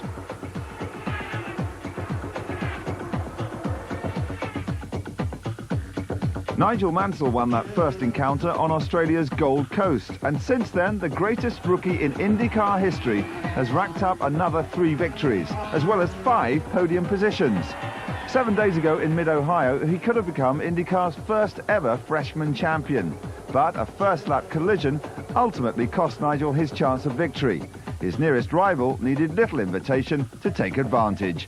Emerson Fittipaldi is quite simply a legend. A world champion in both Formula One and IndyCar, the 46-year-old Brazilian has lost none of his competitive edge down the years. And following that victory in Ohio, his 3rd of the season, Fittipaldi moved to within 14 points of Mansell in the championship. With just 2 races left, today's contest gives Emo a real chance of closing the gap. The Bosch Grand Prix comes from Nazareth, Pennsylvania, and the 1-mile oval is Fittipaldi's favourite course. He's won twice here in the last 4 years. If that wasn't enough for Nigel to worry about, torrential rain washed out the entire pre-race practice day. That meant pole was decided according to championship positions, so no bonus point for Nigel, but first place on the grid. Alongside him, who else? Emerson Fittipaldi. Race day and more problems for Nigel. A water leak in the race car meant a first practice session in the spare vehicle. Typically, Nigel posted the fastest time, but the question remained, could he possibly have mastered one of the tightest tracks in IndyCar after just 1 hour's practice? Well, welcome to Nazareth. As you saw yesterday, it was completely washed out, so we had no qualifying. And just to reiterate, qualifying now adds the championship points system, so I'm pleased to say by leading the point system, I start on pole with Emerson on 2nd. We've had a very, very hectic morning this morning. We've had 2 practice sessions, and if you've been following on camera what's been going on, it's been a bit like musical chairs this morning. We've been out of the race car, in the T car, in the T car again, out of the T car, in the race car, and vice versa. It's been a bit of a headache. Everything's being condensed into one day. I mean, it just makes for a lot of excitement. We did have a major problem with the race car this morning. We had a bolt fall out one of the water plug lines, and consequently it blew the water line off, and I was very lucky going on around turn 2 and 3 because I saw it in my mirrors, and also I saw the yellow lights come on very quickly, and I slowed right down. Unfortunately, Jim McGee shouted me on the radio as well, slow down, slow down. But that gave us our difficulties and our excitement for this morning. We're competitive, we're no quicker than the Penske's. I'm just pleased that it looks like we're almost as quick, and we've just got to wait and see what kind of race we have. But I just hope we have a quiet one after what we've had this morning, because we probably had our worst warm-up session with, as I said, musical chairs. But it makes for an exciting day, and stay with us because the excitement's just beginning. Indeed it is, and not just for this year. All the pre-race talk has centred around 2 momentous announcements. First, the return of Michael Andretti to IndyCar after just 1 season in Formula One. He'll be driving for the Ganassi team next year, renewing his rivalry with Father Mario. But the biggest news of all was Nigel Mansell's new 2-year contract with Newman Haas. It's all come out right, and I'm just delighted to say that we've done the deal. And, you know, Carl's got a big IOU.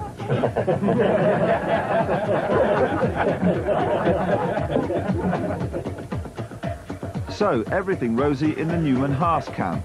Over at Penske, Emerson Fittipaldi's reaction to the news was reported to be of the 4-letter variety.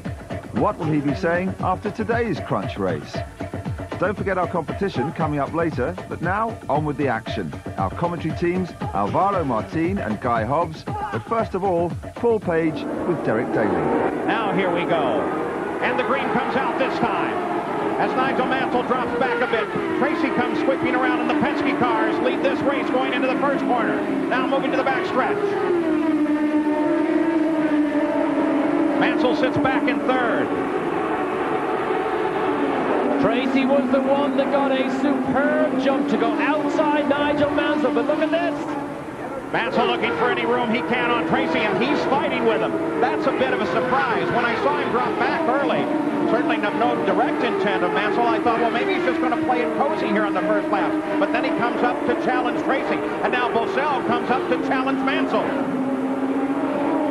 Things happen so fast here at Nazareth. Lap after lap goes by in just about 20 seconds. But the Penske cars, as we've seen earlier this year, now commanding even at this early stage. But Mansell is giving Mansell all the trouble he needs. Fight is here for third as Mansell comes up, darts to the inside. Here's the braking area that Derek mentioned. And Mansell moves into third place as Mansell drops backwards.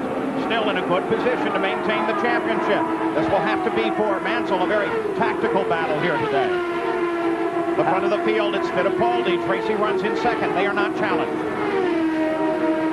Mansell looks good. You mentioned it earlier. Broke the track record this morning in this car. Did a 19.7, which was the fastest car ever around here. We do expect him to mount a good challenge to Fittipaldi and Tracy.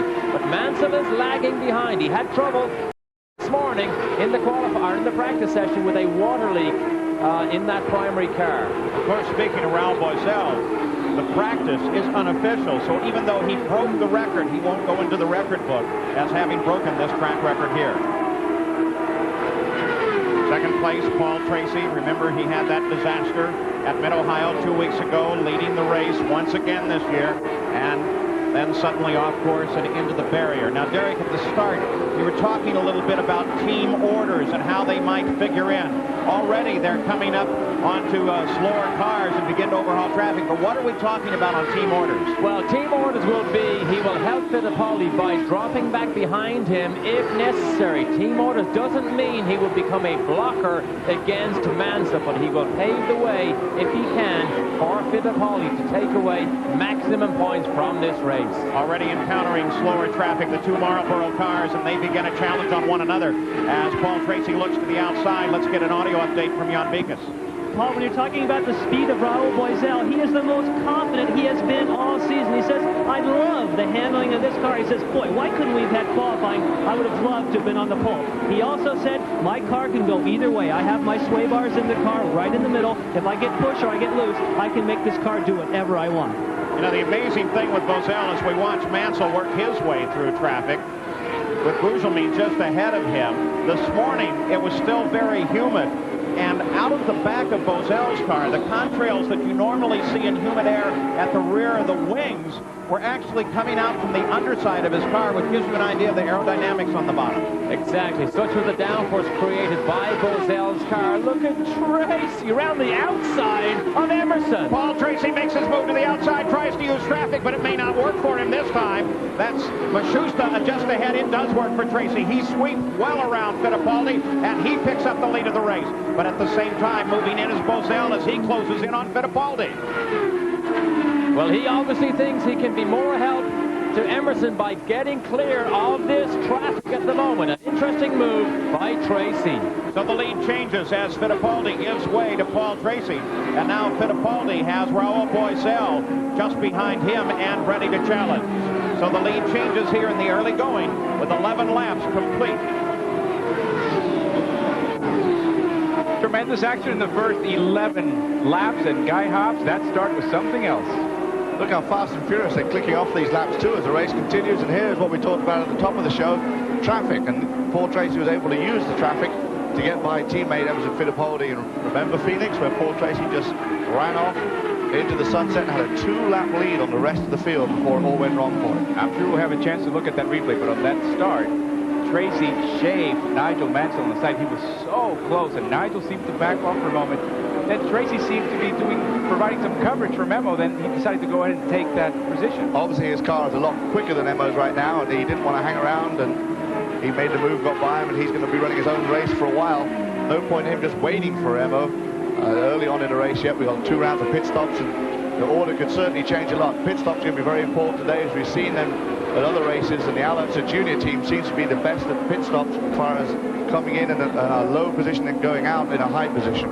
Now there's Nigel Mansell weaving through traffic. He's now pursuing very, very quickly right behind Raul Boesel and approaching Emerson Fittipaldi. Now the thought also might be to have Tracy get that 1 point for most laps led, take that point away from Mansell, and also stay a position ahead of Mansell to also bump it back and perhaps put him in a deficit of 1 or perhaps even 2 points. Well, we've got a long way to go yet, and of course there are many points to be awarded. 20 for the victory, and that's what Emerson Fittipaldi is going for. Let's rejoin Paul Page and Derek Daly. Paul Tracy continues his lead in the Bosch Park Plug Grand Prix. Fittipaldi is second. The battle is here at third place, with Nigel Mansell sitting just behind Raul Boesel. In that exchange between Fittipaldi and Tracy, Fittipaldi lost 4 points, something he can't afford to do, and brings us back to the whole team orders issue. As Nigel Mansell tries to move to the outside of Boesel, almost gets pinched to the wall. They split a slower car just in front of them. Whoa! We said it earlier, trying to anticipate traffic and using it to your advantage can play a major role here at Nazareth in the outcome of this race. But of course, to anticipate it, you have to see it. And at the velocity differences here, sometimes you're on top of the car before you actually realize it's there. And look at Mansell as he ducks to the inside, gets cut off once again. Now he has to handle up a pass on Robbie Buell. He does, and he continues. Now his pursuit of Boesel will stay on board with Mansell.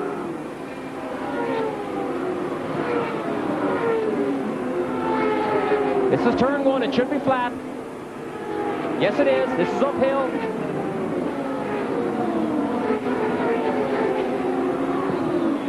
Oh, look the way he reels in Boesel.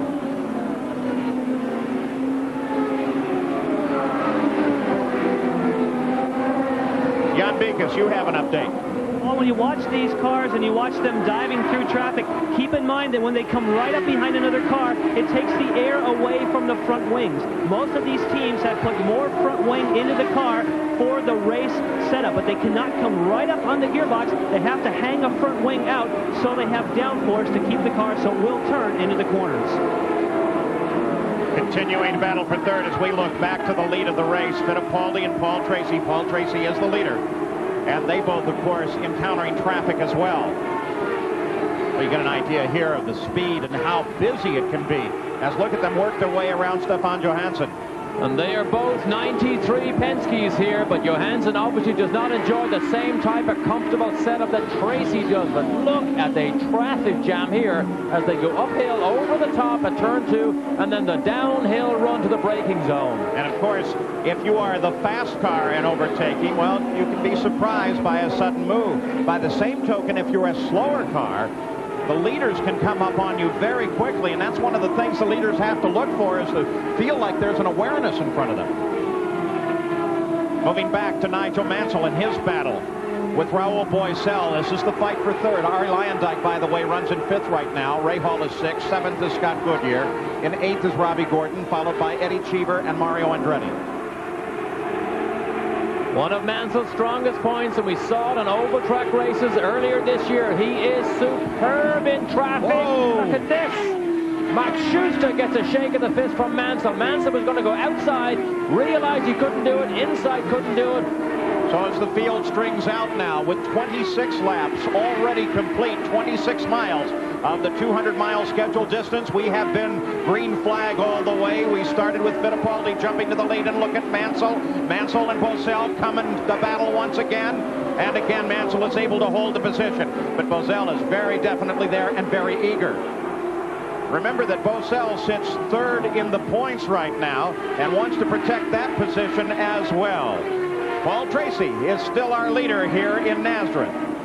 But look at Robbie Gordon now. Robbie Gordon now coming up on the back of Raul Boesel as well. The question, of course, Jan Beekes, maybe you can help us. What might be wrong with Boesel? Boesel has called in the car is getting loose, Paul. The track seems to be getting loose because we had 2 cars come in, Mauricio Kuselman as well as Danny Sullivan. Both came in, said their cars were very loose. They got adjustments. They are right now making tire pressure adjustments to Raul Boesel's car for the pit stop. But they don't want to come in now. They'll wait for that pit window, which will open about 60 to 62.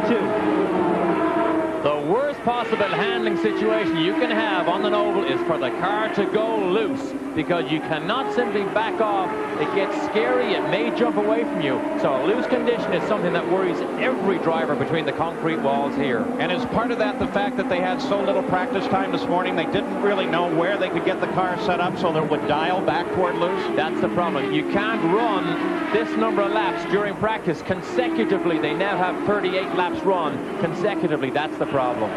Moving up to the battle for second place now, as Mansell comes up and begins to challenge with Fittipaldi. Battle for the track, battle for the championship. Paul Tracy is just a few hundred yards ahead. There's Fittipaldi. You can see the rear wing of his car. Look at Mansell. He weaves left. He leads right. There's Rahal sitting just in front of them. Oh, this is a great fight. I'm sure Emerson would love to have Tracy back there to help him to block, to be a bit of a blocker on Mansell, not necessarily to block him trying to make a pass, but I'll tell you what, supporting your teammate in this situation when you're under attack is welcome. And once they got around Rahal, did you see how fast they pulled away? Now they swing, fighting traffic again, as Fittipaldi moves up to the outside of Johansson, and Mansell loses ground. Bad run in traffic there for Mansell. He was all over Emerson, and suddenly within one lap, we said it earlier, it happened so fast here, suddenly he loses almost 2 seconds. Continuing under green flag racing, 41 laps complete. Tracy still the leader. And so the race within the race continues. Fittipaldi and Mansell now 1-on-1, mano a mano at this point, with only 8 cars in the lead lap, and the whirlwind continues. Very much so, and they're already beginning to lap, like you say, all the field. Only, I believe, 8 still on the main lap. We've had some guys pit. Scott Brayton has pitted, Danny Sullivan has pitted, and as you also heard, Mauricio Guzman has pitted to make some adjustments to the car. Eddie Cheever, of course, in the King Motorsports car, which is very good on the ovals. We know that with Roberto Guerrero in it. It wasn't doing so well on the street and road courses. He's got a very good car, and he is now running in 8th place. Stefan Johansson has managed to get his way up to 9th, and there's a great battle going on for second place between Emerson Fittipaldi and Nigel Mansell. You saw earlier, Nigel lost quite a bit of ground in the traffic on that last maneuver. He gambled, he went left, and now he went right, and now it looks like he's going to be able to put the move on Emerson as they go into the turn 2. Indeed, not only that, they're both coming up on Paul Tracy, so both Marlboro Penske cars are slowing down, relatively speaking, to Nigel Mansell, who's charging for the lead, and this is very bad news for the Penske team. It's going to be a case of which guy is going to get the best fuel economy too, as far as the Lola is concerned, the Ford is concerned, and the Chevrolet V8 is concerned, and that's where a lot of this race could be either won or lost right on pit lane. And remember a guy in Mid-Ohio last week trying to make up ground. Mansell went so quickly he had to stop at the last minute to get some more fuel. Let's rejoin Paul Page and Derek Daly with this battle going on between Mansell and Fittipaldi. At the Bosch Spark Plug Grand Prix, Nigel Mansell was able to mount a challenge on Emerson Fittipaldi and get around into second. Now he is beginning to challenge Paul Tracy. So here is a fight for the lead, and look at him dial inside of Tracy. The crowd comes to their feet and begins to cheer as Mansell comes into the lead. What a move by Mansell. He is so decisive. Now he's outside of Mario Andretti. Go around Mario. He just completely blows an identical car right into the weed. Mario obviously is not happy with that car. We hear it is loose. That is the driver's nightmare here. He is loose. But Mansell's car is exceptional at this stage of the race. He did set fastest lap of the race at a 20.8. But the 2 Penske cars are in trouble after 48 laps. Here was Mansell challenging Fittipaldi. Tries to go outside, gets a great run. Now look, from in-car down the inside under braking, and Fittipaldi has nothing to do except allow him to go by. Within 2 laps, he attacked Paul Tracy, which you see right here. Same favorite position down the inside under braking. Wasn't able to pull it off, but boy, did he get a run. Watch this here. Now watch the weaving. Look, look, look. Weaves trying to make sure he lines the car up for turn 1. Decisive moves, passing both Penskes within the space of 2 laps.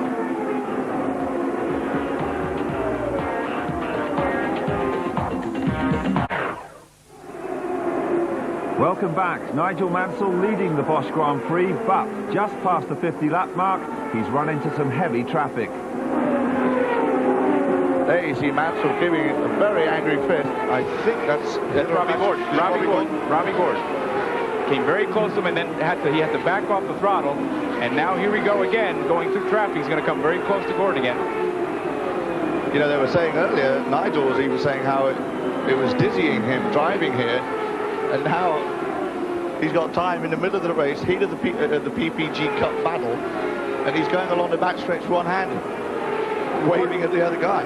Gordon right now is in 5th position, and he is the last car in the lead lap. Only 5 cars in the lead lap, and that's exactly what he's trying to do, stay on that lead lap. He's trying to let the leaders behind him. Their pit stop's coming up in about 12 or so laps, so we should see the action there. There is once again a speed limit in pit lane. Of course, these guys will be slightly tempted. We haven't had a yellow yet, which I'm quite surprised at with all this traffic. 26 cars starting this race. We may get one yet, you never know. As you can see there, Nigel pulling out from behind, I think that's Bobby Rahal, trying to make a move on him too.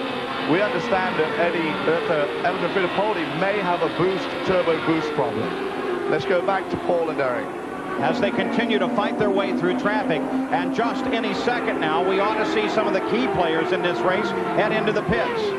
And this is a great battle here again, but earlier on, to give you an idea how fast things happen here and how frustrated drivers get, watch this. That's Robbie Gordon ahead of Nigel Mansell. Mansell tries to make the move down the inside and doesn't pull it off. Watch this. The move would put Gordon a lap down. Got the chop, and Mansell is saying to the flagman, wave the blue, move over, flag at Gordon, I want to get by.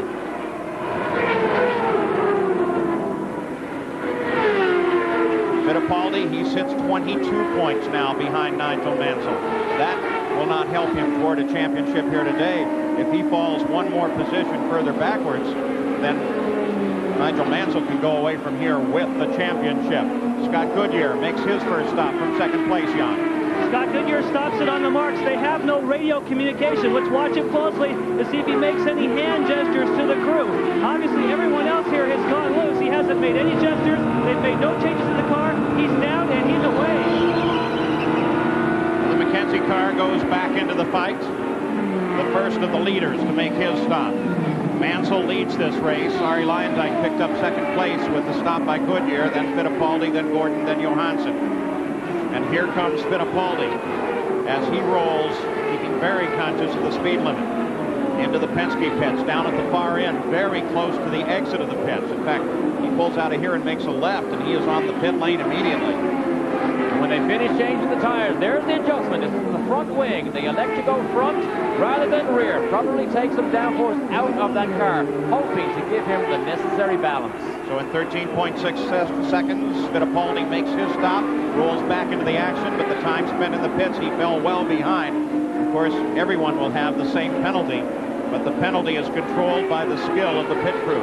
Nigel Mansell is now on the pit road, the leader of the race, as he rolls down again all the way through the pits and very close to the exit before he will come to a stop at Newman Haas Racing, Gary Gerald. He comes in, starts his stop. Gary? Yes, indeed. 3 pits from the exit. They're not expecting any changes. Nigel questioned on the radio, we're told, whether or not they might make a wing adjustment. They have not. And boy, does he smoke the tires getting out of here. So Mansell comes back into the fight. When you make no changes on that pit stop, it means you are in good shape here, particularly when everybody around you seems to have trouble. Sullivan rolls in fairly slowly to a stop. You wonder if this car has a similar ailment to that car, his teammate Al Unser Jr. Remember New Hampshire? Danny Sullivan, the handling was so bad that he elected to actually take the car into the pit lane and park it for the day because he said he was a danger to himself and to everybody else on the track out there with him. This time he's going to keep at it as he goes back into the fight. And look at the traffic in front of Mansell as he comes up and passes Emerson Fittipaldi, not just yet. More traffic. Schuster figures into it here. Bet he gets another wave for that one. Well, you can clearly see Mansell never hangs back. There is no There is no conservative moves here at all being made by Mansell, even though he does have a championship lead to try and protect. This is vintage Mansell in attack mode all the time. That's why so many people enjoy watching this man on the racetrack. Fittipaldi is the 4th place car, just ahead of Mansell. And Mansell wants to lap him. Mansell wants to discourage him psychologically if he can. Say, look, I can put you a lap down. You're not just in 4th, you're a mile behind. Well, whatever team orders that Penske may have had or may have instigated with Paul Tracy, he needs a lot of help now because the handling of this car is not going to put them in a position to realistically challenge Mansell at the moment from what we can see. Averaging 156 miles an hour, well above the race record. And look at Mansell just sweep around Fittipaldi, puts him a lap down, and continues his surge forward. Al Unser Jr. out of the race now with Gary Gerald. Indeed. Junior, there was a lot of heat build up, and you were smelling something. You thought your car was on fire. Was that the case? Well, I believe so. I haven't really checked into it yet, but the electronics, it smelled like the electronics were burning up. And then my dashboard went out, and then the engine started missing real bad, and then on my end lap, it just quit running totally. So everybody's handling characteristics seem to change so abruptly in this race. How about from your seat?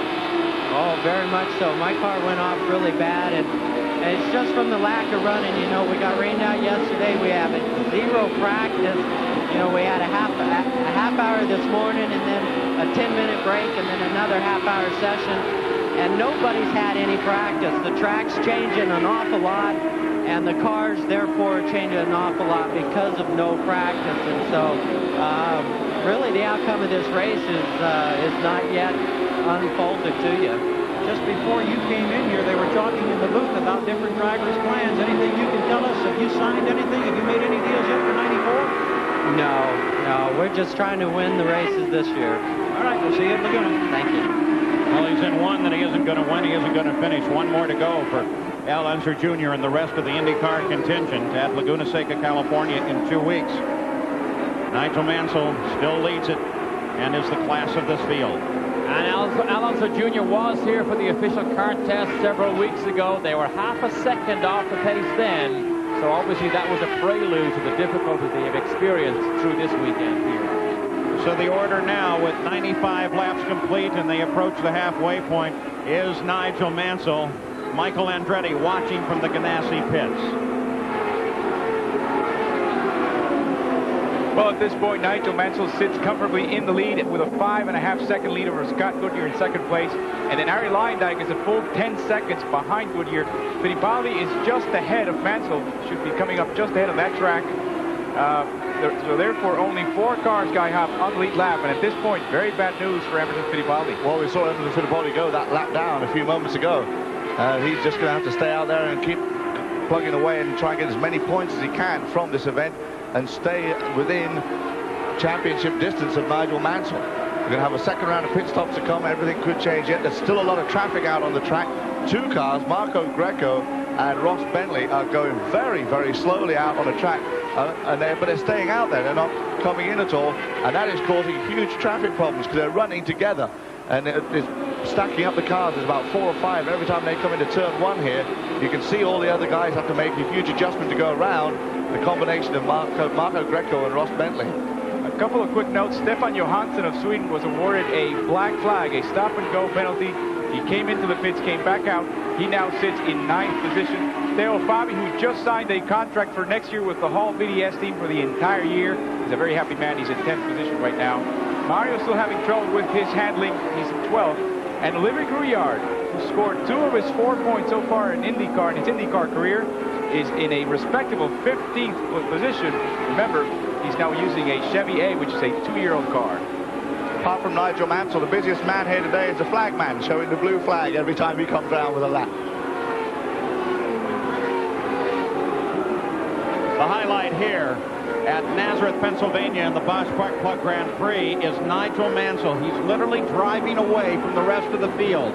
Keeping pace with him, but not able to come up and close on him is Scott Goodyear in 2nd place. In 3rd is Arie Luyendyk. Those are the only 3 cars on the leader's lap.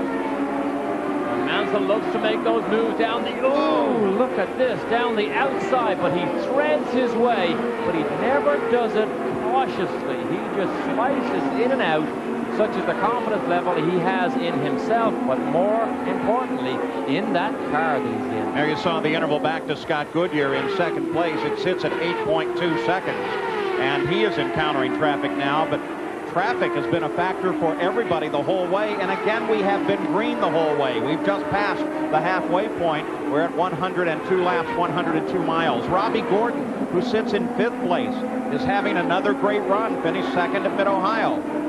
And looking strong here today. Another driver we still don't know where he ends up next year. And that was the back of Ray Hall that we were having a little peek out from. And Goodyear, you saw him move to the outside and in a flash makes the pass and pulls away. Things happen so fast here at Nazareth. That is Bozell now creeping down the inside of Mario, who is having a terrible day. Could be an interesting battle developing here, though, as Robbie Gordon comes up behind Scott Goodyear. Not a battle for position, but Gordon has been so spectacular in traffic all year. Now he pulls away from Goodyear, and he pulls up into the traffic. Goodyear looking to the fast lane to fight.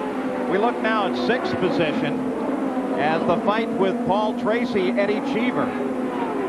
Tracy obviously making great headway since his earlier stop. Remember, he is still out of sequence on the pit stops, but he just takes that position away from Eddie Cheever, who is another man to miss out tremendously on no practice time here because he has had 0 laps in this car on an oval track. Brand new car, brand new team to him. Only 1 race under their belt as he replaces Roberto Guerrero. And how long did that race last?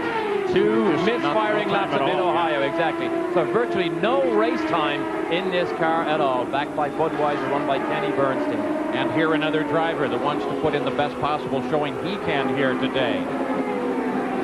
Robbie Gordon continues his battle with Eddie Cheever. Not a battle for position, or with Scott Goodyear. Not a battle for position, but still an entertaining fight on the course. Jan, you have an update on him? Yes, he is the only driver that did not say that he had the car go off like everyone else. They said they had a neutral car at the beginning, and the car is still neutral. I'm not sure how you can do that with all the other Lolas getting loose, but right now, Robbie Gordon, very happy. Robbie Gordon doesn't know what a loose car is. I wonder. Because when a car is sideways, he loves it. That's the way he can drive it. His talent level is so high, he can drive a car loose without any trouble at all, even between these concrete walls. But look at Goodyear down the inside. Scott Goodyear, as he almost loses the back end as they head down to the inside, he continues to hold off Gordon. Now that was inches, maybe even a quarter of an inch, because Robbie Gordon did not want to back off too much behind Olivia Griard, and he just tried to squeeze down. That's why you saw those tiny little movements of the steering wheel, but however, Goodyear was gone. Mansell still runs away with it, looking for a championship in the Indy Cars. In second place is Scott Goodyear. Let's take another look at this, Derek. It's coming out of turn 2.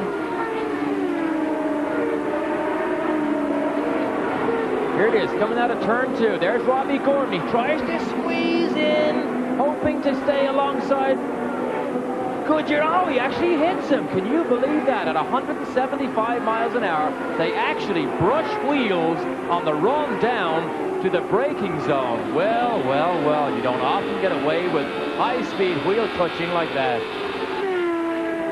Nigel Mansell still in the key position. Now what does he do? He stays right here.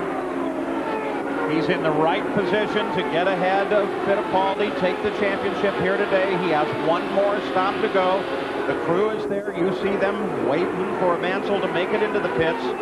Now we can't afford any errors. But he can do nothing more than he's already done. He runs in the lead of the race. Everything now is up to Fittipaldi. He needs consistency. Be careful as we watch Robbie Gordon make his last pit stop. But most of all, Nigel Mansell now needs mechanical reliability. He's had it most of the season. Here's the man who can challenge him. He needs to close 1 point in. Did you see what happened there? The wheel nut actually rolled down. That was the spare one. The front man threw it back to him. However, the right rear man already took his spare off his belt and stuck Fittipaldi's right rear wheel on. Well, they do work together well. Mansell out in front. Scott Goodyear in second after the stops. Gordon is third. Fittipaldi is still fourth. Now everything in the championship is in the hands of Fittipaldi. Assuming that Mansell continues running in the lead, and his car stays reliable. Teamwork plays such an important role here because things happen so fast on the racetrack. You have to be so calm and collected when you bring your car into your crew members, but then they have to do everything just perfectly right. Go back and take a look at Emerson Fittipaldi's pit stop. Talk about teamwork. Watch the right rear tire. Now watch the wheel now. Look, it rolls down. The left front man sees it, throws it back, and continues on his way. Being aware and working as a team is what makes Roger Penske's outfit so successful. Rick Renneman working on the right front of that car, very aware of what's going on around him. Now, in that round of stops, Paul Tracy was able to get around Fittipaldi, and Tracy now runs in for it. Look at Mansell as he battles with Gordon. He comes off, peels onto the pit road. This will be his final stop of the day. We'll come back to that Tracy Fittipaldi story in just a moment. As Gary Gerald, here comes Nigel Mansell. Will he end this day a champion? Tommy Wirtz waving him into position. Boy, he glides in and he hits it beautifully. He's learned this whole business of IndyCar pit stops so well. The biggest problem on the ovals for Mansell this year, he says it's claustrophobic. He gets dizzy. He had no complaints along those lines today, and they've made no changes to the car again. He's out of here in 14 seconds. That $1 million is looming bigger all the time. Talk about claustrophobic. Maurizio Gugelmin, his quote on Nazareth was, "It's just like playing a video game. You're in a little box going round and round with very small movements of the steering wheel, just like being in a video game." Perfect stop by the Newman Haas crew. Mansell into the pits in first, out of the pits in first. Now he must maintain position. So the question going back to Fittipaldi and Tracy is, will now team orders come into effect? Will Roger Penske order Paul Tracy to pull up short, let Fittipaldi pass, and try to get him into a better position? Just as you suggested at the start of the show, we will keep track on that situation, and we will keep track of this ongoing battle for the championship. For the moment, it looks very much like Nigel Mansell. The Bosch Spark Plug Grand Prix here at Pennsylvania International Raceway at Nazareth. Nigel Mansell still in the key position to take the championship. He sits right now 25 points ahead of Emerson Fittipaldi. One assumes that Paul Tracy has yet to make a pit stop and will fall out of fourth place. That will move Fittipaldi forward, but the position he really needs is currently occupied by Robbie Gordon. It's third place. Second place here continues to be Scott Goodyear. The traffic jam continues here as Emerson tries to pick his way through. You got to be very careful. That's Mark Smith in last year's Penske that Emerson now trails through turn 2. Up over the top of the hill in the downhill run, the fastest part of the racetrack. Mansell could be within 10 minutes of a championship now. Let's look for him as he comes through traffic. There he is. The red number 5 continues to roar on here. A man who has this year driven his first oval and mastered the ovals. He's been incredible as he is here today. And he has everybody in a firm headlock at the moment, trying to get a submission. Mansell is being brutal here on his competitors. He is superb and in total control. Up inside Johansson, but still, look at how careful he's been playing it. None of that solid attack into the field now. Now he senses that victory just down the road, and more important, that championship. Red number 5 still on the charge. 180 laps complete. 20 miles to a potential championship, a historic championship. Now he's taken on some care. Very careful with Johansson just ahead.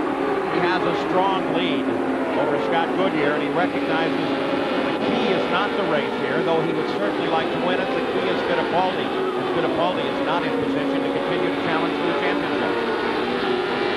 And at Mid-Ohio, he almost dropped the ball with the incident with Paul Tracy at the first turn. In fact, he had very strong and severe words against Tracy, blaming him for that incident on that first corner. However, all is forgotten this weekend, and now we watch a display of pure aggression and raw speed and talent. Paul Tracy, will he have to make another pit stop? I assume he would. Gary Gerald, Willie? That's what I thought. Just checked with 2 members of the crew, and they say no, that they've got the mixture leaned down to the point where they can make it to the checkered flag without making that stop.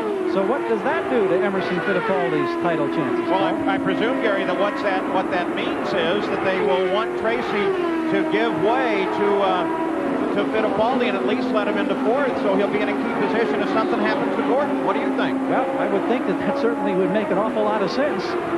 Maybe we can get a confirmation here. What about Fittipaldi? Jan Beekes, can you give us more? Well, they know that Paul Tracy is going to come in, so in other words, if you check with the other Penske team, they're keeping an eye. So I guess Paul Tracy will be coming in. They know that that will give them 4th position. They also know that's not enough for Emerson. They say, but we cannot catch him, Paul, is what they say. Without a yellow, we can't go any further. They're already on full rich. And what Gary's saying is that Tracy doesn't have to come in, so he will have to give way. Well, according to what, I mean, they're right next to you, that I can see Gary from here. He is checking with Tracy's team. They say, no, we don't have to stop. You check with Emerson, they say, yes, Tracy is going to stop. So it's anybody's guess. So the Penske team, they're still in competition with one another. Mansell in competition with no one. He continues to lead. He still has his hand very firmly on the championship, and in 14 miles, he just could be the IndyCar champion. Scott Goodyear is the only one that can contest him for the win of the race. This is the man that can make the difference in the championship. Number 4, Emerson Fittipaldi. He rides in 5th place right now. His teammate, Paul Tracy, is just ahead of him. It is what he does. Now they have flipped position. Now they've flipped. On the racetrack, yes, you're right. He's actually behind him on the racetrack. But we now know that even if Tracy helps Emerson, that's not good enough. He needs a lot of help from a Mansell or a Goodyear or a Gordon. He needs either of those 3 cars to have some sort of problem or difficulty. The point I was about to make, though, is that Mansell is doing everything that he can. Mansell's leading the race. Mansell led the most laps. He can do no more.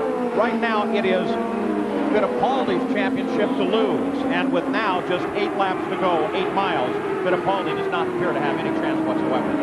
And Emerson went into this race with almost a tag team because his Penske teammate, Paul Tracy, was going to be able to support him, but the cars were not good enough.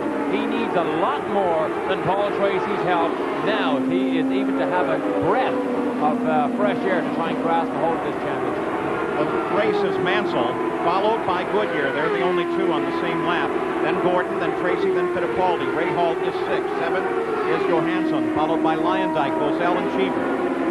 Teo Fabi runs in 11th place, followed by Mark Smith, Mario Andretti, David Kudrave, and Scott Brayton in 15th. Go back to the front of the field, take a look at Nigel Mansell, as now he certainly can calculate that he is very, very close. In fact, just a few minutes away from grasping his dream of this year, an IndyCar championship. And what a remarkable accomplishment it is, as it has been throughout the year. He comes to the first race at Australia, sits on the pole, takes the win. Newman Haas Racing. There's Carl. Pretty calm, only one end of the cigar bitten. Doesn't take Mansell very long to learn these racetracks. Even when he came here for a test session, in less than a day, he was virtually down to the track record. High-speed corners and entering high-speed corners, driving down to the apex, is always where Mansell has been extremely fast. That's the benefit you see him have here now, as well as a very good car. He adapts so quickly on these circuits, especially on the ovals. He seems to love the high speed and the traffic. Now 197 laps complete. It all unfolds now for Mansell. You just got to be very, very careful, but there may be some position changes going on right behind Mansell. You take a look just back behind Mansell. Paul Tracy and Robbie Gordon are there as they continue to battle their position out. There's Mansell as he moves around. He should see a white flag next time around. A white flag not only on this race, but now less than a mile to the IndyCar championship. Paul Tracy got around Gordon, and Tracy now sits in 3rd, the position that Fittipaldi wishes he had. There's the traffic jam there that includes Tracy, but Emerson is the key. He cannot get close enough to Gordon to make a difference to have Tracy help him. The final lap now being run at Nazareth, and there is the checkered flag for Nigel Mansell. The Kmart Haviland Lola takes the win, and in doing so, takes the IndyCar Championship. A piece of history in the making here. Paul Tracy pulls alongside, gives a wave of congratulations to Mansell. Paul Newman accepting the congratulations from his team members. Reaches up to say thank you to Carl Haas for yet another great and successful championship season, this time with their new rookie. He can now, without any question, take any rookie stripes that may be around anywhere off, because he goes from rookie to champion. Nigel Mansell. And already they've got the hats out, Gary.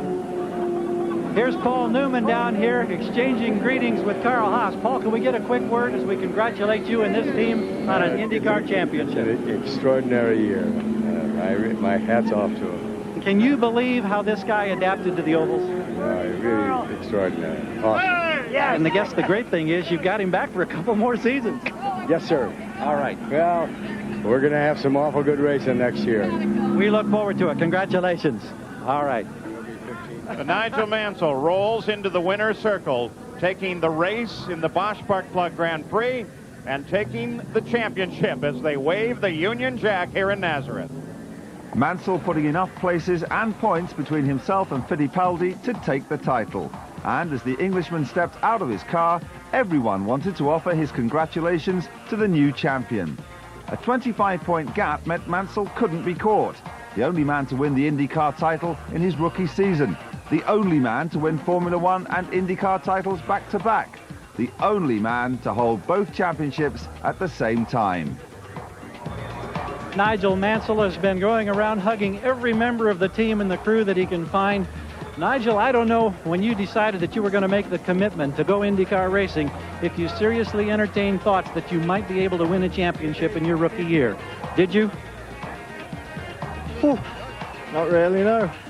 But I mean, I dedicate this championship to the Newman Haas team, especially all the boys, because they've just done a fantastic job, and it's a very emotional moment for me.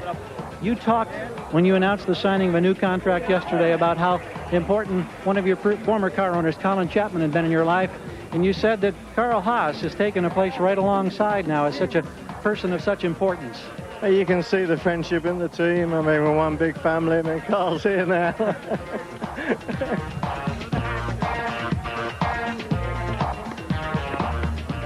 Had there been a yellow flag, and amazingly there was not, would that have made any difference? Could you have caught Nigel?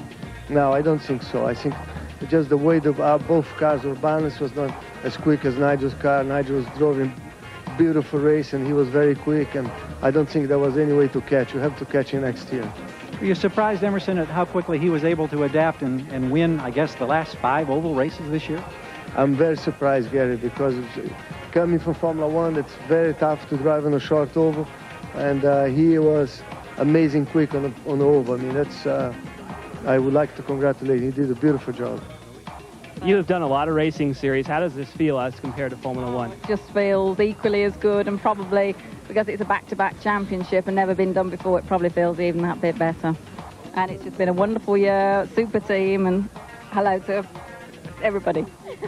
Last week, I know there was frustration at Mid-Ohio, and you worked so hard to get 1 point. And as it turns out now, that may have been the pivotal point that allowed you to clinch today a race before the season is over. Yeah, I mean, I drove my heart out at Mid-Ohio, and that's a great thing with the regulations. Here comes Paul Newman now. I think you get the idea of how much it means to this team. And keep in mind, a new contract signed yesterday. Nigel, we look forward to seeing you in an IndyCar again, not only next year, but for a year beyond that at least. Congratulations. Hey, thank you, and congratulations to the team and the boys, the mechanics. Just did an absolutely outstanding job all year, and it's all credit to them. So Mansell gets his hands on the coveted PPG IndyCar trophy and goes into the final race of the season at Monterey in California on October the 3rd with the pressure off at last. And you can be there to see him by entering our last competition of the series. All you have to do is answer a simple question and then phone us on 0891 33 5522. The man who emerged as Nigel Mansell's strongest challenger for the IndyCar title was Emerson Fittipaldi. What we want to know is, where does Fittipaldi come from? Is it A, Argentina, or B, Brazil? Phone us on 0891 33 5522, and you and your partner could be flying to California to meet Nigel Mansell. and get a chance to lap the Laguna Seca track in the race pace car. Already on the trip is the winner of last week's competition, Mark Phillips of Swansea. Phone us on 0891 33 5522 and you could be joining him. So the celebrations for Nigel Mansell and the Newman Haas team have already begun. With an historic title secured, the Monterey Grand Prix will be a victory parade. It's going to be some party.